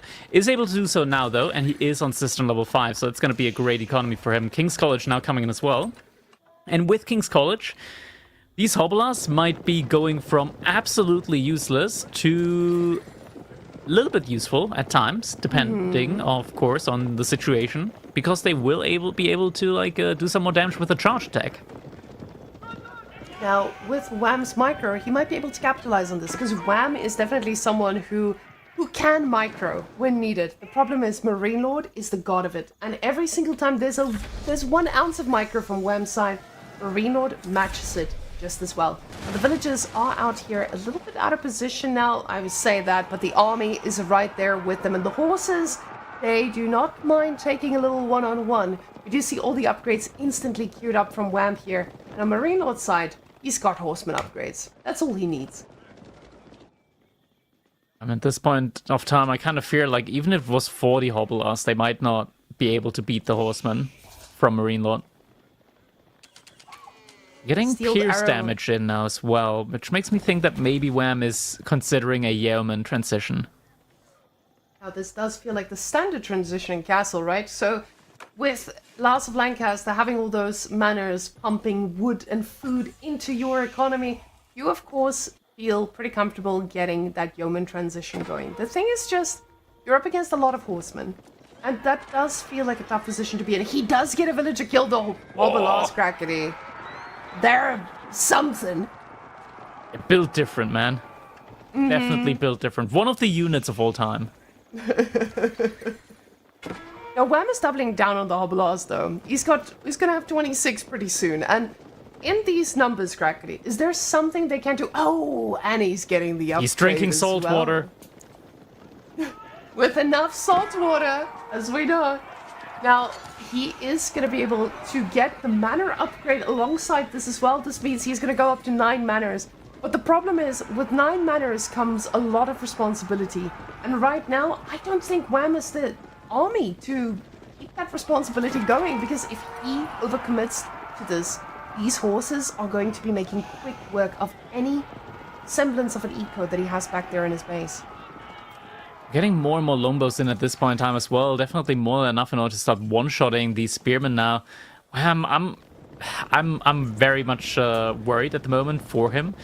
Looks like he is going for the next levy build here, potentially. He is saving up some gold, is trying to reinvest it though, before the levy comes in. Now, Marine Lord these looks like he wants to horses- force the issue. And he doesn't mind taking a few arrow shots, but Wham is looking for some damage too, and Marine Lord is distracted. This could be his moment. He did get the point-blank charge in on these longbows, able to take a good account down there. Another villager or two do go down up there. Wham is starting to look a little bit better at this point in time, I want to say. Not the best yet, but Marine Lord is making a lot of horsemen, and horsemen, you might think are very good, but they tend to fall off at some point. I'm looking at the food income, though, for Marine Lord. I'm thinking, okay, maybe he can afford it. Because he's got 10 more horsemen in queue, if he cancels them, he would have enough food to go to Imperial Age. Where's all of that food coming from? Is it just from the deer that he's still on?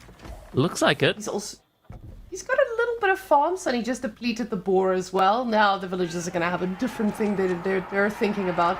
With this very mobile army, it does have its perks. The problem is just he hasn't been able to use those perks just yet. Now the horses, they are pretty scary, but if those spearmen turn around at the right moment, this could be a very, very short life for them. It's a 1-for-1 trade, 2-for-1. We are getting some yeomen in now as well. He just has to wait for these to make their way out. He's getting the yeoman, but he also has the upgrade to go with it. Now, we still see the relic. They're right next to the base. The focus has not been on those, but the yeomen are now snacking away at a few units. We do see that the horsemen have got their abilities activated, and they're going right on top for this, but it is going to be a very scary fight. There's a lot of spears in this army, and it does look like the horses are able to get some damage done. But as we can see, the army value is significant for Marine Lord here. It is dwindling pretty quickly though, but so are the spearman numbers. Only 5 left, and there's still a lot of horsemen on the field. Crackety, I think this might be it. Yeomen not able to really counter out the archers here. Most of the Yeomen also down now at this point in time. And behind all of this, Triumph still steady, working behind all of it. It only just now ran out.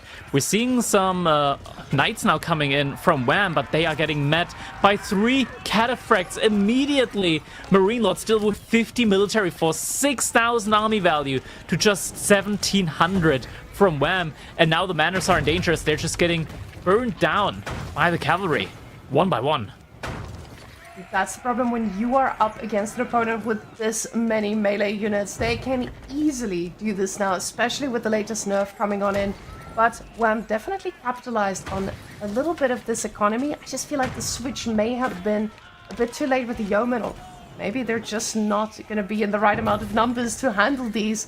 But the Hobblars, they just did not take a great fight in that last matchup. But the manors now burning down all to a crisp. This is all going to be a memory of the previous Lancaster economy. Now he is getting, what is that upgrade where they do the armored units? Oh, can we hover over that thing? Color versus, there we go. Oh, that one, I mean, yeah. Yeah, I don't think that's going to save him at this point in time. We're still seeing more and more knights coming in, but Marine Lord, he's already prepping the Limitani in there. And it's 5 manors already down at this point in time. It's a majority of Wham's income pretty much from the manors that's now been taken down. Another manor going down. He's pretty much being pulled back to feudal age income at this point in time. And now it doesn't look like Wham has the units. He's trying to hold back and just wait for the right moment to attack in this. We see the upgrades also coming on through, but the knights are looking for their engagement. But even with the limited longbows, they are enough to do the damage now. Marine Lord behind this, getting all the relics, just living his best life and thinking about his next series next weekend. Wham, he is a fighter, but the fight has been fought at this point in time. No way back in this one, as Marine Lord is now sitting on 11 cataphracts and counting. So much cavalry at this point in time, and the knights, they're looking at the cataphracts and they're like, this could have been me if I enlisted in the Roman military. Alas, it's not the case here. The remaining knights are getting cleaned up, and that is going to be GG. Marine Lord able to win the series 3-0. Whammon, we're getting clean sets today all around. This seems to be a very commanding sided bracket right now, and I'm so surprised. All of these players, we expected to see a lot more fight, but apparently their opponents were prepared this week. Marine Lord and Atan practicing together, but Louis at the same time looking like an absolute god. Now, in our final matchup, we'll see if that is going to be a repeat, or if Papipo and Vortex is going to make this a little bit of a closer series than the others did today. Yeah, I mean, taking a look back at these fights, truly the Hobbler is not something that I expected to see today. But yeah, Marine Lord just playing his normal level, I want to say, just very, very clinical, very mechanical, and just taking the cleanest approach here that he could possibly go for. Very well played and deserved. Is going to be able to advance now to the semifinals. And yeah, I do believe that we are going to be having an interview coming up with him just very, very shortly. So we're definitely looking forward to that as well. Now, with every single fight that passed through, it looked like Marine Lord calculated, but Wham probably trying a little bit of something here, seeing if the Hobblars were going to be able to take on this, but you can see, with that mass from Marine Lord, he was able to respond to getting a very non-Marine Lord spawn, and absolute master play here again. Every single game, he showed us exactly how he was going to punish the opponent for every single mistake that they made. Now, let's go see if Marine Lord is going to be ready for this. And it seems like he is. Crackety, take it away. Oh. All right, Marine Lord, congratulations. Winning against Wham 3-0, a very, very clean set. How are you feeling about that set after you just played it? It looks like you were very much in form there in this one, and definitely not giving any opportunities there to Wham in those games. Not sure, it felt pretty good. Game 3 was very hard, obviously, but after the draft, I felt like it was gonna be a pretty even match. I felt like the draft on both sides was good.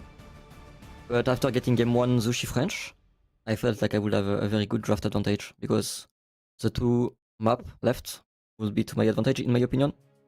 And getting French against Zhu Xi, I think it could be way worse in his draft. If you get French against Ottoman, for example, it could be way harder. But against Zhu Xi, it's his first pick, and I feel like French Zhu Xi is pretty close. Like, he's gonna have a small advantage in this matchup, but I should be okay with French if I do very well. And I did very well, so overall I felt pretty happy. Yeah, you did very well there, starving him out of gold there in that game, and in the end just being able to surround him with the Knights, getting the technology catch up there in the end as well. Worked really, really well.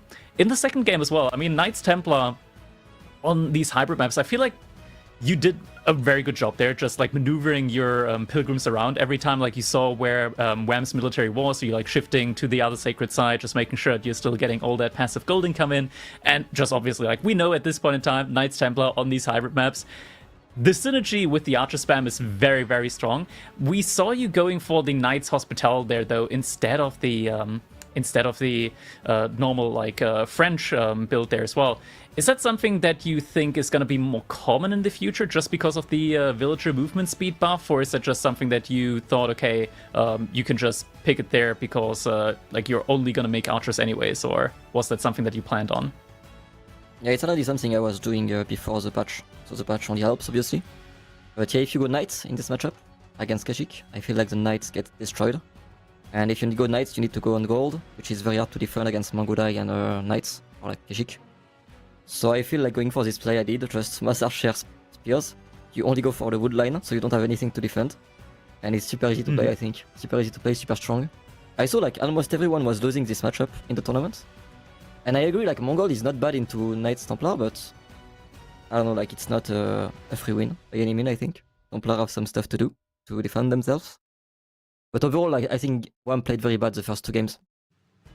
I mean, okay, objectively, the 3 games he played not too well. I think he could do way better. Usually, I would expect better from him. But yeah, game 1, I think he just edged up at a random timing and died. And game 2, he just went very aggressive on docks at a timing where he should not be going aggressive on docks. So I just killed the fish, I killed the archer, and I'm just too far ahead, right? So I think that was some big mistakes from his part.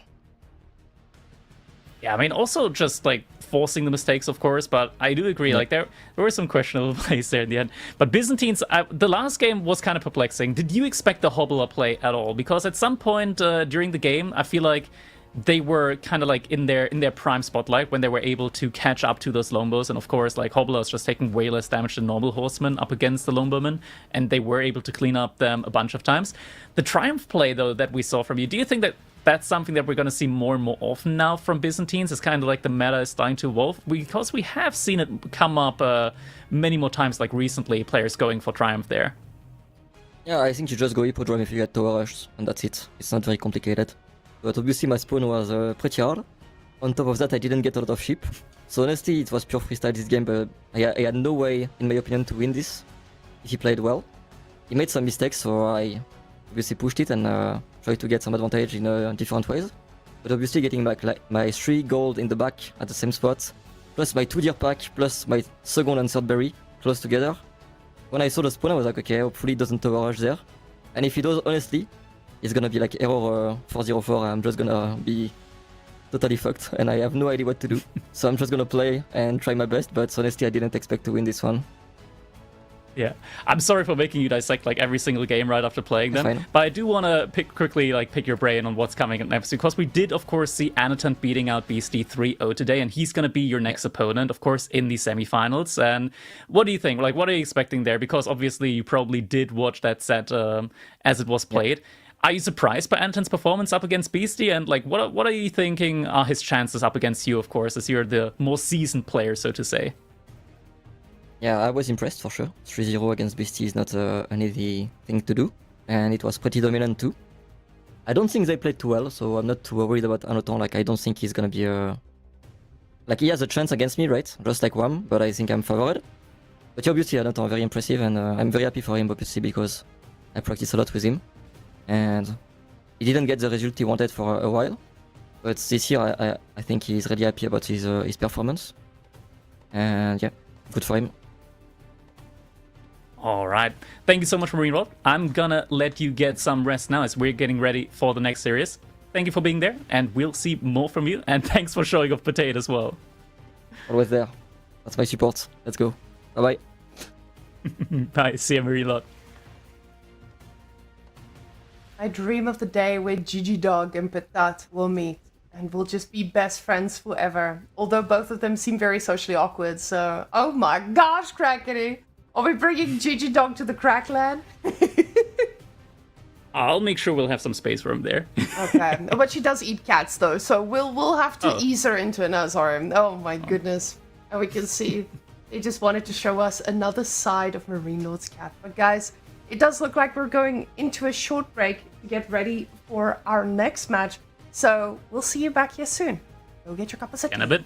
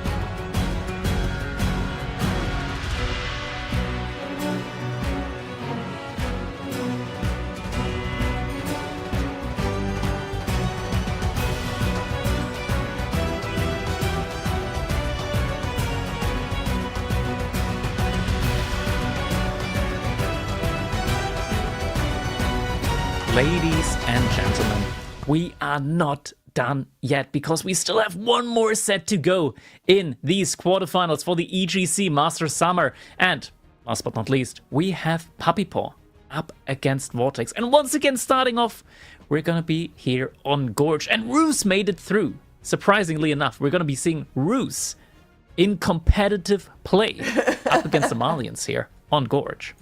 Now, what I'm actually so excited about seeing Roos making it through, it means that there were some different bans. What happened here as well? Like, look at the position where Roos got banned. Puppy Paw, it's the last ban.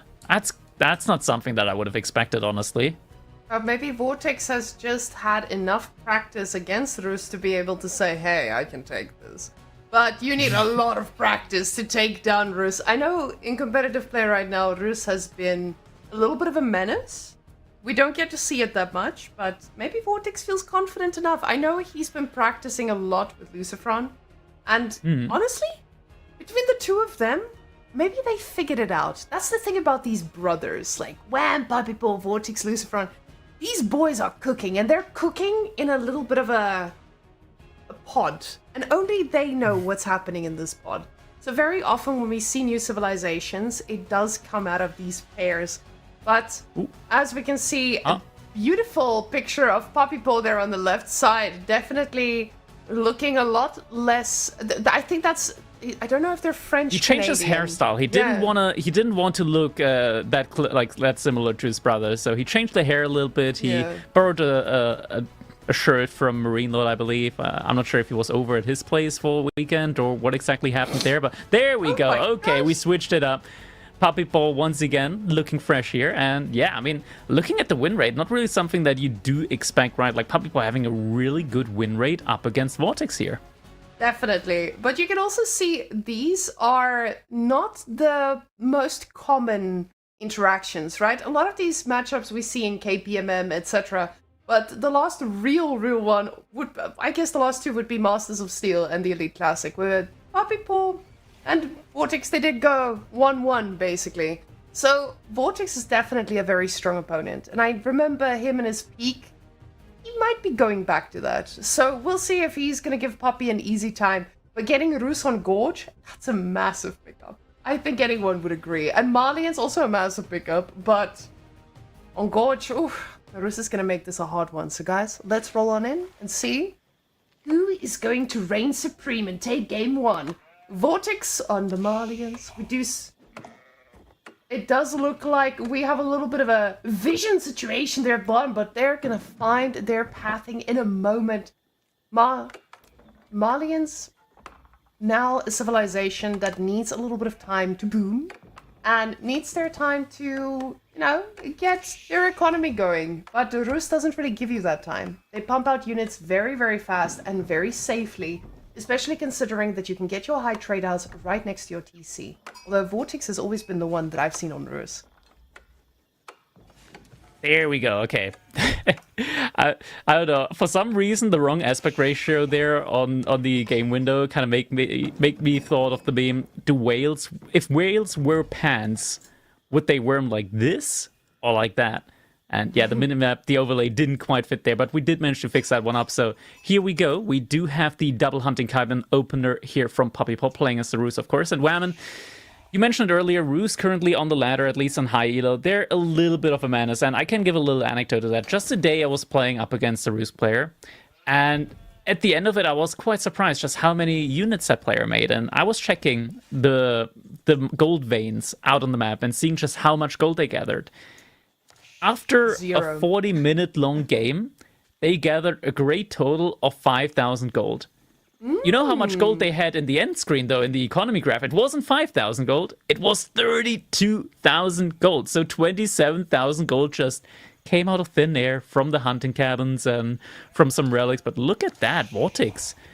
He wanted a lot of gold here as well. Look at that. So many pit mines. The pit mine actually fully kitted out, full of those mud houses here. And it makes perfect sense, because at least in Dark Age, chances are you're not getting immediately harassed by any Dark Age units, any Dark Age Spearmen or anything like that.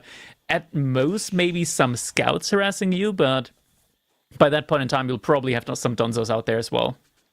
What I really like about that is when we think about a little bit back, we remember that Rus used to be really, really good against Malians in the early game. Because with Rus, you would go and you would actually burn down the houses pretty quickly. But now, it feels like scouts have other jobs to do. Now, the thing is, they do have a little bit of free time, where they will most likely have some opportunity to burn a house or two, but there are some backup houses. But usually, when you see a situation like this, it does feel like Malians is not planning on thinking about the gold for any period of time. They're going to be making units, and a lot of them.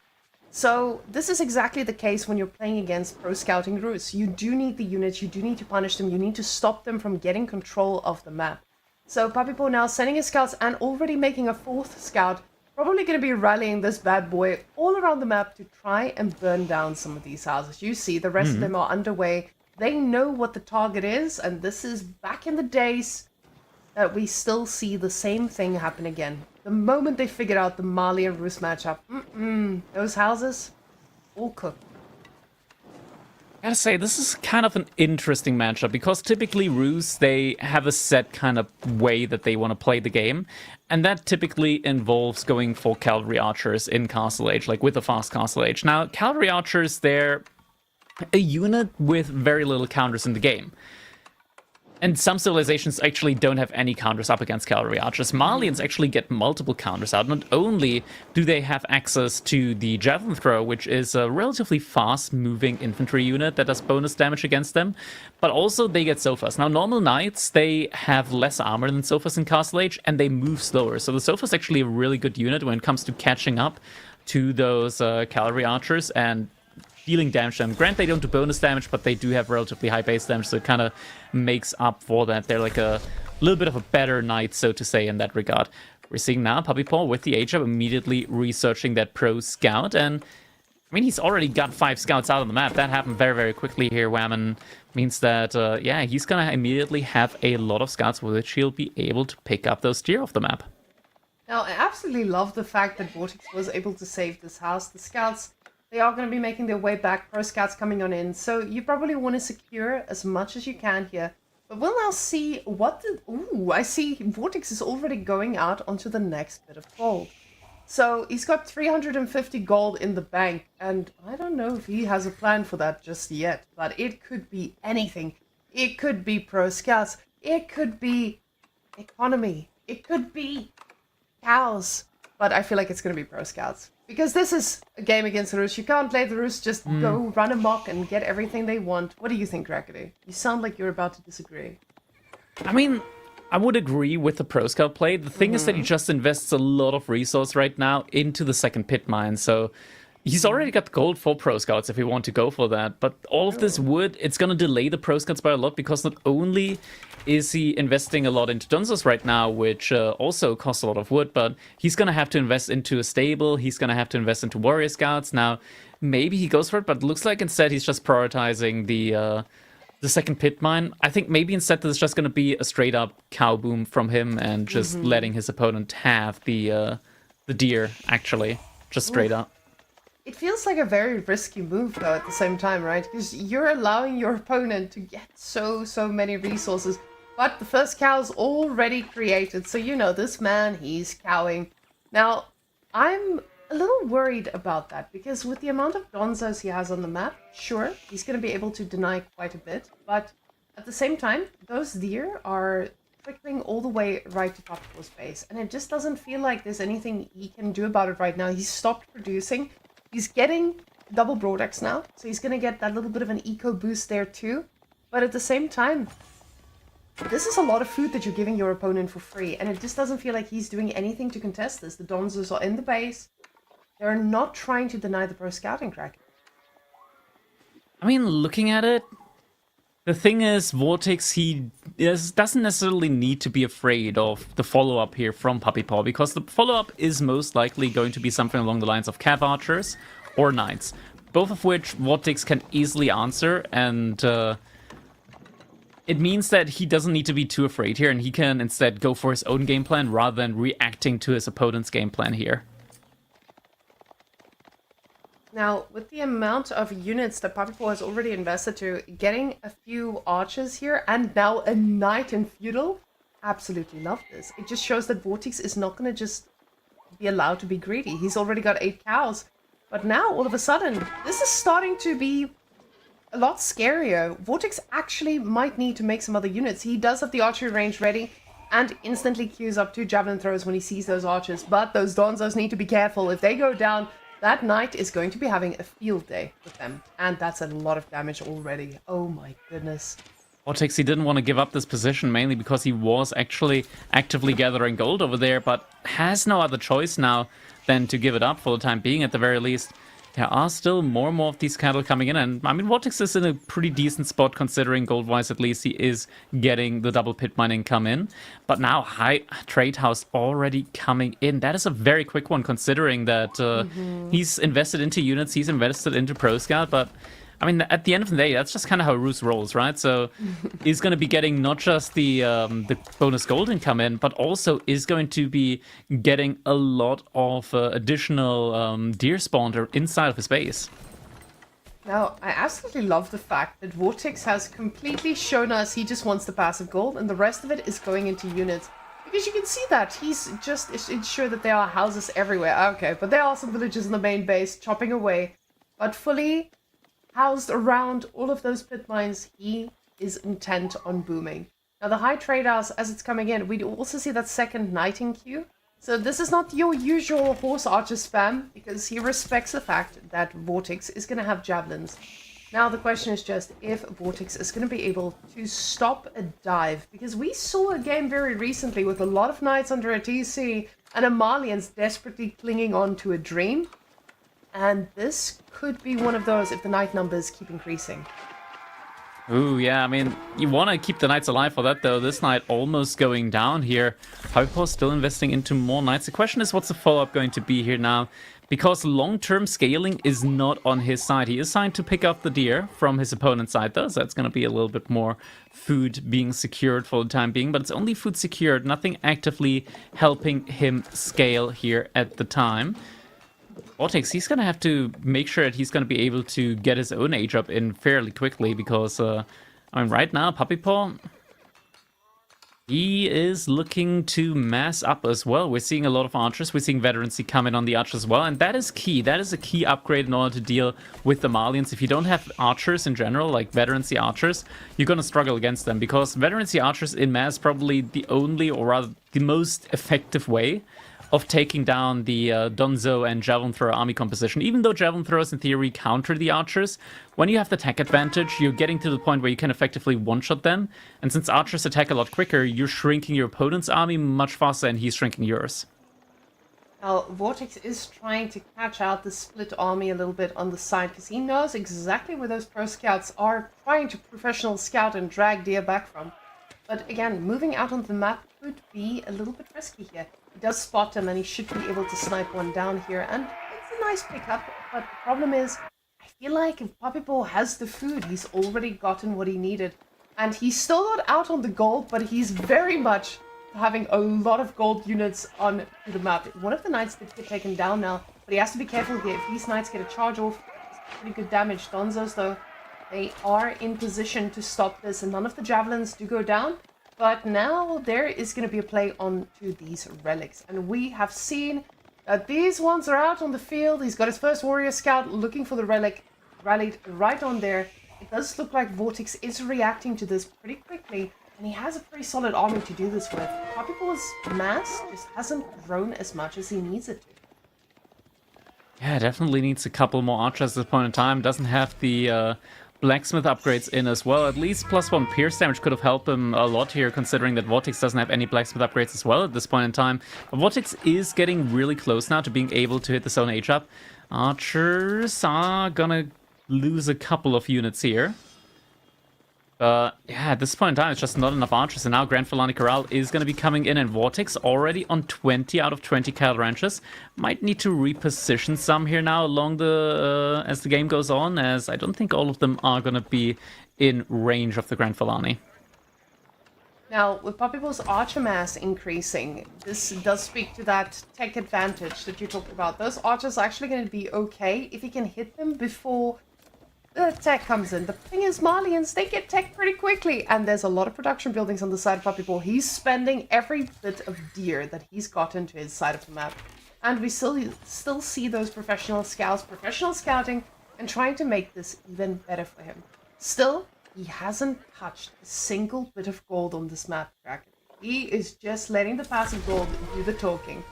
Now, while Vortex, he is now going to be open for harassment, but we do see that army is split up. 127 gold per minute coming out of that high trade house, and that must feel good for Puppyboy. He's able to get upgrades. He's able to get gold units. This man is a happy camper.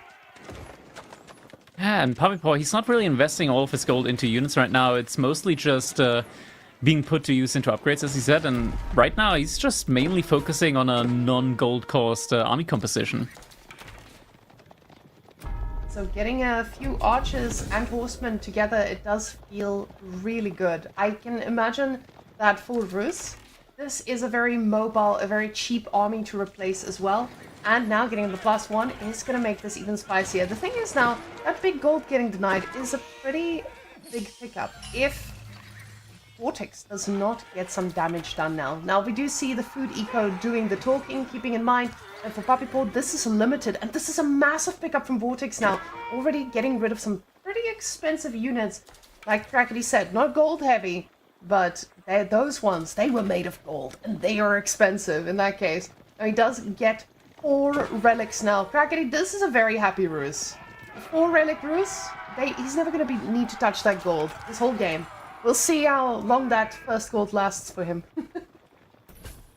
Yeah, it's going to be interesting to see at which point in time Rus is actually going to start actively gathering gold at this point in time, just because right now it's already a ridiculous amount of passive gold income for them. And Puppyboy right now with 0 villagers on gold, already sitting at 500 gold per minute. That's pretty good. Probably not complaining about that one. And the army count is getting bigger and bigger as well. And yeah, I mean, once upgrades like Boyar's Fortitude and so on are through, like this is going to be pretty tough for Vortex to hold. I want to say, though, Vortex's army also does look pretty threatening at this point in time. Tons of Dunzos, and let's not talk about those Javelin Throwers. I mean, their baseline already pretty scary. Now, the big question for me is this one of those instances where he needs to think about a sofa transition pretty soon? Is that army from Puppyboy? It does feel pretty scary in those numbers. Like you said, the javelins are really, really something to handle. But the problem is, in these numbers, it's so hard to effectively do the damage. And this looks like a fight where he needs to effectively take these trades. Otherwise, those horses are going to get on top of the jabs and absolutely destroy them. You can see him really quickly trying to click, but you see the javelins trying to move horses perfect around here at the back, and he is able to clean up so many of them. But at the same time, those Donzos are doing work, and they're coming from behind just to reinforce. It actually went pretty well here for Vortex. Yeah, it was great micro. Vortex splitting his travelers into javelin throwers into 2 groups and microing them individually, making sure that he's getting as many archer kills as possible with every single volley that's coming out. And yeah, I mean, as you mentioned, the trade was very good here for him, and now we see Puppyboy switching it up. We're seeing a barracks coming up, and that means that possibly we're gonna be seeing some men-at-arms, I want to say, coming in as a front line. Definitely very strong up against the Donzos, and decent enough up against the Javelin Throwers. Vortex, though, also adding in stables now, so the sofa plate that you alluded to earlier could be coming in as well. Now this is a pretty natural switch that we see out here from Malians, as he's now getting that extra armor on the sofas, which means that that army from Puppyboy is going to have a pretty hard time.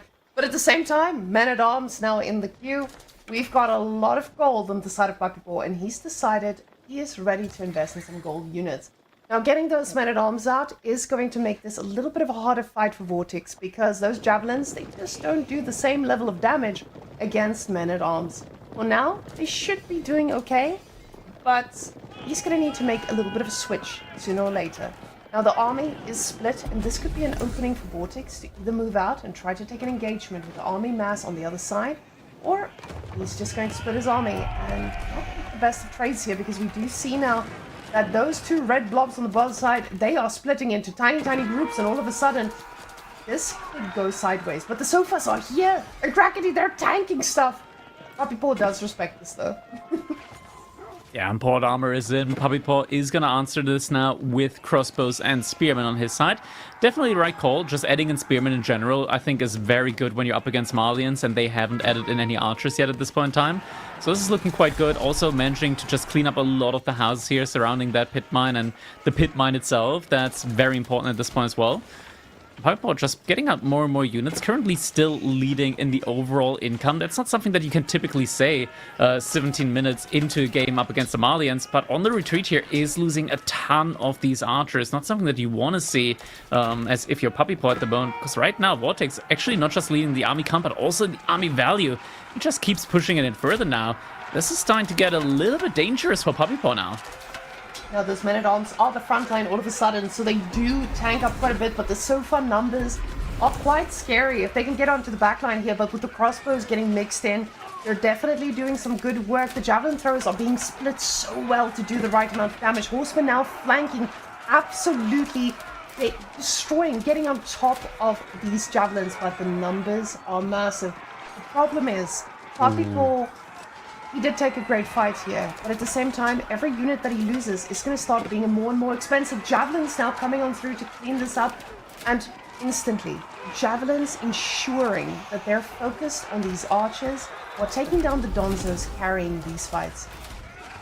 Donzos were a little bit out of position here, though, for Vortex, but now the Horsemen trying their best, but as the front line up against the Donzos, not doing too well here. The Men-at-Arms are doing a good job still, though, but army count is starting to fizzle out on both sides. The issue, though, Whammon, is that Malians, with that passive cattle economy, they just feel so much easier for them to reinforce their army. And now, yeah, Puppy Paw, he's going to have to retreat inside of his base.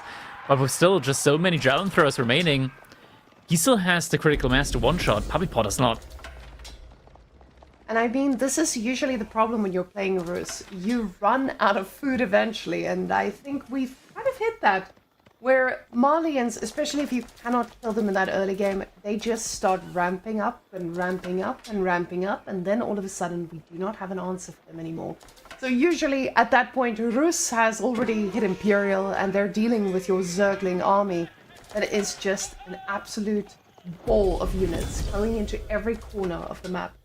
But now Puppy Paw, he's got to ask himself, how do I deal with this? And his answer so far is Knights. The problem is just, there's a lot of Donzos who have an answer to that.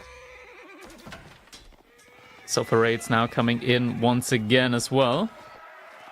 Villagers on the berries are starting to get taken down. That's actually a lot of villagers getting taken down. Not something that you want to see, especially since you're already behind economically, in theory, up against the Malians long-term when it comes to scaling.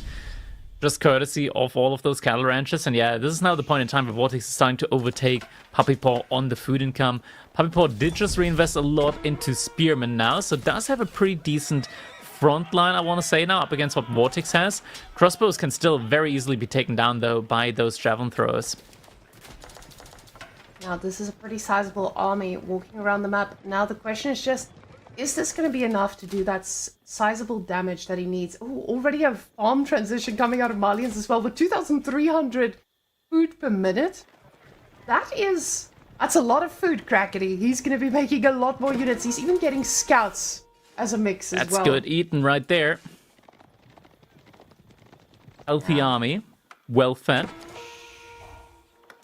Woodlines are starting to get thinned out here from Bruce. He's going to have to go out on the map, and this looks like a fight that Puppy Paw does not want to take. Crossbows just going to do the same against the Malian army. They're doing a good job They're getting obliterated, Whammon.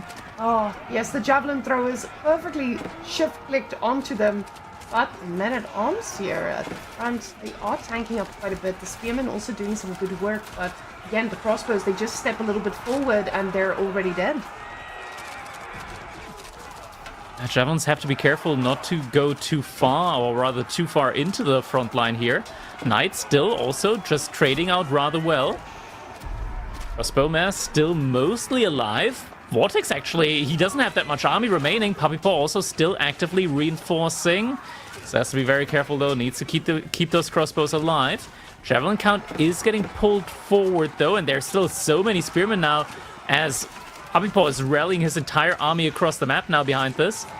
Javelin throws, maybe a little bit too far out of position here, but the bulk of the crossbows has been cleaned up. But the reinforcements that are coming in mean that Puppy Paw still has a massive military lead. And in this position, right now, there's nothing inside the TC. The TC doesn't really provide any protection whatsoever. Puppy Paw, he can start burning down these cattle ranches potentially very soon. The problem is, you know how he has all the food in the world? He's just got nothing else to produce anything from. We see now Musafati's being added. He's realizing, hey, these men-at-arms, they do provide a little bit of a problem for me. Now the spearmen also finally going down. Sofa numbers increasing. But this was a pretty tough fight here for Vortex. He lost quite a bit of army here. But the thing is, he gets to replace this. Actually, he can replace this 600 times over if Puppy Paw does not find a way to defeat him with a killing blow. Now, that's a lot of villagers, though, and he does have the knights trying to find a few kills, and there's a stealth forest to provide some level of protection, and they turn around. The villagers might live. Looks like they are going to be able to live here. Not something that I expected, but instead finds the villagers on the wood line here instead. Puppy Paw, is he going to pay attention? Puppy Paw, does he? But he just went so far past them. Missing the critical timing here in order to find them.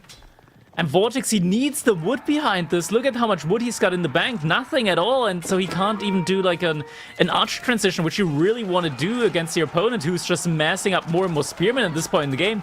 Not being able to mass up archers just feels so difficult now. And Puppy Paw is starting to take some really good trades yet again. The wood has been the answer here all along. It does look like those javelins are not going to be able to fight anymore. And not having that archer composition with the poison arrows at this point of the game feels so rough.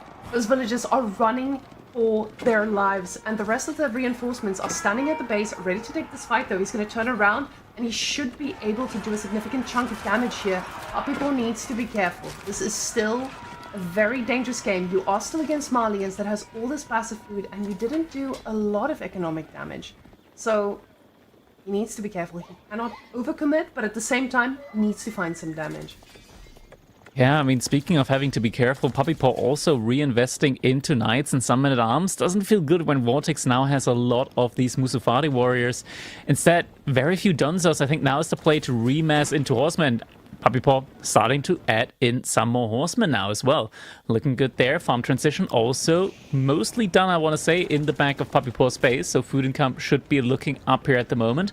Vortex, he's been idled out a lot on his economy, which is why currently there's quite the dip in his income overall. So if Puppy Paw is able to keep this pressure up, able to trade out effectively, he's going to be in a very good spot here. Might potentially be able to do some pressure now, putting up pressure on these cattle ranches. Not something that Vortex really wants to give up. And on the retreat, these crossbows are able to pick up a lot of these sofas here. Very, very important to keep those army units low. The lack of archers is making this so hard. The javelins, they are great, but against the mass spears, they are struggling, and that is a lot of spears. 32 spears with now a lot of crossbows in the mix as well. You can see the sofas trying to get on the back line, but they are getting deleted. It looks like the Musafatis are trying to make something work here, but those are spears. You are not doing the bonus damage you were hoping for. 3 men-at-arms you made those for is just not paying off. Now the crossbows, though, at the back, they're trying to eat everything they can on the side, but apparently the javelins, they're finding some pretty good connections here. Shift clicking amazingly, because we know Vortex is an old StarCraft player. He is fast, as fast as you get. But this is a little bit chaotic now, and Puppy Paw, his income is still looking pretty good behind this. Yeah, the issue here in this fight, in that situation, was that Puppy Paw, he's messing up a lot of spearmen. The issue is that spearmen don't actually do too well up against Musafati warriors. Like in a straight-up 1-on-1 engagement, the Musafati warrior always wins. They have more attack speed and, yeah, just hit harder at the end of the day. Even though they're meant to be an anti-armored unit, they still do well even up against horsemen and spearmen. Not that great up against horsemen because they have way more health, especially up against the Ruse horsemen with Boy's Fortitude. So horsemen definitely the right unit here for Puppy Paw to mix in now as a main like frontline unit. He needs to make sure though that the Dunzos aren't that big of a threat to him. So I want to see like maybe even remass into archers at this point in time. Because you only need enough crossbows to one-shot the sofas. After that, just going into pure archers, probably more value there for him. Also seeing some walls now coming in for Wham, as there are some sofas trying to find some raiding spots. Now, this is pretty standard if you're playing against Malians. You know the sofa raids. They do have their timing, and with farms like that, you should be expecting those. Now, the crossbow numbers, they're still pretty scary, and Papa was asking himself, where can I do the real damage? And the problem is, the real damage seems to be a little bit risky here, because again, those horses are not with him right now. They aren't going to be here to make that connection, to get the actual damage down. The crossbows, they're in a little bit of danger. They do fight backwards, and they're doing a pretty damn good job at it, but at the same time, this is a Malian army. It's just going to get remaxed and remaxed. Luckily for Papipo, he does have the farm transition going as well. So the later in the game this goes for Rus, I feel like Papipo is probably going to be in a pretty good position. That Malian power spike that we usually see, it doesn't feel like it hits quite as hard as we usually experience. It's tough to say, because now Vortex at this point in time, he has finally managed to get the wood income that he needs, and we are now seeing the transition in to Poison Arrow Archers coming in. So both Veterancy and the Poison Arrow upgrade is starting to come in. Papipo still trying to capture up these sacred sites every now and then, and just being able to get more and more of that passive gold income. At this point in time, Whammon, it's 30 minutes into the game. Papipo has not made a single mining camp on gold yet. Not sure if we're gonna see it this game, but so far we haven't. Well, for university upgrades, he might need to. He might need to think that way, right? To be fair, he's got the sacred potentially. Yeah. But you know, they nerfed the high traders, right? So the high traders, definitely a massive nerf on the high traders. We can see having huge impacts all around. Definitely not too Minimap's much busting gold. out of its pants. Minimap looking kind of huge right now. They just want to ensure we have the best vision, Crackety. We are now seeing that minimap just giving us all the vision we could ever dream of. It does look like these crossbows, little groups of crossbows, are trying to find some damage. But now it's a little bit of that stalemate where we attack in, we have to fall back. Attack in, fall back. So the follow-up will probably come from the person who just gets a nice little peek and controls a significant portion of this. Because we know that Malians, they will need the gold that Rus doesn't. Ooh, we're now starting to get into another fighting spot here between the two. Vortex, he's kind of stopped massing into javelin throws, so with 44 crossbows, Papipo might now be in a little bit of a better spot when it comes to taking fights, and we do see the horsemen coming in, distracting the spearman at the front side. Crossbow still doing a really good job here at the front line. Spearman also just tanking up the brunt force here from Vortex. Still the javelin throws, though, are getting focused onto the crossbows and the archers in the back. Taking down all the spearmen. Papipo's got to be really careful here. He's losing a lot of military mass.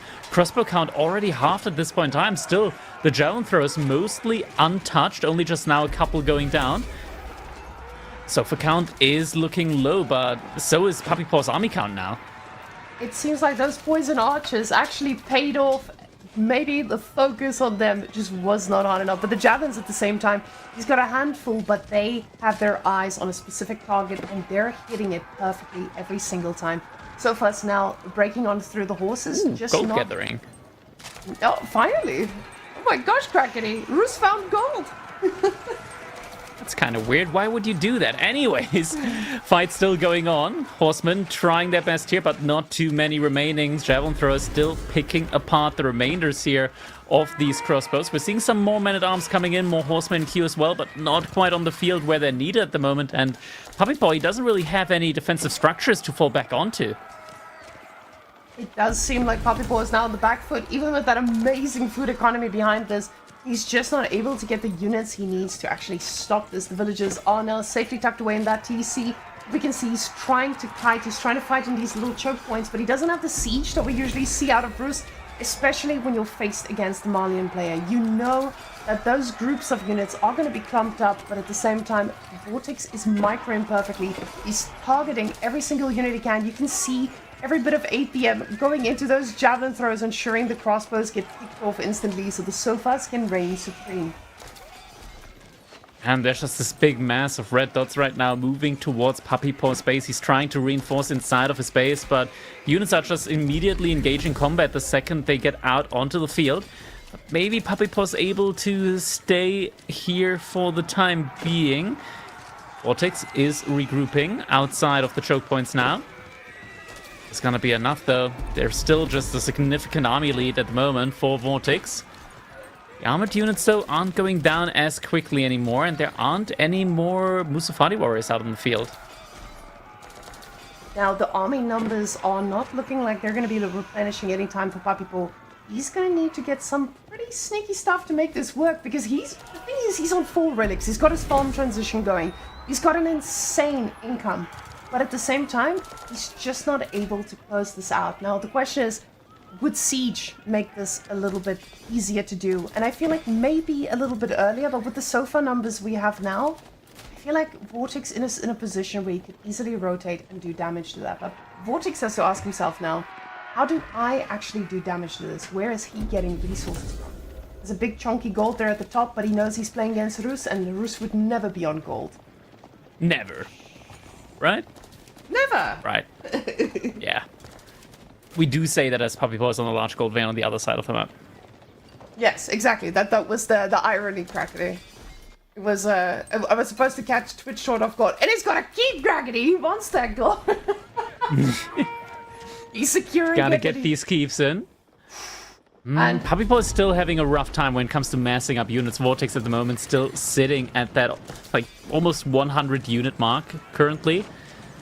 We're now also starting to see more infantry, more Donzos, more Musafati warriors getting added. Another fight is being taken here now. Puppy Paw trying his best. Javelin Throw is also getting remassed behind all of this. Is this gonna be enough though? I mean, the crossbows are still trying their best, but every time the Javelin Throw is just very, very effectively singling them out. And the front line at the moment, it's not killing as quickly as it needs to, not nearly as quickly as it needs to, as the man-at-arm mass is just getting absolutely shredded here by what seems like just Donzos and Poison Arrow Archers. Keep is getting rushed up now inside the base from Puppy Paw, but can it get rushed up in time? Vortex, he's being relentless, he just keeps on pushing in, keeps on killing the units that Puppy Paw is trying to mass up here. So no mass really being able to be created here. Keep at the very least is going to go up, but still so many farms here are going to be in harm's way. These are just farms that Puppy Paw is not going to be able to get to for the time being as long as these archers are here. And yet with the keep there, Vortex, he's not being deterred. He just keeps on pushing in deeper. He knows that this is not the end for those units, and even if they do end, more will come.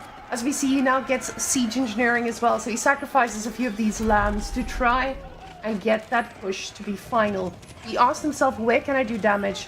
The answer was not gold, it was food. And now that he shut down the food, we can see that income plummeting to 1,000 per minute, while Vortex is on 2.2k. Meaning that this man is going to be pushing through with an undeniable force. And now, Rams to accompany them. Now the Rams, not just the front line, but also a very good farm destroyer. Yeah, I mean, just taking down all the infrastructure here. This is going to be tough for Puppy Paw. I mean, he had a lot of wood in the bank, but still, it's so difficult to replenish these farms. But actually, never mind. He's just going straight for the keep. Boiling oil is being researched at the moment, but it's not coming in nearly quickly enough. And now these Rams, they're going to immediately start doing some damage here at least. Puppy Paw does have the keep to help him out damage-wise, but still not nearly enough units now. We do see the Siege Workshop getting rushed up here in the back, but the Rams are already working on the keep. It's going down really quickly now.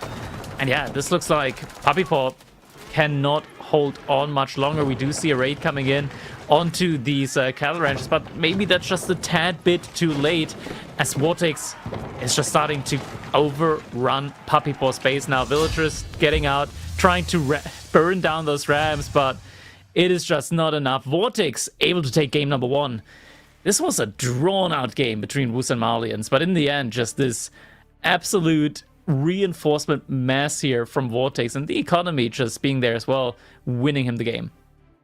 Now, that mangonel, it came out, but it came about 20 minutes too late, as Twitch chat is noting I can see how Rus feels like such a strong pick to get on a map like this, but Vortex said he knew how to handle it, and the answer was Marlians. Absolutely amazingly played here by Vortex. I feel like both players, they were feeling out when the other one was going to be making a mistake, and they just did an amazing job at exploiting this.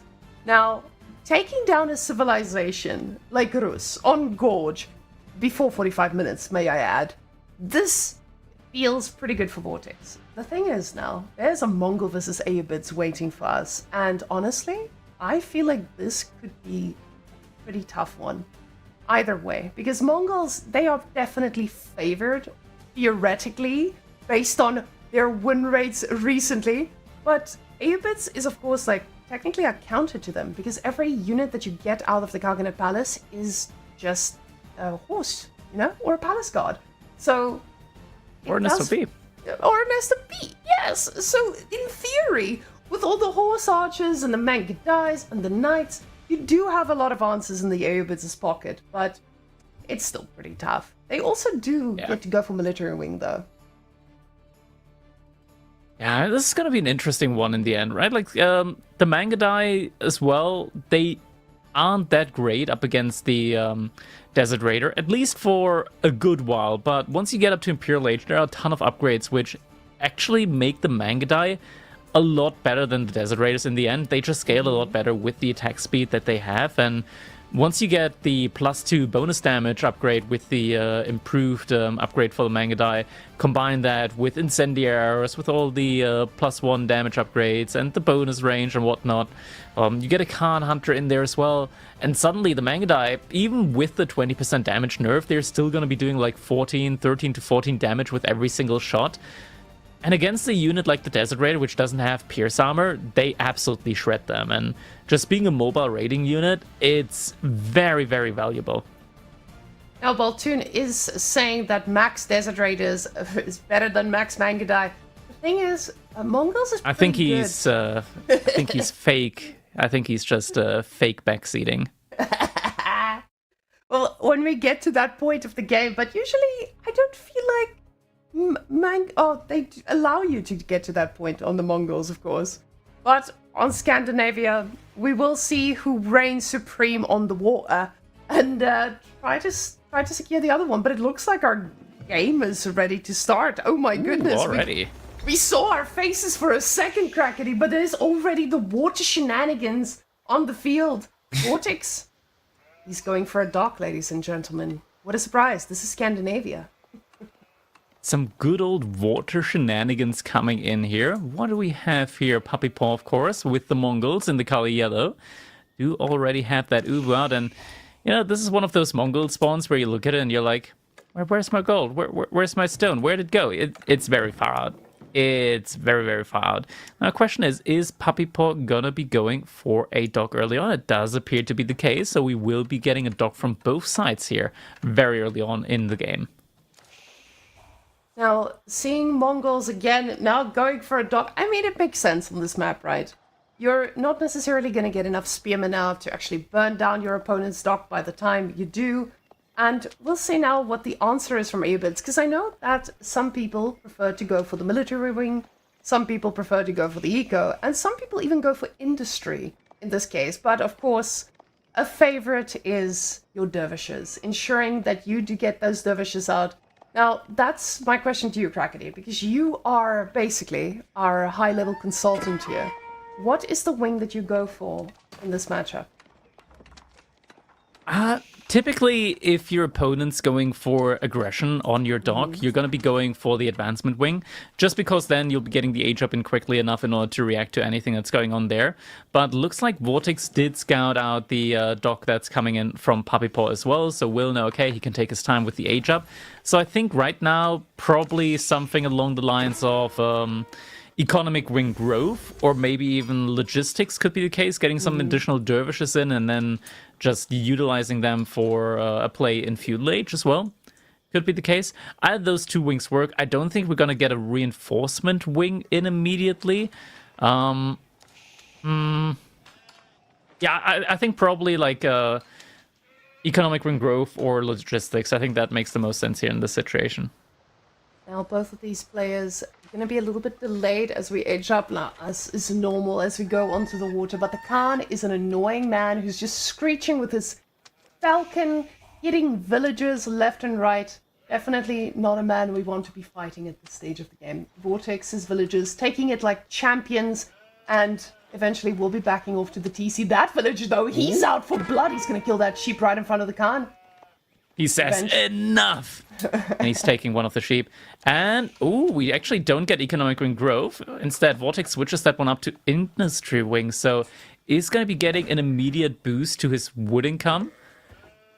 And yeah, I mean, that's just one big wood income boost there for you. It's not really something I want to say that's sustainable or like helps you scale in a long-term way, but means that he is at the very least going to have a lot of wood immediately to make sure that he wins his side on water.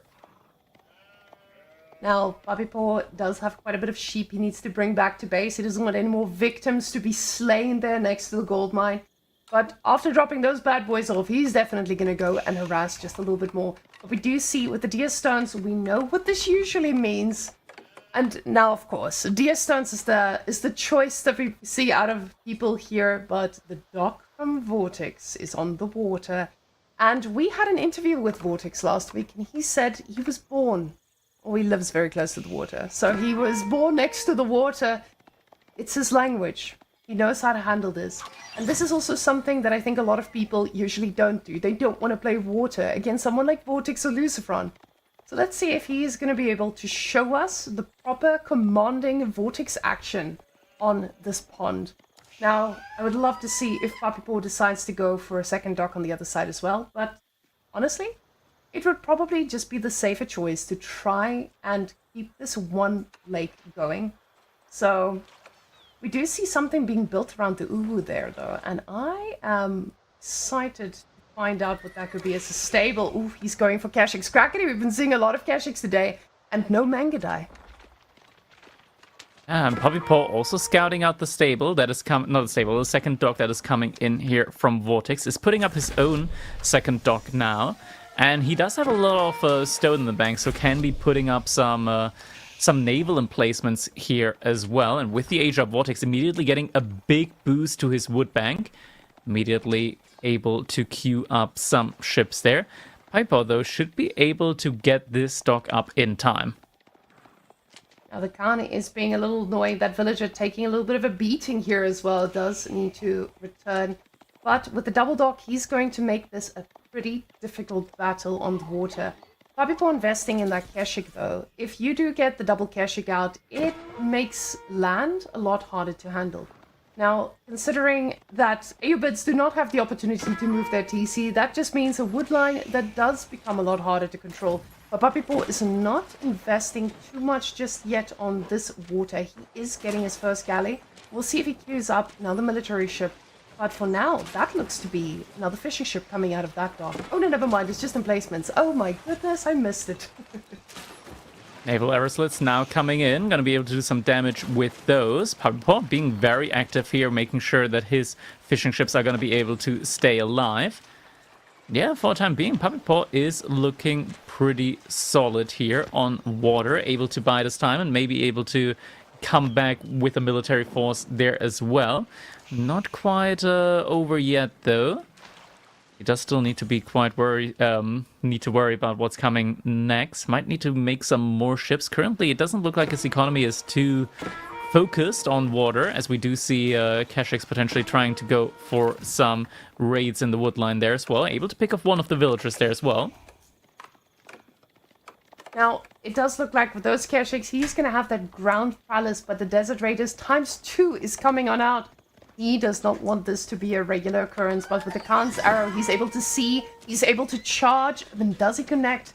He does connect, but it's not going to be enough to cost the life of another villager. And the Desert Raider now has something to say about this. Yeah, Desert Raider is definitely going to be able to deal with those Kashiks now. We do get another bunch of Kashiks in next. Now we're also starting to see some more ships coming in here for Papipo, and I mean, he just bought himself so much time here with that naval defensive emplacement. The issue is that behind this, he hasn't really been scaling his economy too much, and Vortex definitely has been getting a lot of food income. He is leading, even though he lost a villager when it comes to the economy count. And now with the TC, just hopping inside there and able to get some fire in there on those Keshiks, able to take him down. And yeah, I mean, now we are seeing the archer range getting rushed up by Puppy Paw. It's definitely going to need some archers up against the Desert Raiders. Don't think that Mangadai are going to be able to do anything, at least not in feudal age. They don't really do too well there. Now, if he does go for the Mangadai, and he goes for the actual archers, so the archers definitely a good choice against the Desert Raiders if those Desert Raiders decide to come on out. Now, the water is starting to heat up a bit. Vortex, he is taking a bit of fire on that side, but it doesn't look like he's investing too much more onto that lake. But Puppy Paw is making a move onto his lake on the other side.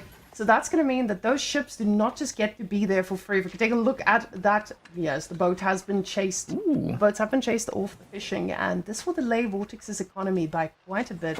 He's not going to have free reins on that water anymore. And this was maybe a little bit greedy here by Vortex, just not making any military ships on that side to actually control the lake and the shorelines. So, beautiful follow-up here by Puppy Paw. And Desert Raider count looking very solid. Puppy Paw already close to having enough stone in the bank for yet another naval emplacement, aeroslit emplacement there, just to further control the water over on Vortex's side. And right now, villagers, though, are going to have to evacuate in. There we go, naval aeroslits coming in yet again. Means that now on water, Puppy Paw, he's going to be able to just annoy Vortex by quite a bit yet again. As we do see those two galleys, just two archer ships here, pulling that Bagla just apart here, as it doesn't really know where it can, where it has to go at any one point in time. It feels like he needs to be in two places at the same time, because these guys are making it so tough. And at the same time, our observers, they're trying to keep track of this and that and top and bottom, and now the camels onto the gold.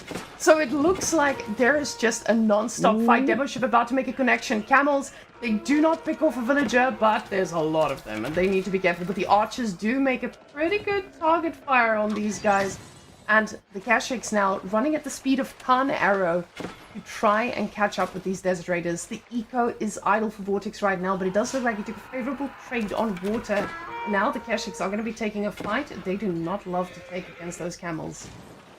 They're gonna have to fall back at least for a time being, but behind this, Puppy Paw is doing a great amount of damage here over on the side of Vortex. Needs to be very careful, does not want to lose. That ship almost gets the connection in against that Bagla, but just almost. But I mean, these naval aeroslits here so far, they've been doing so much work, but now the horsemen are coming in. They're going to be able to do a great job up against these archers at this point in time now as well. No spearmen yet to be seen, but Puppy Paw is going to be able to save his Kashyyyks by getting them close to the water shoreline. Now those horsemen, they are just eating at everything in their path. But now the Kashyyyks, they are taking a fight. There's a demo ship. Water. That's not active though. Oh, he's lost the entirety. It was a big moment that we could have witnessed there with that demo ship, but I don't think he made the connection as he wanted. Those camels did end up eating everything they needed to. But the water has been under siege here for a while, so we can see that in both their economies. 500 food per minute now on both sides. Not an optimal amount, but the difference is here. Vortex has the units, he's got rocks, paper, and the only thing that Puppy has is scissors. So he is definitely going to struggle with that raid. Now on top, beautiful connection here yet again, and the water trellis is here. The horsemen on top of the archers. Villagers getting target fired here by the Desert Raiders, absolutely obliterating them. And he does lose a bunch here, and the horses just absolutely destroying everything in their path. The Khan has been killed. Khan just, yeah, that's just a cherry on the top, right? Behind this, Vortex now taking down not just the villagers here, but also a lot of the fishing ships there, which Puppy Paw did invest heavily into, we can tell, because even though he lost so many economy units, he's still even, if not ahead in the economy count, and that's just courtesy of all the fishing ships that he invested into. But now they're idled out. He does have the double naval aeroslits emplacements here, which are actually going to be able to somewhat pierce through all of this fire. Although needs to be able to get onto that back line. We do get even more archer ships here. Instead, though, as Puppy Paw, he just doesn't have gold access yet again. Villagers now going down on the gold vein. Vortex is just being relentless, still diving deeper with the horseman, diving underneath the TC. And Puppy Paw, he just can't get him out of his base. And it just looks like No spearmen. No spearmen, and it's such a hard thing to invest to now because your Uwu is all the way out there. You want it to be optimal, but right now you just need something. The horseman, though, the numbers are non-stop. He's got the wood for the barracks. He just doesn't have the food right now because that economy has been idled out completely. The battle on the water took forever. And Puppy Paw, he now has a moment to breathe and bring in some food and try to get back to this. But now he's spending that wood on another ship. He needs to get some kind of dominance. The camels are all dead, but 13 horsemen make this very, very risky business. 12 archer ships still trying to get some damage in, missing all their shots, unfortunately, and yet again, villagers getting found on the gold vein as Puppy Paw is once again trying to rush up some outposts there, not managing to do so, however, as these horsemen, they're just tanky enough in order to very easily deal with these outposts. And now we do see Pierce Armor also coming in for Puppy Paw, which is going to make it even easier for him to dive past those. Archership is going to get repaired here as well, so it's going to be able to stay alive. Vortex behind us now soon going to be able to go up to Castle Age, probably with the logistics wing, and just vacuum up all the relics on the map. Oh, crackety. You smart man. You just call it every single time. Look at that logistics coming on out. Now, guys, these things become the vacuum cleaners of Castle because they do not die. Holding a relic, they run like Ferraris. They're just going all around the map, doing everything they want, vacuuming the relics, and those horsemen are going to keep every single land unit very, very engaged. So now the villagers are snacking away on that gold, but this is not the Mongols we're used to seeing on this map.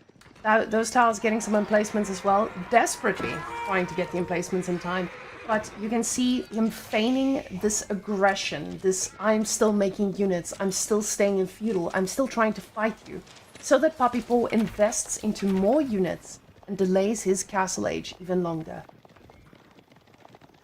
I can't really delay it much longer though, Vortex.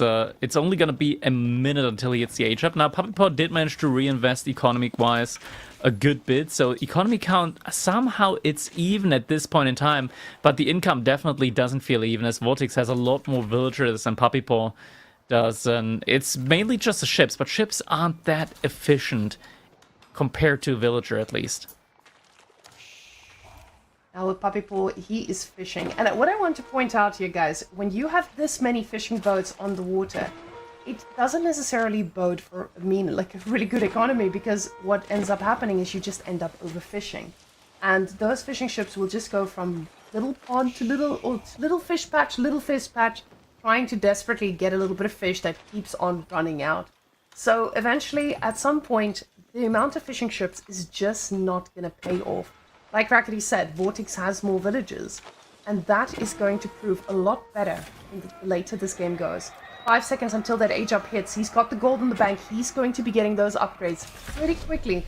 Wheelbarrow on the way as well. And we see Camel Lancers, 4 of them instantly queued up. Puppy Paw knows he needs to fight this right now. And a beautiful connection here from Puppy Paw. He's trying to make it work right now. He knows this is a little bit of a timing here, that he might have an opening to kill something. But Vortex, he's snacking. Maybe just stacking a little bit too hard as well.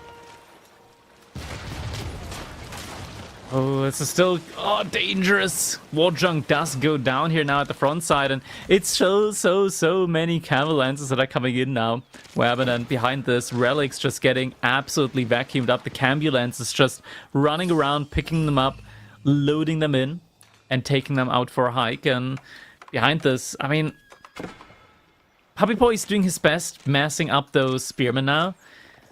But how many spearmen can you, like, the count is so even almost, spearmen to Camel Lancer, at least when it comes to, if we include the ones that are in queue. And when the count is even, the spearmen might as well not exist. Now, the count of the Camel Lancers is going to make this a lot harder, because those Keshiks, They are great as the front line right now, but soon enough they are going to melt too. The spearmen, they are going to struggle when these numbers increase. Like you said, right now there's 3, but the rest are joining pretty quickly.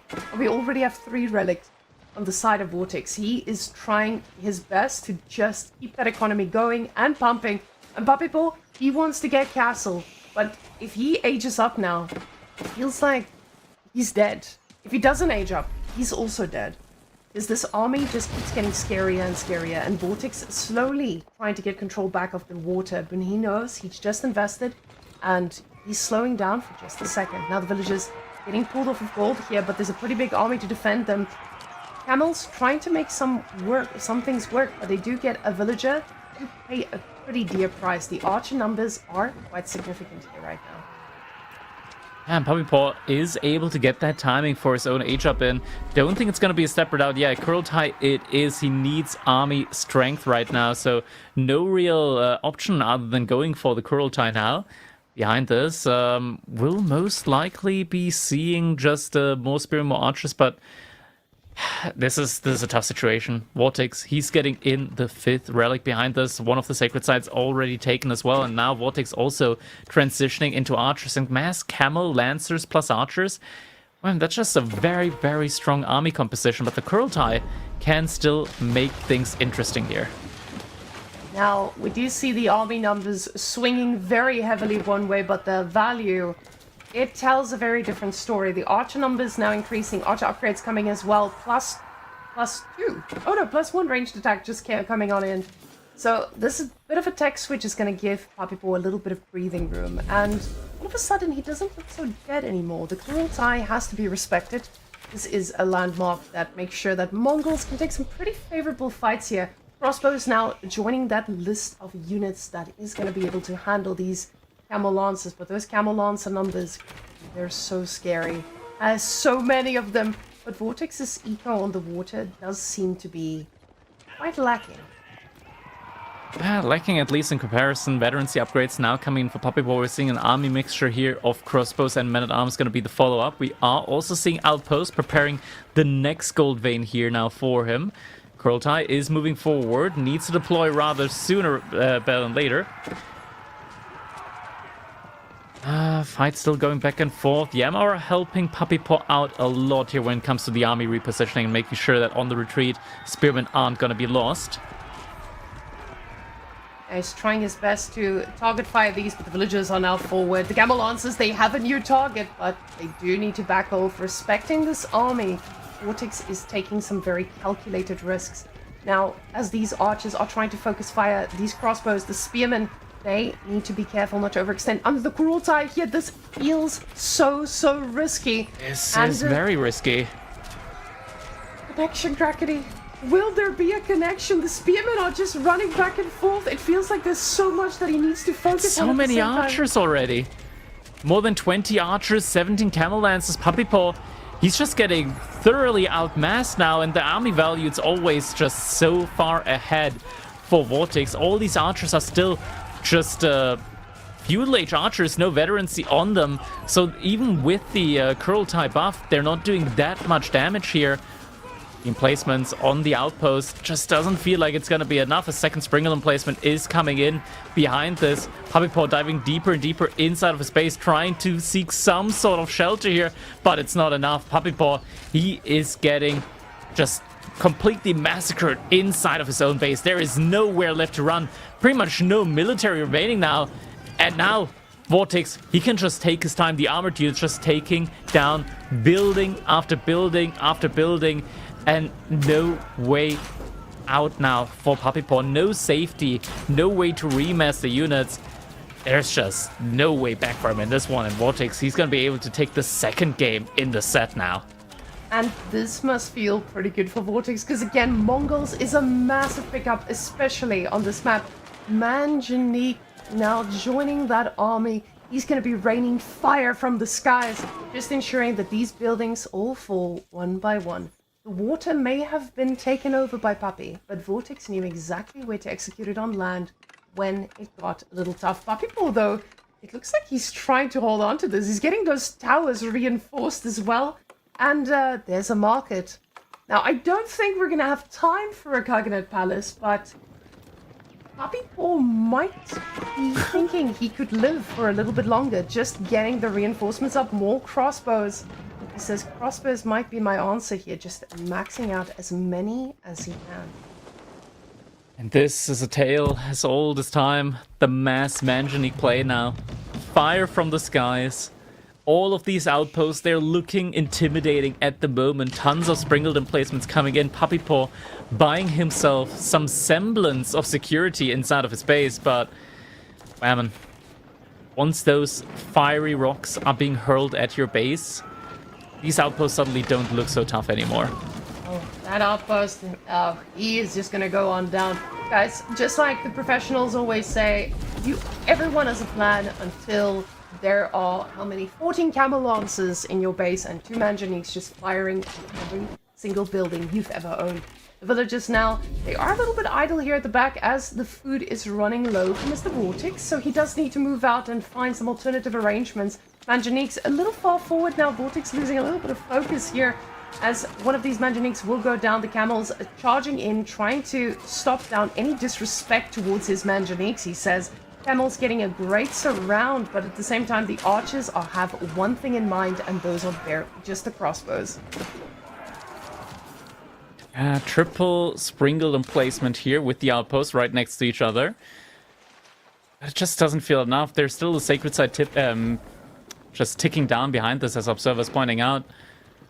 And we're just gonna see another manganique coming up to replace the one that has been lost. Behind us also we got the dervish healing units up behind everything. And even though Puppy Paw has greater economy units, he is not in a good spot, not nearly good enough. Military-wise, it's just such a stark difference here at the moment. We're seeing a lot of stables getting dropped now in the back. Question is, what is he really going for here? Maybe mass horseman, because at the moment it actually looks like Vortex is starting to lose a little bit of the reproduction ability when it comes to the cavalry. Now the cavalry does mean they are quite expensive. Oh, we see 180 food per minute now on Vortex's side.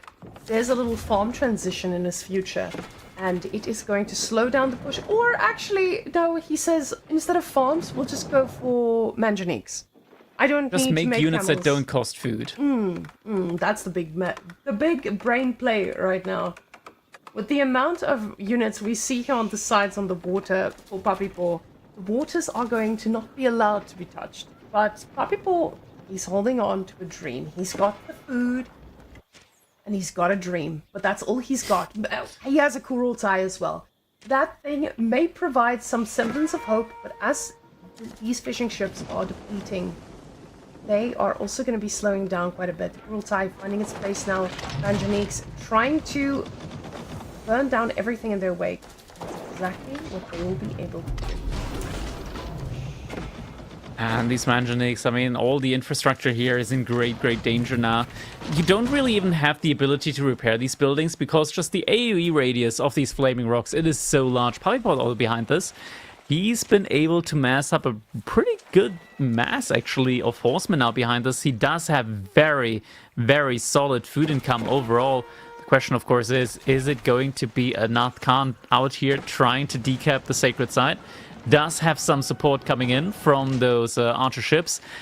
Doesn't quite look like it's gonna be enough though, as there's more camel lancers coming in, so the decap attempt is not going to be successful, and Khan, unfortunately, is gonna be going down there.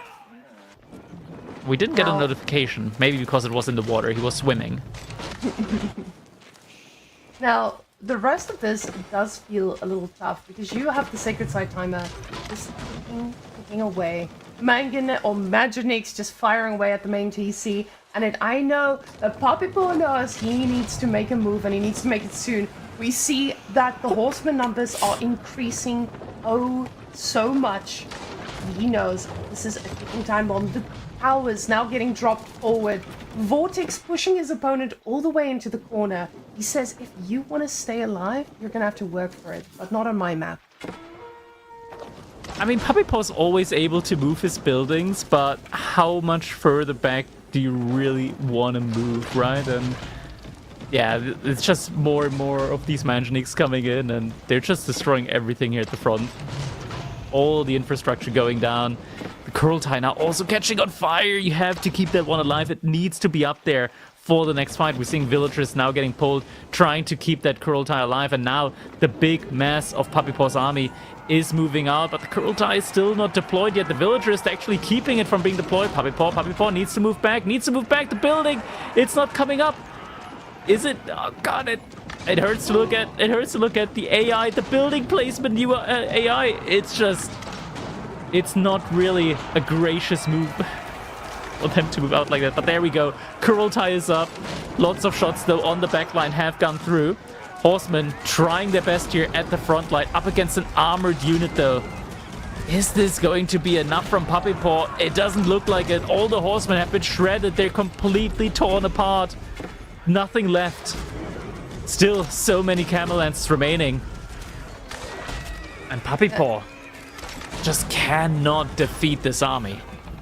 That was an amazing engagement from Papipor though. With that Kurultai, if it was on the ground in time, this may have been a different story. The villagers now paying the price, the rest of them getting healed up a little bit, but just a little bit too little.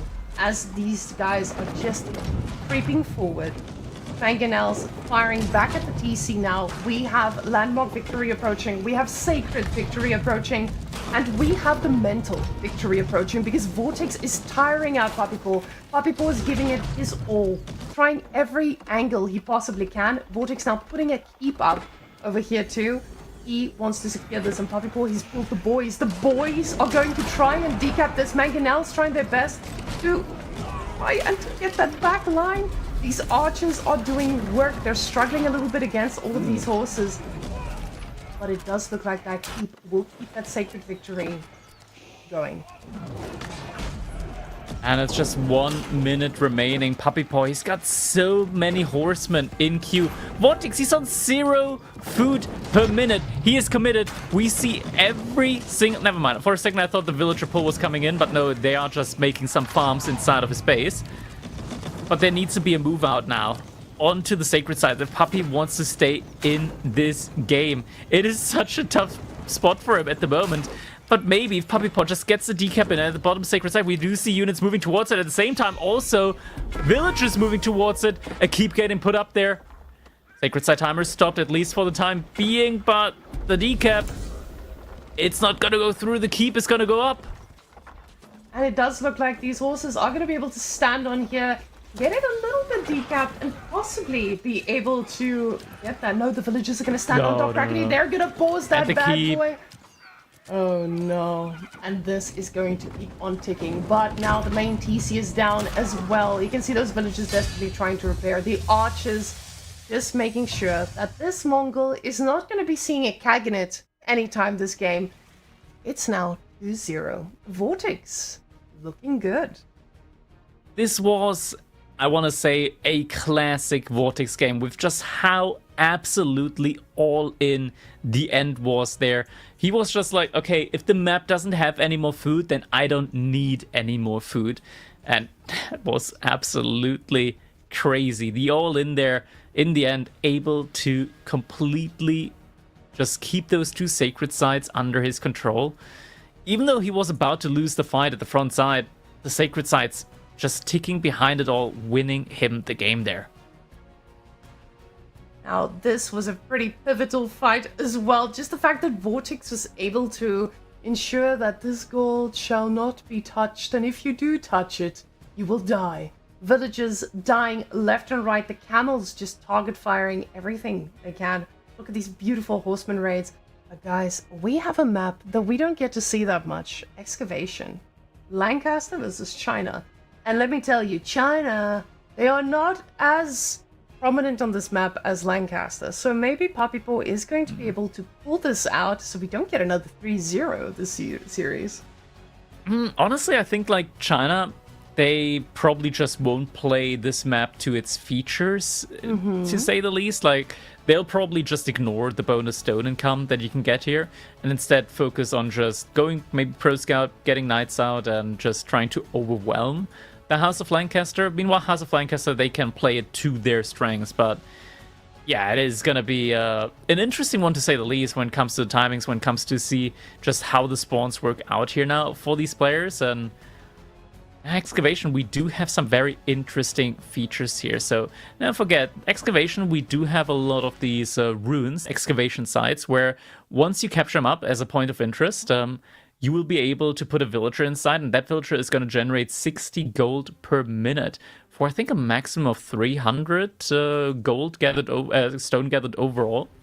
And once they gather the full amount of stone, they are gonna excavate a relic there. So that's the way that you're actually able to get relics here. There aren't any relics anywhere else out on that map. I believe there might be one in the middle, but other than that, all the relics are inside of the excavation site. Actually, none. Yeah, they're all inside the excavation sites. No other way to get relics there on that map. So you do actually have to put some work in for it, right? Now, I do want to take a moment to just look at the rest of the maps, though, because this is now Puppy's moment. Puppy needs to win this, otherwise he's donezo. Just like we saw today with all the other 3-0s. But Puppy Paw is the kind of guy who could pull this off. See, Vortex is not in the clear just yet, but if we look at this draft, ladies and gents, he's still got HRE. He's still got Ottomans. This man has a lot of answers on these maps, and Puppy Paw, he's gonna have to put up a pretty strong fight here. Frisian Marshes is a map that I feel like Vortex is super comfortable on. And Dry River, you know, it's not that dry. It's got some fish. The man, born next to the sea, he was bred and born for this. So I think Puppy Paw is gonna have a pretty hard time, even if this Lancaster game goes perfectly. Yeah, now being 2 points behind obviously is a pretty tough hit when it comes to mentality as well. But Puppy Paw, he is a player that has come back from, I want to say, like, worse positions. Granted, it doesn't get much worse than match point against your opponent. But I want to say, like, in a best of 7, for example, Puppy Paw has been known from coming back from situations where it could have been a complete sweep and getting those reverse sweeps in. And, I mean, honestly, once you get the reverse sweep in, doesn't it just feel all the sweeter once you actually do manage to get that? And I see Twitch chat just sitting here snacking like, yeah, we're gonna get that reverse sweep. Yes, guys, we're gonna be here until 1 a.m. I hope you're ready. Get your snacks, get your tea, get your coffee. We've got a lot of matches ahead of us. Now, guys, after this, we do have finally our top 4 in this event, which I absolutely love. I was talking to Beastie about this yesterday. The fact that we had triple elimination was so sweet, because we got to see a different side to everyone. You didn't just get seed 1 against seed 16. You got to see them at every level of the game. And honestly, what more could we ask for? So EGC, always cranking out the best type of entertainment here. But ladies and gents, it is time for Lancaster versus China. We're about to roll on in and see who will be excavating all those beautiful relics. It is match point. Vortex currently sitting on that 2-0 up against Puppy Paw. Puppy Paw spawning in the color blue here as the House of Lancaster, and we're here on Excavation. And not just excavating, but we're also seeing a Dark Age barracks coming in. Puppy Paw making use of the Spearman in order to capture up these excavation sites here. Just wanting to get that stone in nice and early here means that he's going to be able to drop these manors all the earlier. And yeah, on the other side, Vortex, he's just opening up the normal way for China. So very likely we'll just be seeing that pro scout coming in here, because this map has the normal, most regular amount of deer in the game. You're getting 2 packs of 7 deer per player. So pro scout, it's not overly strong, but it's not weak as well. It's just normal. It's just standing there looking at you, waving you, telling you, hey, have a nice day. And overall, not making much more of an impression on you. Well, Pro Scouts is already a pretty big impression, right? Pro Scouts, they impress when the units start coming. They impress when you don't shut it down. In China, they will impress you with the amount of overwhelmment that you'll feel when there is a bunch of lancers in your base as well. So Puppy Paw, he cannot sit back and be greedy here. I would love to see how these top players decide to play this map, because a lot of people have just been vetoing it. It's been a very strange map to handle. People have been very unsure about what they need to do on this map and how to play it most effectively. But Puppy Paw now, he's got the spears at the gold, and to be fair, this is China. They don't care that much, but they definitely care when they want to go pro scouts. They do have to care here quite a bit, actually. Oh, we do see Villager going down. Oh, this is massive, actually. Vortex, he does not have enough gold to make an Imperial official. Not even from the landmark with the discount. Oh. Doesn't have enough. That is massive. And here I was saying China doesn't He knows care, he needs to gather. He's gonna get it in time. Just gonna move back. Yeah, he's gonna get enough. The problem is just him getting enough. These are very, very wounded villagers. And it is going to be quite hard to keep this going. Now, Is it enough? does he? He doesn't It's have enough. just enough. It's just Oh, enough. it's 36. How much is I think it's 35. 35. So Oh yeah, my just goodness, enough. we made it. Quite clutch there, but also means that Vortex cannot go for an immediate Pro Scout play here. So Pro Scouts is going to get delayed. Puppy Paw does delay the Lancaster Castle a little bit as well, but does have that villager inside the excavation site, so already has enough stone for his first manor. Now, getting that first mana out feels so sweet, but it's always strange because, you know, I'm not really going to do anything urgently after that. I've got my manor, I'm letting my eco tick, and usually when you take such a big advantage, it feels like it snowballs so quickly. But with Lancaster, you need that time. And this is time for Vortex to force mistakes out of you. Now, we'll see if Puppy Paw has any mistakes left in him, because honestly, I feel like Puppy Paw, right now, he knows this matters. This is the moment he needs this to work out. So he's probably going to be playing this very safely. That's going to be a question here. I mean, Vortex, he now needs to get enough wood in for an archer range. There's just no way about it. But Puppy Paw, he's already let off the gold here. Is maybe looking for another excavation site and potentially just get another villager out there. Get more stone in that way as well. That could be the play here for him. Yeah, indeed. Starting to capture up that next excavation site. And this now age up is gonna be finishing up any second now. Vortex, did he make that archer range? He did make a building inside of his base. And that is an archery range? Yeah, he is making that archery range. That is very nice for Puppy Paw as well, considering that he already left the base of Vortex. Now, getting an archery range here is pretty nice anyway, because China, they don't mind going for a pretty heavy composition from there on out. But Puppy Paw will probably go for the natural counter, because he knows what Vortex is going to do, and he definitely knows now that the scout has spotted exactly what's waiting for him. Now, this is going to mean that Vortex is going to be able to go back onto that gold as he wants, but at the same time, it feels like Puppy Paw has gotten what he needs to get from this little push. The villager now going inside to excavate what he needs to get. Villager, goodbye. That's so cute.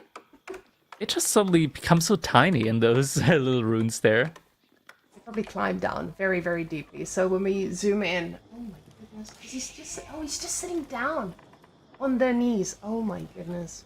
Relic, You know, you remember... You remember how like we had those first cinematic trailers for Age of Empires 4 and the units were much smaller then? Mm-hmm. I kind of wish that there was a mod to have them that small in-game as well. But like, the issue with mods is that you can only really have them in like custom games. I want to have these kind of mods in like ranked games as well, and like UI mods. Yeah. See, this is the great thing about adding skins to a game. You can always just switch them off, you know, if you don't like them. But siege engineering... Oh, okay. He complete siege... He completed... He did. We're seeing an archer push, okay. Vortex, he's going ham. We're seeing the classic Vortex fast ram push now. Crackety, just quickly check your bingo list. Was this on the bingo list? Let me check. It actually was not. Wow, Vortex getting yet another tick on the bingo card that we will be adding to next week's bingo as Vortex just makes the game happen. The thing is though, people might... the tree lines, guys, the tree lines are just... never mind. Are we getting Demi-Lancers though? We're getting Demi-Lancers. That's gonna be 5 of them. That might be enough. 5 Demi-Lancers might be enough. With +1 attack, those archers might actually be a little bit hard to handle. And Vortex is getting more gold. Crackety, What is he gonna get with all that gold? Roscott's potentially down the line. This is no. reminding No, me of the Annotant build that we had, right? Right now? Professional scouts in this economy while there's a ram in your opponent's base and all your archers are tucked inside? Dragovan, what are you doing? So, The clown car coming in here. But Puppy Paw, he's getting very close to his own age up, and now with the Demi-Lance, is able to catch off reinforcements, and there's only 8 archers inside of that ram. It's not gonna be enough. And he seems to respect that now that the reinforcements have been picked off. This could be a very, very expensive ram loss. Because if all those archers go down without getting at least 2 or 3 villager kills, even then, it feels so expensive to get. The archers focus firing at Demi-Lancer, but they are absolutely eating them. The wolf is joining the fight as well, and these archers let the bodies hit the floor. They're in shambles right now. The wolf will be joining them on the ground as well with the fallen warriors. Yeah, and Vortex Disgusting. realized, okay, this fight did not work out in my favor, and now next up is going to be the Age up. Is it going to be the King's College or the White Tower? It is going to be the White Tower on the Deer, meaning that Puppy Paw is going to have a lot of food to play with once he gets the Age up in. Now, this army that we have here from Puppy Paw just means that Puppy Paw is kind of in the driver's seat right now. He's got the manors, he's got the castle, and all that Vortex has is pro scouts that is about to be scouted and then shut down completely. So this does feel quite difficult for Vortex from here on out. It was a very risky move that will not pay off right now. Yeah, right now, definitely not looking too good for him. He's very far behind when it comes to his own Age up timing. Is at the very least going to be getting those Deer in. And China isn't that like slow when it comes to following up now with the tech timings.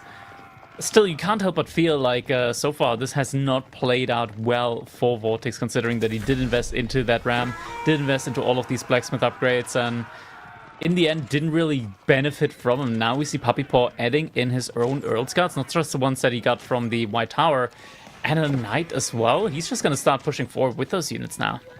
And those Demi-Lancers, they take on a different shape when Puppy Paw hits castle. You can see those archers are barely doing anything. They are being quickly sliced in half. And now the Demi-Lancers, they are staying a little bit long, so one of them will go down. But the pro scouts have been shut down. And even though they will eventually pay off, it definitely delayed his opponent so much. And Vortex, now China does not feel as scary as we usually feel about China. Those gods, ooh, crackety. These guys, they are going to be destroying. They are looking for a target though. Slowly sneaking And they do around. have very long range as well on their dagger throw. Getting Pierce Armor in behind all of this as well. You see they're getting ready to throw the daggers. It's some target now. Behind this, ooh, Vortex. I think this might have been a little misread here from him. He might have been expecting just Knight straight away, not the Earl's Guards.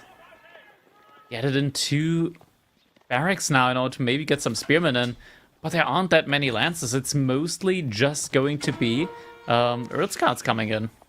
And the movements from his units just spell absolute panic. Oh, another one of those going, oh, crackety, I can't watch. Every unit is just gonna die under the TC. The archers are doing their best, but the astronomical clock tower is being made. The problem is, it cannot make magic happen. The Knight is just destroying everything in front of him, and Vortex has had enough. Puppy Paw has broken the 3-0 curse. No more 3-0s today. We are getting a game number 4, ladies and gentlemen. And in this one, House of Lancaster able to reign supreme. The failed ramp push here from Vortex, meaning that Puppy Paw has more than enough time to hit his own castle age timing. And in the end, once these armored units are coming in, they're going to be able to find some good damage here. And we can tell at the end there, that economy count from Vortex, it was just about to take a nosedive there. Puppy Paw reading this perfectly, understanding his civilization and the timings that go with it. Vortex preparing for Knights, just not expecting the real powerhouse, the real damage coming on out. And I see a little Japan versus HRE, but crackety in Twitch chat, that is going to be a flip-flop as Vortex has HRE. So this is a pretty tough matchup to be part of. Now, we know Japan, they do have quite a bit of answers to what HRE does, but HRE is still HRE. There's a reason it gets banned every game. And this is going to be a very tough game for Puppy Paw. I honestly think Japan is definitely like not bad in this one, like at all. I quite like what Japan has on the table here, even up against the HRE. I think there's a lot of value in their pick here as well. Overall, we're also on Dry River, so maybe could see some dock play coming in as well, scale the economy a little bit that way. And with HRE, you always have to remember that if they go for the Archon Chapel, there's a limited duration of how long they're going to buff up their economy with that, because eventually the resources around the Archon Chapel are going to run out, then you're going to have to invest into farms around them. And we did have a slight nerf recently to the inspiration, so down from 40% to 35%. Meanwhile, Japan has been receiving a couple of buffs here and there, so maybe it's not as one-sided as what some might think now. I mean, nothing is one-sided when it's in Puppy Paw's hands. And I think this is something we've also seen Puppy Paw bloom into. At some point, he was a little bit more of a defensive player, but now he knows how to be aggressive. He knows his timings. He is absolutely a menace once he gets the lead. Vortex, though, we'll see how he adapts to what Puppy Paw puts on the table, especially with Japan kind of being the playmaker in this matchup. So guys, let's hop on in and see what Japan can do against HRE.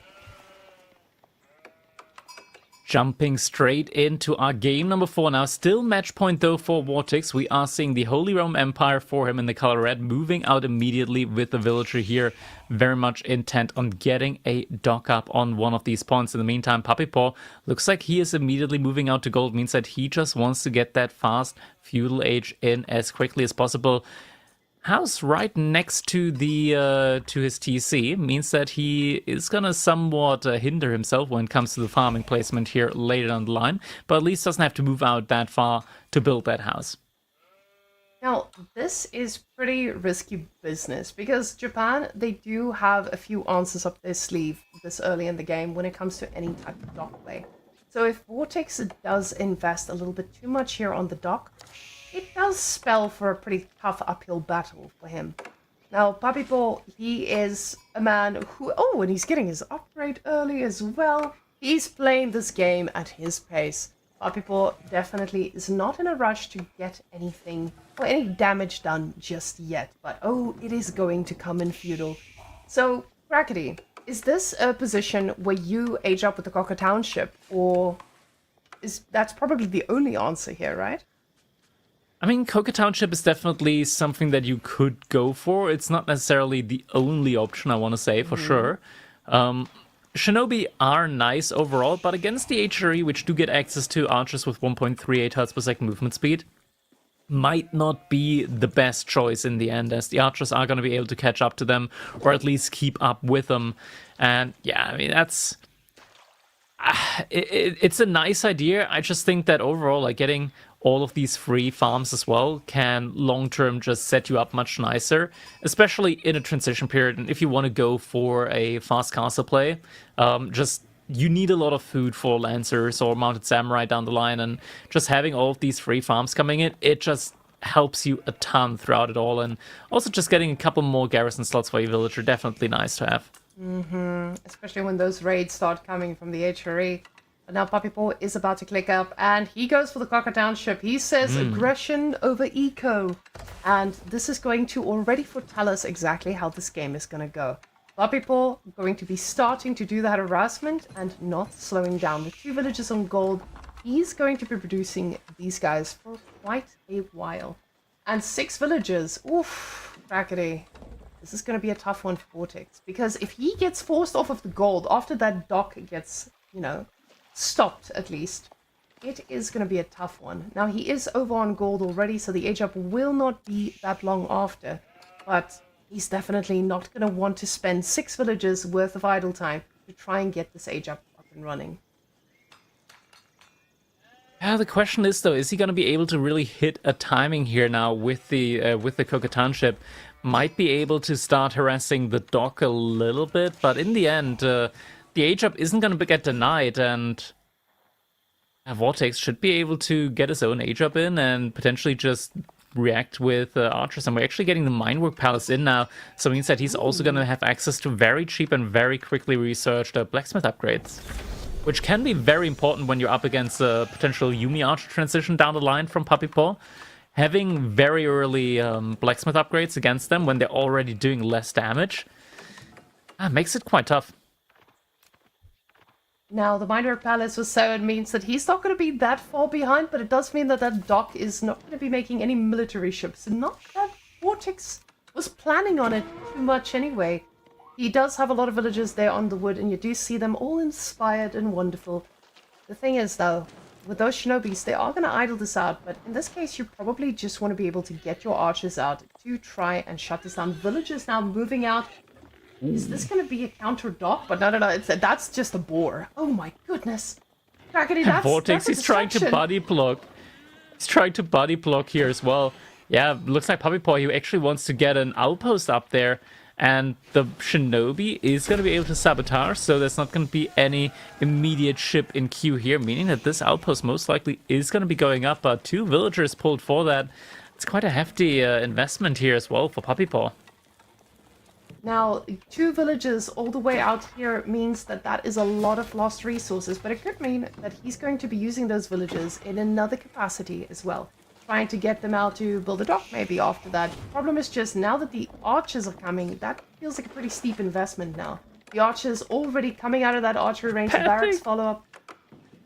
The pathing, oh my god, look at Vortex just absolutely abusing the pathing here, making sure the Shinobi cannot reach. But the Shinobi is going to actually get a villager kill, and now is going to be able to Shunshin out of there.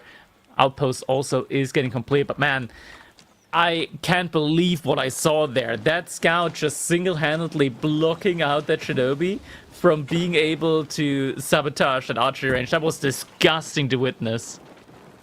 And that just shows the mighty micro of the Vortex. But now that tower is going to get an emplacement as well, and those fishing ships are going to be dead on the water, as they're just going to be idle all the time. Now, Vortex is getting +1 already, courtesy of the mind work, right? But the mind work is just making this a lot simpler for him to do this with. Now, going out onto the fish, ensuring he gets every bit of fish tapped out here, so when his opponent starts to dock, he is not going to get that advantage. A little bit of food drop off now, and the archers still keep being made. Now with the spearmen as well, because he knows what could come next. It's just a bunch of horses, but Puppy Paw has said, I would rather have a barracks, and starts to make a samurai. That is interesting, considering as well that he doesn't have any villagers on gold at the moment, so it's going to be quite tough for him to keep investing into those. Will potentially have to move some villagers over there again, and able to take down another villager here. Puppy Paw being very, very active here at the moment with these Shinobis. Just needs to make sure that he's going to be able to keep them alive. One goes to very low HP there, just for a second, trying to trade out against the Spearman and Archer composition from Vortex. He's actually going to lose one of those Shinobis there. Tries to kite Vortex around the outpost that he's got there. Second one also going down. Able to take down a Spearman, 2 Spearmen here with him potentially. Just 1. Now this does look actually pretty decent here, because Vortex is shutting down a lot of those Shinobis, and you know, the food transition behind this feels tough, because now he needs to go out on actual food. And Puppy Paw, he is there on the dock, as we can see, but that is simply 1. The Shinobi doing quite a bit of work here. Honestly, 5 total. I know 3 of them are fishing ships, but still, it starts to add up, and that type of idle time is going to make a difference. The thing is, we saw 5 on gold, ladies and gents. That means we might be seeing some shenanigans, at least upgrades, but now the Yumi are coming on out. I did see him queuing up yet another samurai, but instantly going to the Yumis instead. This could be quite fun. Yeah, Yumi archers in general, just very, very cheap to mass up. The issue with them is that unless you've got the Daimyo Manor, without abandonment, they are gonna not do nearly as much damage as other archers, so you really have to mass up a lot of them to make them work. And it takes a while to get to that Daimyo, right? Like, you need to just gather up a lot of gold for it, and we're actually seeing another ram coming in now here for Vortex. He's once again just playing on the aggression here. Very straightforward, very aggressive, and the ram timing, I hope this time around it's going to work better for him than last time. Now, that ram is going to be, this time in a different fashion, right? Last time it was risky. This time he's got the military and the upper hand in terms of economy. We do see that the income per minute is favoring a little bit more onto the side of Vortex in terms of the resources that he needs for this. Puppy Paw, he's investing the gold into upgrades now, but the samurais are going to make this a little bit harder. He does need to be careful and ensure that he kites this, but keep in mind, those archers are the speedy ones, and they can do pretty well against this. Now, the ram front line, the samurais are trying to look for that damage. Archers in position to try and focus fire them, but the ram already took quite a bit of damage here. Puppy Paw able to hold the position here at the front line. Vortex could consider going for another ram now, just to try and brute force that. We're seeing more and more horsemen coming in there as well. Pierce armor gonna be completing soon. Definitely a much needed upgrade here, as Vortex already has the pierce damage upgrade on his side, so the archer's currently just doing a lot of damage here from him. Also make sure to keep the scout alive. Scout is gonna go down. That's gonna be a lot of vision potentially denied now. Or Puppy Paw no longer able to actively scout around the map now, unless he reinvests into that scout. Now, We do have the Shinobi just scouting out the gold vein there, so realizes that Vortex is adding in an outpost, might be looking for a castle age transition here soon. Getting that castle could be fun, but he also needs to keep in mind that could also just be reactionary to the fact that there's a Shinobi constantly causing havoc onto that gold. That Shinobi, though, he's going in for round 2, and Vortex is looking away for a second. He might actually get a villager. Vortex is not reacting. A second one? No, the second one does survive barely, but still getting another villager kill in there. Very, very nice here for Puppy Paw. Vortex, though, still keeping an economy lead thanks to the presence on water. Now, the composition is not changing much for Puppy Paw, but the archer numbers are starting to get a little scary, though. I don't think this is something he wants to fight right now. Backs off with his ram between his legs and goes straight back to base. He realizes this is not something we're going to be doing. We saw how this worked out last game. I'm going to use the mobility of my units and actually try to kite and get away from this. Archers trying to run away here. Horsemen doing a little bit of juking around the side. Able to give the majority of the army here the run around. The Puppy Paw might need to be careful here inside of his wood line, as the archers could be trying to find some damage there. Puppy Paw now able to take some good trades, fighting off some of these archers as they're on the retreat. Now that's a not able to finish off the last for you. He does have a lot of horsemen on the side, though, and one spearman is not going to cut it, and he picks up a villager. Righty, that's a pretty big one. Even just getting the idle time, because now he's trying to delay his opponent. He's going for castle, you know, so he does have to delay. So with these horses, he's using their mobility to try and gain control of this, but these Yumis, they are just eating every archer running behind. And the Yumi mass is getting quite high now. Puppy Paw, he was on stone there. Has managed to get the Daimyo in, so is now going to be able to reinforce with a Yumi Bannerman. And once he gets that in, these archers are going to start doing a lot more damage. Lots of villagers on gold now for Puppy Paw. Looks like he's thinking about Castle Age. Vortex already very close to hitting Castle Age himself. Now, this can still go either way. I feel like Vortex, he did make a few good plays here, but maybe the ram investment just did not pay off as he wanted. Cathedral covering it out, which makes a lot of sense. You're not trying to cheese your opponent, you're trying to win the game as a Churi, and getting the Cathedral here is going to be nice, because you can just make all those little arcane chapels all around the map. So, definitely a pretty safe move here, but the thing is, Puppy Paw's army is scary, and there's a lot of them. Now, he does go for the archers, so Vortex learning from the other players, but at the same time, there's so many Yumis. They can shut this down quickly, and he does get a significant amount of damage onto these, though. Archer ship was in queue, but does get cancelled here. Puppy Paw able to shut down the dock here and the fishing economy, doing some good economic damage, but the age up is about to come in for Vortex. Puppy Paw able to click up his own age up in just a second, though. Loading gate now on its way. More raids coming in as well, though. Horsemen, once again, find their way into the wood line. Paul potentially losing a villager or two there yet again. Doing some damage on the other side as well. Yeah, one villager does go down there. Horsemen will lose their life as well. At least the one of them did lose its life. It does look like Vortex is able to, just sit back, get the knights he needs. And we'll see if they're going to be able to handle this, because those Yumis, they look scary, and they are able to push off of wood right now. It feels like Vortex is in a pretty tough spot at the moment. Because yes, he got castle first, but ooh, and look at the upgrade, ladies and gents. Oh, that's a tough one for Puppy Paw to deal with. Because typically, that's the thing, right? Like, you get a maximum of 6 armor on knights. Archers at the same time, they do a maximum of 9 damage in Castle Age. So typically a knight will take 3 damage, but the +2 armor means that knights only take 1 damage from an archer shot, meaning that archers just barely tickle these knights, and Vortex is gonna have some great knights here. Puppy Paw, he can't remain on the Yumi archer composition, or at least he can never fight up against the knights. He's always gonna have to manually target another unit. Now, we do see that this army is starting to connect, and the knights are doing amazing work here against all of those samurai. They do start to chase them down, and we can see those knights are looking for a path right on top of them. He does need to be careful. The Yumis are here. The armor has not kicked in, but it is about to. The archer upgrade going to be following suit soon after. Another knight in the queue. But the archer numbers not enough to handle quite the amount of samurai that we see here now. Mounted Samurai now from Puppy Paw also going to be joining the fight, and +2 range attack is going to make this a little bit better for him. No tier 2 armor yet, but we can already see just how little damage these knights are taking from the Yumi archers. Little Wololo coming in.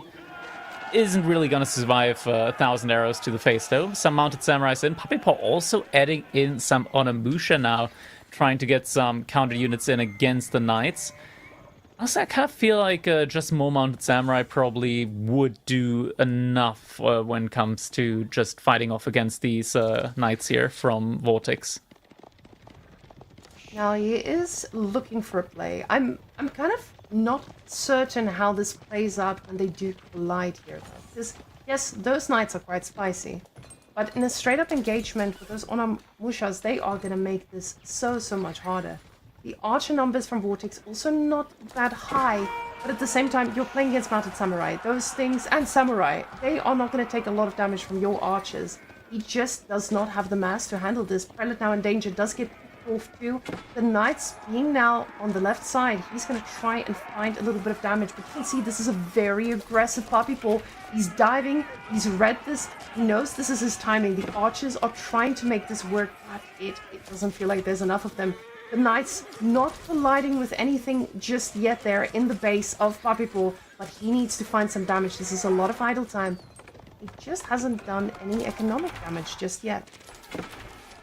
Mounted Samurai reinforcements are inside the base, so does at the very least have an answer. He just needs to react to that. Is going to pull the villagers now.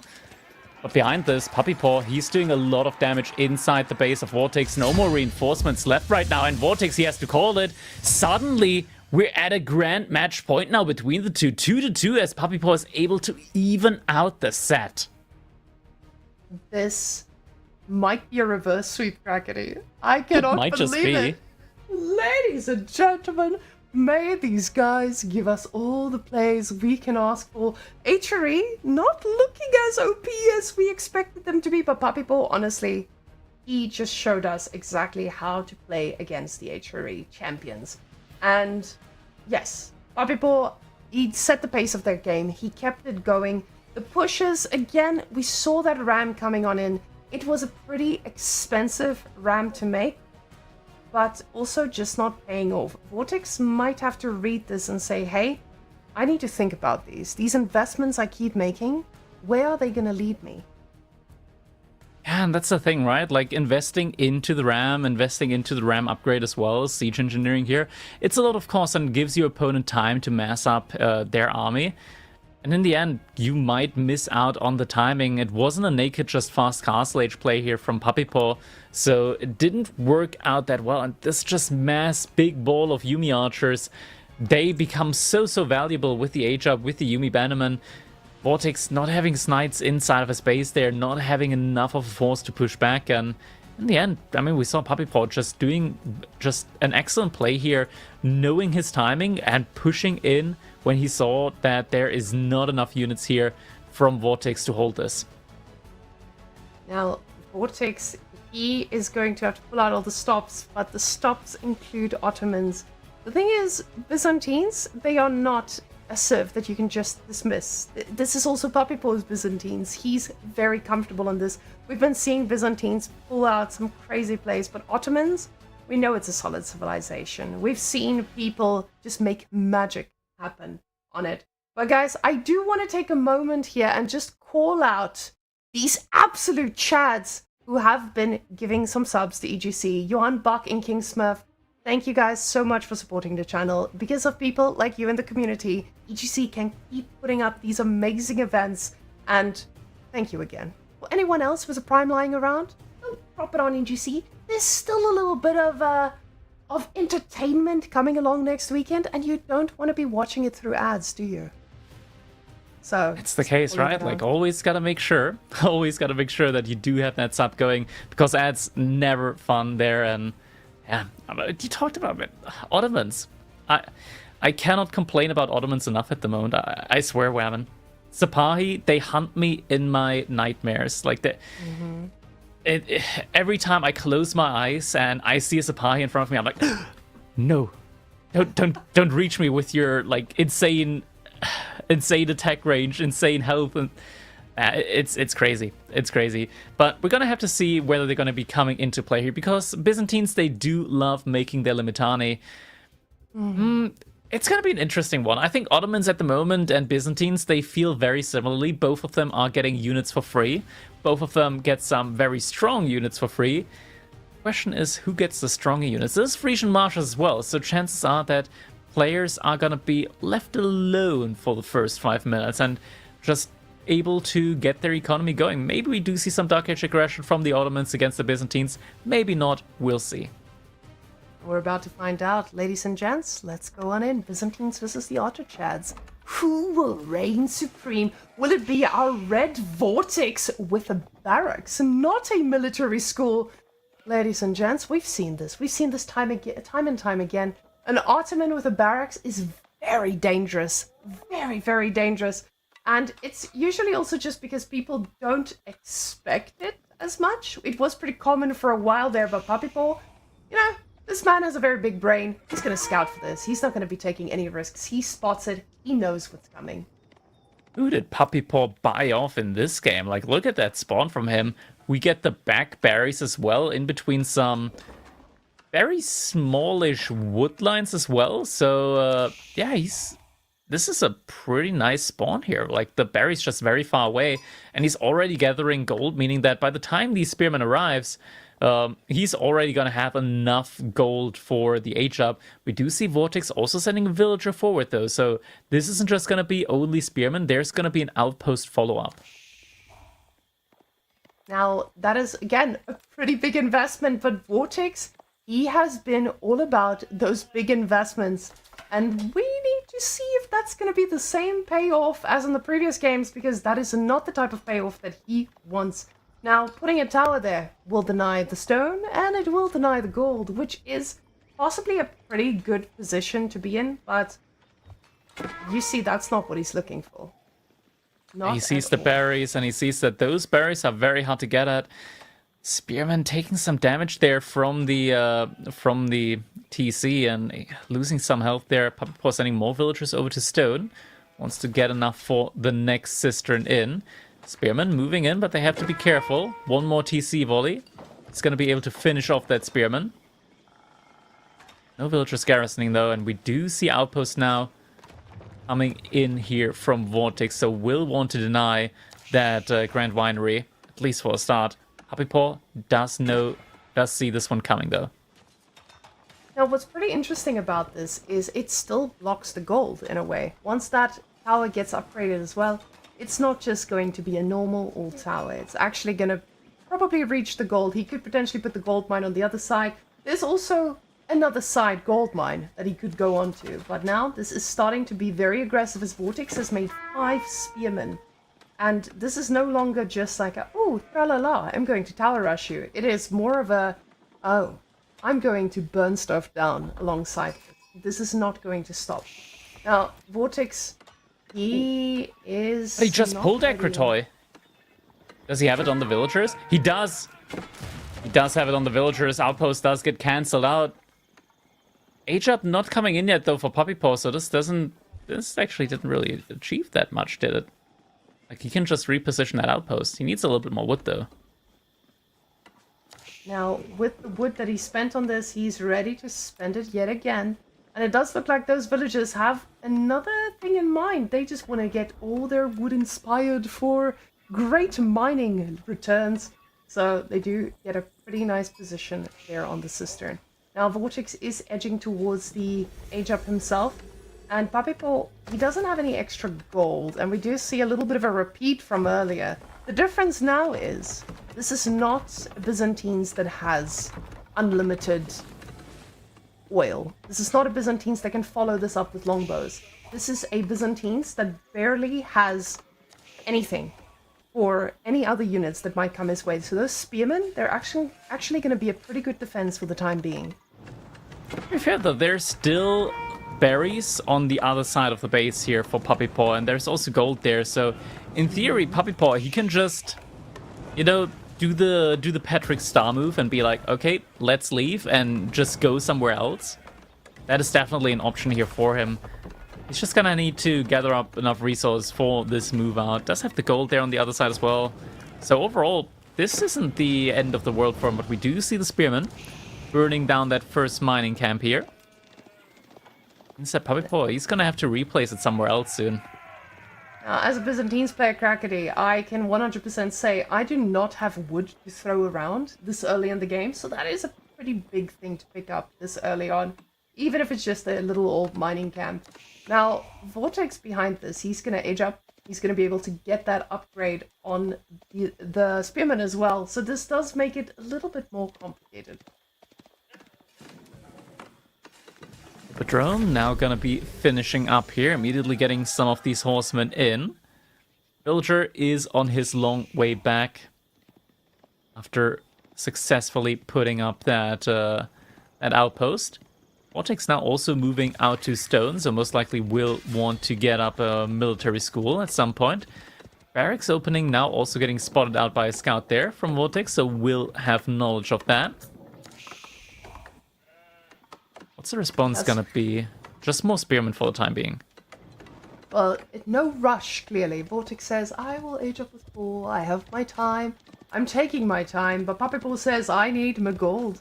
So going on to the other gold, as you predicted, because he knows that, you know, this is his for the taking. He also needs to get his Limit and A upgraded, so those things are going to be quite important. Puppy Bull now trying to look for damage of his own. Vortex just microing that spearman like this is going to save the whole game, and he is correct, it might. That horseman is not finding anything to connect on.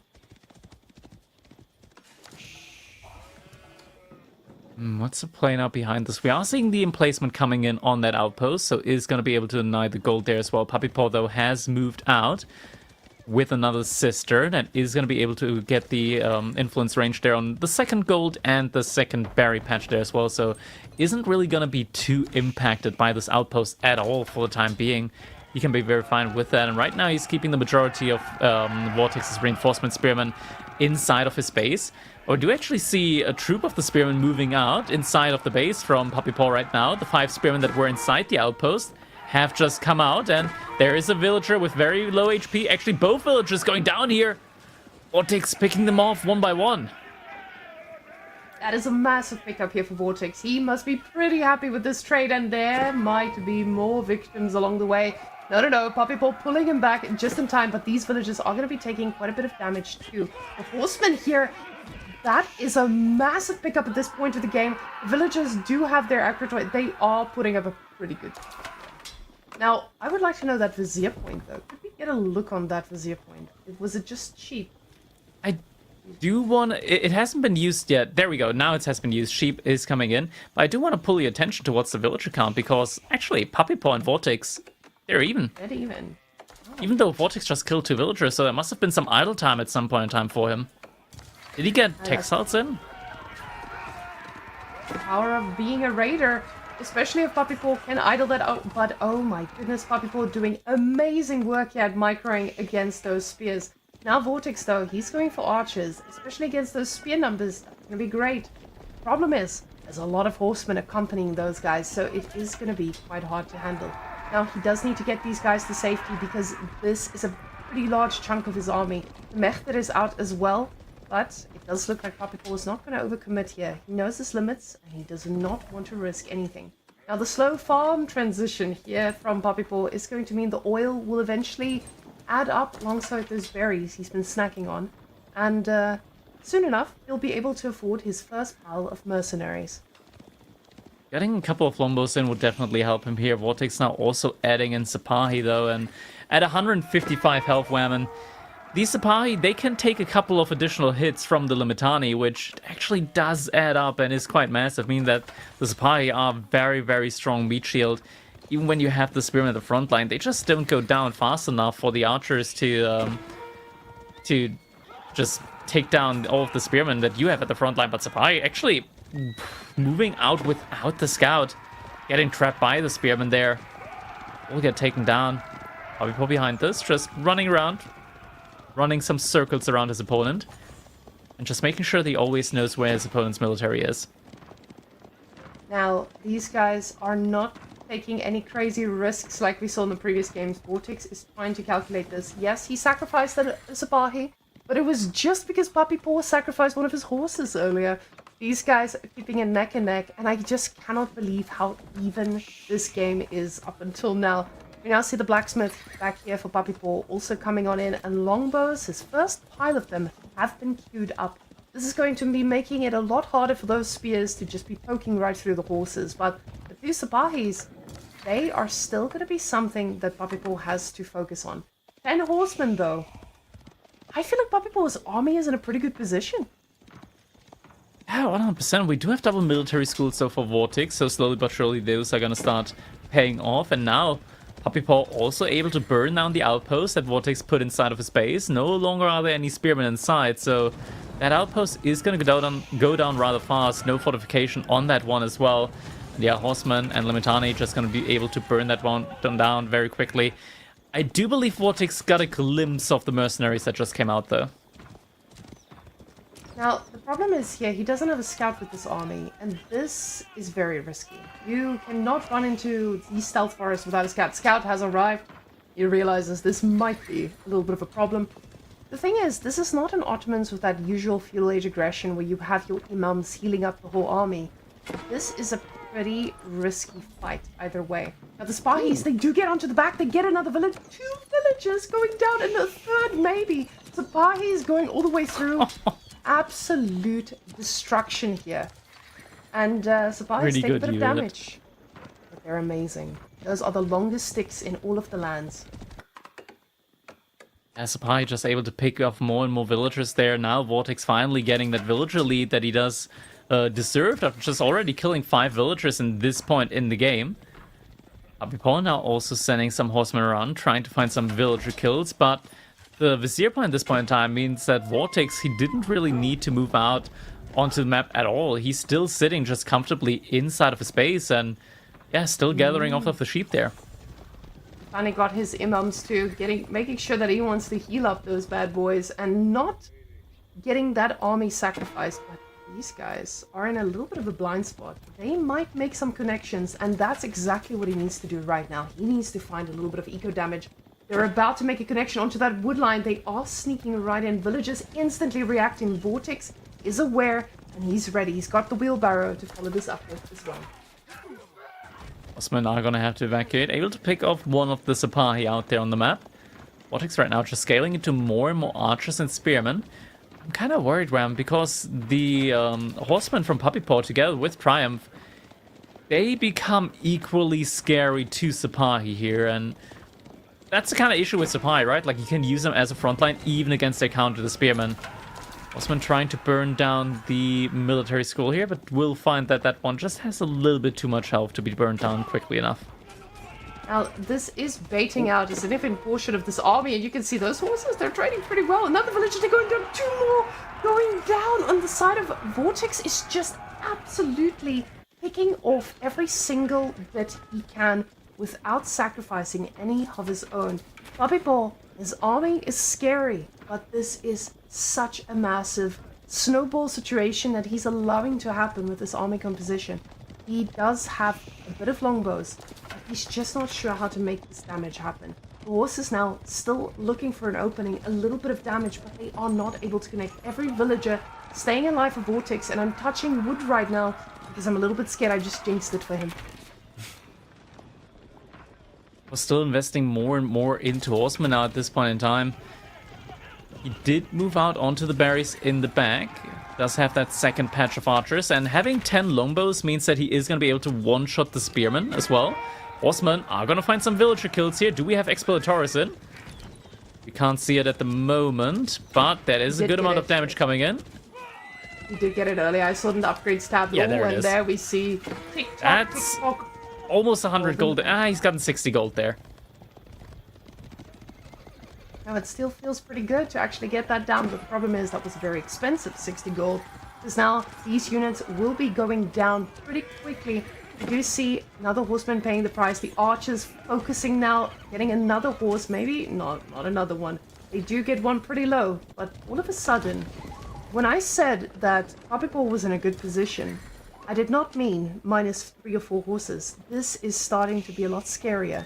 And now Vortex has the opportunity to make this pretty aggressive play. Now is the time for him to think about getting a ram. We have not seen Triumph come in yet so far, though. We're seeing more blacksmith upgrades making their way in for Puppy Paw, and still continuing to harass, causing some idle time here and there with a couple of horsemen. Doing a great job there.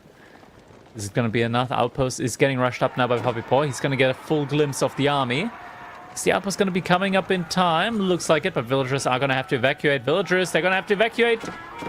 Not evacuating in time, Whammon. Well, The reinforcements are coming in. The problem is those archers don't do much, but the spearmen are charging right through, and it's archers against the longbows, against spears, against the horses right now. It feels like rock, paper, scissors, but the rock, paper, scissors feels a little bit stronger for Puppy Paw. He's got the Triumph ability activated now, but a few of these horses are caught out. Archer's doing an amazing job at picking up these Limitanei. It doesn't feel like he dropped the shield wall. They are melting, Crackety. And this is an absolute walkover. The villagers are next. They're out here on the fish, but 7 of them have died already. He says, let me just take down a few more. The longbows find their best at making sure these trades are favorable. But these horses, their Triumph ability was just not enough against the full spearman army. Yeah, Triumph still ticking behind this, but the longbow count now is getting thinned out, and the villagers, Akratoi is getting pulled. They're pulling the spears. At the same time, horsemen also trying to go for a re-engagement, but the spearmen there to meet them. Villagers actually not being focused down at the moment. They're doing a decent job up against the military count here now from Vortex. What? The Akratoi carrying this fight now. Vortex, he's only 4 villagers ahead behind this. There wasn't like a huge difference at the end. And then Imam is about to be sacrificed for He's this as well. overrunning now. The thing is, Vortex is going to be able to make more units behind this, and yes, he picked up 5 more vills between that. I know. How is he? But he's only 3 vills ahead. How is that possible, Crackety? Did he just forget to make villagers behind all this? I don't know. He's focused. Hey guys, what you doing over there? Doesn't have enough wood for a mill yet. Does have it now. There we go, mill's coming in. But that was a crazy fight there for Puppy Paw. And that's about to be a crazy raid for Puppy Paw. Because he's about to find out where those villagers are with all those horses, and his military is not in position to keep them alive. Now, he's going yet again for this push. He's like, you don't have Akratoi now. Watch me do this again. But this time, it's better. Now, the problem is, he might pick up a villager or 2 here. Those horses are in position to collapse onto these guys. They do have wheelbarrows, and not all of them will go down. But this only matters if he doesn't see this. Now Puppy Paw, he sees the steer, and now he sees the villagers on the berries. Is he gonna react? He's gonna react, but Vortex immediate reaction, pulling the villagers out there. And Puppy Paw, the formation is slowing him down a little bit. Not able to get the full surrounding that he needs there, and the reinforcement, the main army is gonna be coming in there now as well. Only able to pick off one of the villagers here at the end. He's gonna have to run away now. Doesn't want to lose any more of these horsemen. Behind this Vortex, he does still have the majority of the military. 16 spearmen now as well. Puppy Paw, he doesn't have any archers. Only 3 longbows. That's not going to be enough. And Zapai raid. Could be spelling doom here. Fortitude being activated as well. Bonus attack speed coming in. Means that the Spy will take more damage, but they're also just doing so much more as well. So many villagers going down. It is a very heavy price to pay, and all of a sudden that villager count is not looking the same as it did earlier. This is a massive lead now. Vortex needs to keep, or Puppy Paw needs to keep in mind, he's also playing against Ottomans, the king of 3 units. Now, these horses, they try to find another connection too. He realizes, I lost a lot, I need to do damage. 21 villagers dead now. 12 ahead only. So Vortex does, he's in an okay position. Both of them are. He just needs to find a way to transition out of this. But the problem is, the villagers are out on food here on the map, and it doesn't feel like Vortex is slowing down. Slowly but surely, this is going to be a... Siege up. It's going to be a pretty good spot for Ottomans to be in. And Puppy Paw, he doesn't have any gold. He is just letting these units come out of pure wood and food. And those are running low too. Just a big ball of horsemen now at this point in time. We are getting another batch of archers in as well. A couple more longbows. This doesn't feel like it's good enough. Mehmet Imperial Armory getting rushed up now by 14 villagers, and 22 spearmen on the side from Vortex means that he's just going to have more than enough units in order to deal with these horsemen that Puppy Paw is sending around now. Now, with the age up coming on in, he's got just enough gold to get 1 upgrade, prioritizing most likely those archers. Oh, yeah, there we go. Never mind. Everyone's in position. They're going to be getting all their upgrades they want. Now, archers instantly getting the upgrade, spearmen following suit. And now the horses are looking for a raid, and they might get it. Vortex is not reacting. Beautiful surround here, but only gets 3. What's that?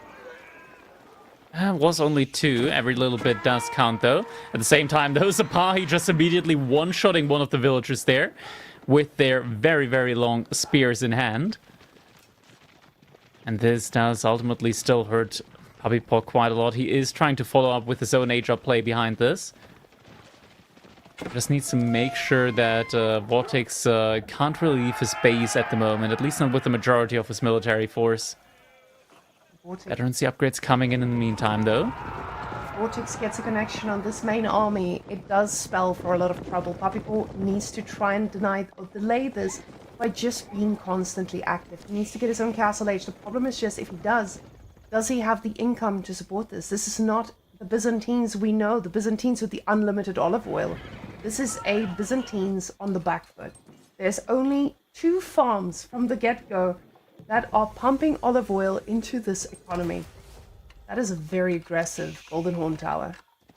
It is very far forward, and we do still have a lot of horsemen on the backside here, inside the base from Vortex, from Puppy Paw.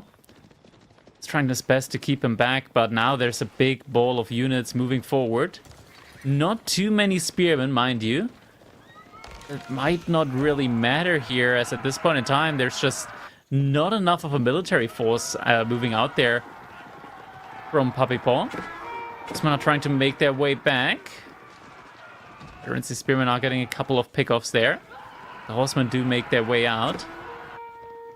Villagers might be a little bit trapped there on the back line as well, around those shoreline fish. Could be found out by Vortex at any point in time. We're on level 5 Cistern though, so the upgrades at least should be coming in really, really quick for Puppy Paw. He's gonna need them very quickly as well. Still though, veteran spearmen up against horsemen, this does not feel well. Now the upgrade coming in, it's basically 20 seconds. That is disgusting. But the food income, Crackety, it has plummeted. The villagers are out in a very vulnerable position there, as we can see on the western side. But now, this is a pretty scary push, and Vortex knows that he's getting +2 range defense as well. He knows that they are longbows, but he doesn't Villagers! realize how few villagers are going to get picked off by the Sabai, even if just he loses another 3. This is massive. He doesn't have wheelbarrow. They're so slow. I think the army is pretty They're slow moving as it. well. Oh, yeah, they're both moving very slow, but the villagers are moving especially slow.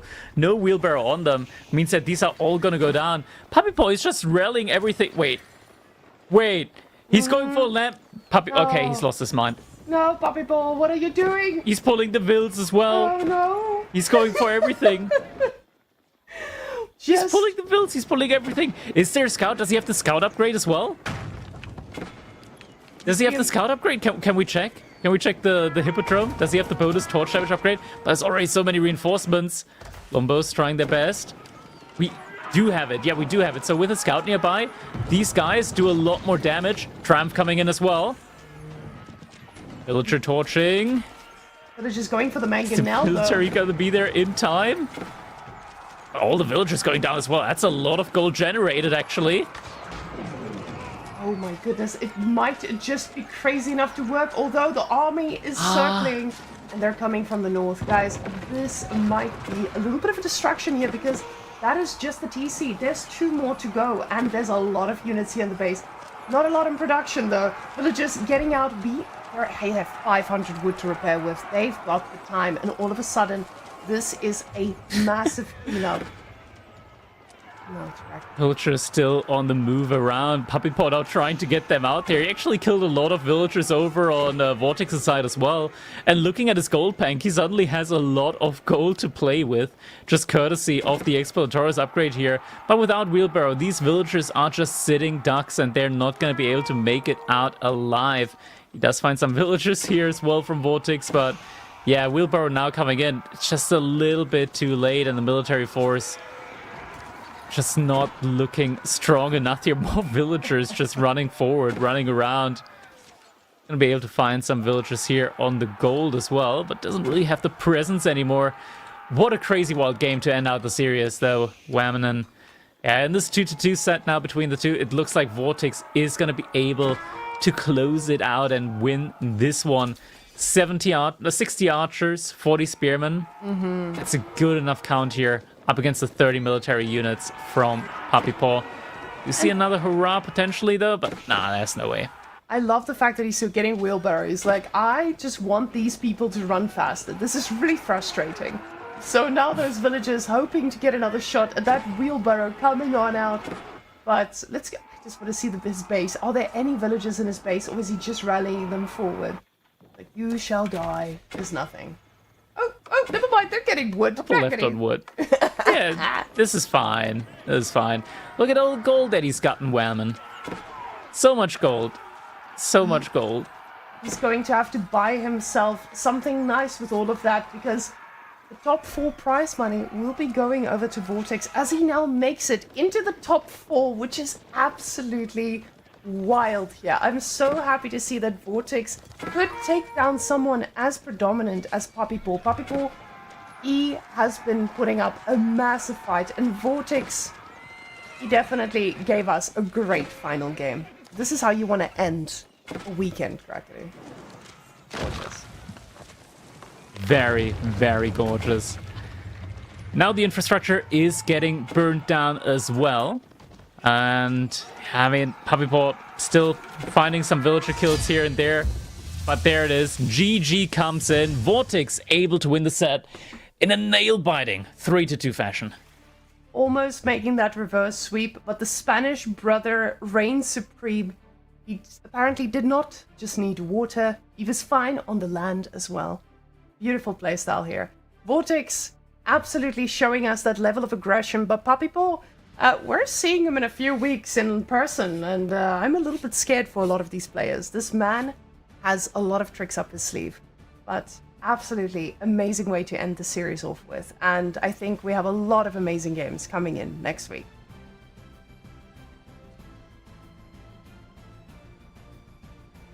No, the villagers...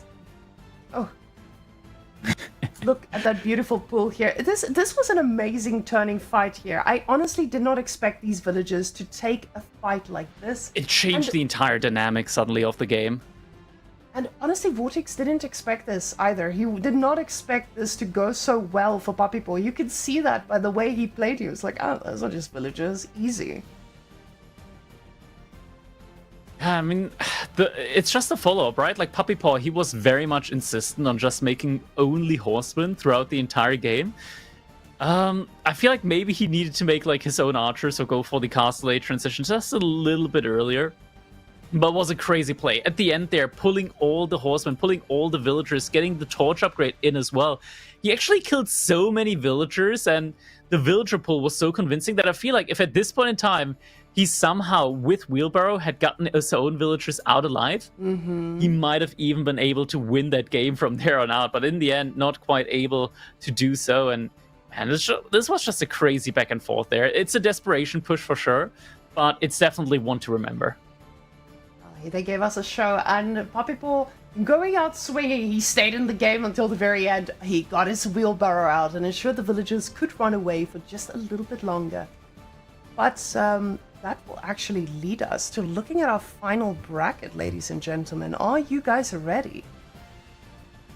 So we have the Anna Chad versus Marine Lord happening next week, and that is a match of dreams, if I may say. Vortex versus Louis as well. I can only foretell the most amazing games coming out of these. I'm really excited to see what you guys are going to be pulling out, and may the best Chad win. So guys, the interview is ready, so Crackety, we'll take you guys on over there. All right, Vortex, congratulations. I know it's very late now into the day, but amazingly played series here between you and Puppy Paw. It was a very close one towards the end. How are you feeling after that nail-biting victory there? Yeah, thank you. Well, I'm feeling really good now. I actually got to calm down a bit. Like, that was a super intense series. Yeah, really happy. I mean, it's always hard for me to play against Puppy Paw. I feel like he figured me out a long time ago. So yeah, managing to win like a big series, like a best of 5 like this, it's actually really, really nice. And it was a set that did go the distance. At the beginning, you looked very solid there with a 2-0 lead. Puppy Paw being able to climb back into it. And in the end, we did go all the way to game number 5. How are you feeling in that last 5th game after just, seeing Puppy Paw climb back from a very, very, I want to say, difficult situation there, to say the least?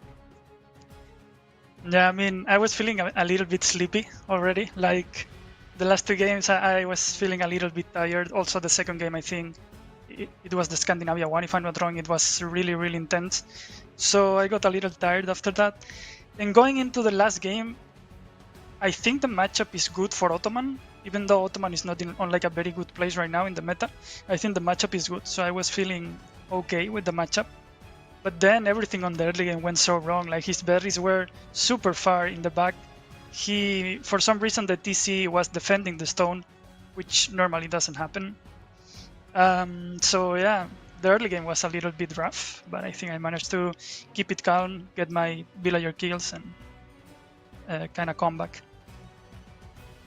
I want to talk to you about those 2 games that you did lose. Those were the only games where you did go for like feudal age ram pushes. Is that maybe just like not working out anymore at the moment? Because we do know you for like being the player that like really gets into the macro there and getting like the perfect timing in on those ram pushes, but they just, even on like normal ladder games, I feel like they don't seem to work that well anymore. Yeah, I can agree. But then again, I think in those situations, especially in the 3rd game, right? I don't know, the 4th one maybe was a little bit awkward. I just didn't get to scout his army, so I didn't know he was committing so much to feudal. When I saw like a tower and 5 villagers on gold, I thought he was going FC. In that case, I think it would have been okay. And the 3rd game, I don't know, I just lost to this strategy against Anotan the last week, and I was like, this shit is broken, I might as well try it. And apparently it's not very good, or at least I probably didn't execute properly. I also lost 1 villager at the very beginning, which obviously is super bad. That's one of those very difficult strategies that you do definitely have to practice, but it was definitely an interesting one to say the least. And sometimes, like when we do see it executed well, it kind of feels broken at the end of it. But man, Vortex, once again, congratulations. That means that now you're going to be going up against Louis MT. It means that you also get a chance to revenge your bro, because Louis did, of course, manage to beat out Lucifer earlier. And yeah, I mean, how are you feeling overall in regards to Louis MT? Do you think that you're feeling good, that you're in good shape against him? I do believe that you played against him in the upper bracket as well, and he did look very solid there as well. Yeah, it was a really close series, 2-3, and I think I kind of threw at least 2 games. So I'm feeling good. I mean, Lu MT is super good. He's really, really good on certain things, but I think I can beat him, honestly. I'm not really afraid of him. I know I can lose, but I know I can win as well. So especially if I prepare properly, which, I mean, you know, it's summer and I want to go to beach and stuff. If I prepare properly, I think I can do well. Yeah, I think I'm feeling okay against Louis. All right, definitely looking forward to it. Vortex, I don't want to keep you here much longer. I know it's been a long day for you as well. So once again, thank you so much for being here, and we're going to be seeing much more from you in the next weekend as well. Thank you. Now, Vortex All right, says... and that means that we are now coming to a close here for today, but it is not over yet, because next weekend we've got the semifinals, we've got the grand finals, all coming to you here from EGC TV. Whammon, it's been an absolute pleasure casting here with you today. And just once again, thank all of you guys for being here and watching us, commentating all of these pro games here for you. And yeah, just it's been an amazing day. We've had some amazing games here today, and I'm just looking forward to what's coming up next. I wanted to comment on the fact that Vortex said he wants to go to the beach, but he made it into the next round, so the poor guy's gonna have to practice for the next 7 days on a nice time in summer instead of relaxing. So, the man... He's doing it for us. Yes, basically. Instead of just letting Puppy Paw take it, he was like, I'm gonna give up the beach as well. But yes, guys, next weekend there will be more, and I hope you're ready. This time, prepare your snacks. These are best of 7s, so they do go a little bit longer. So thank you for watching, and we'll see you next week. See you on the next one.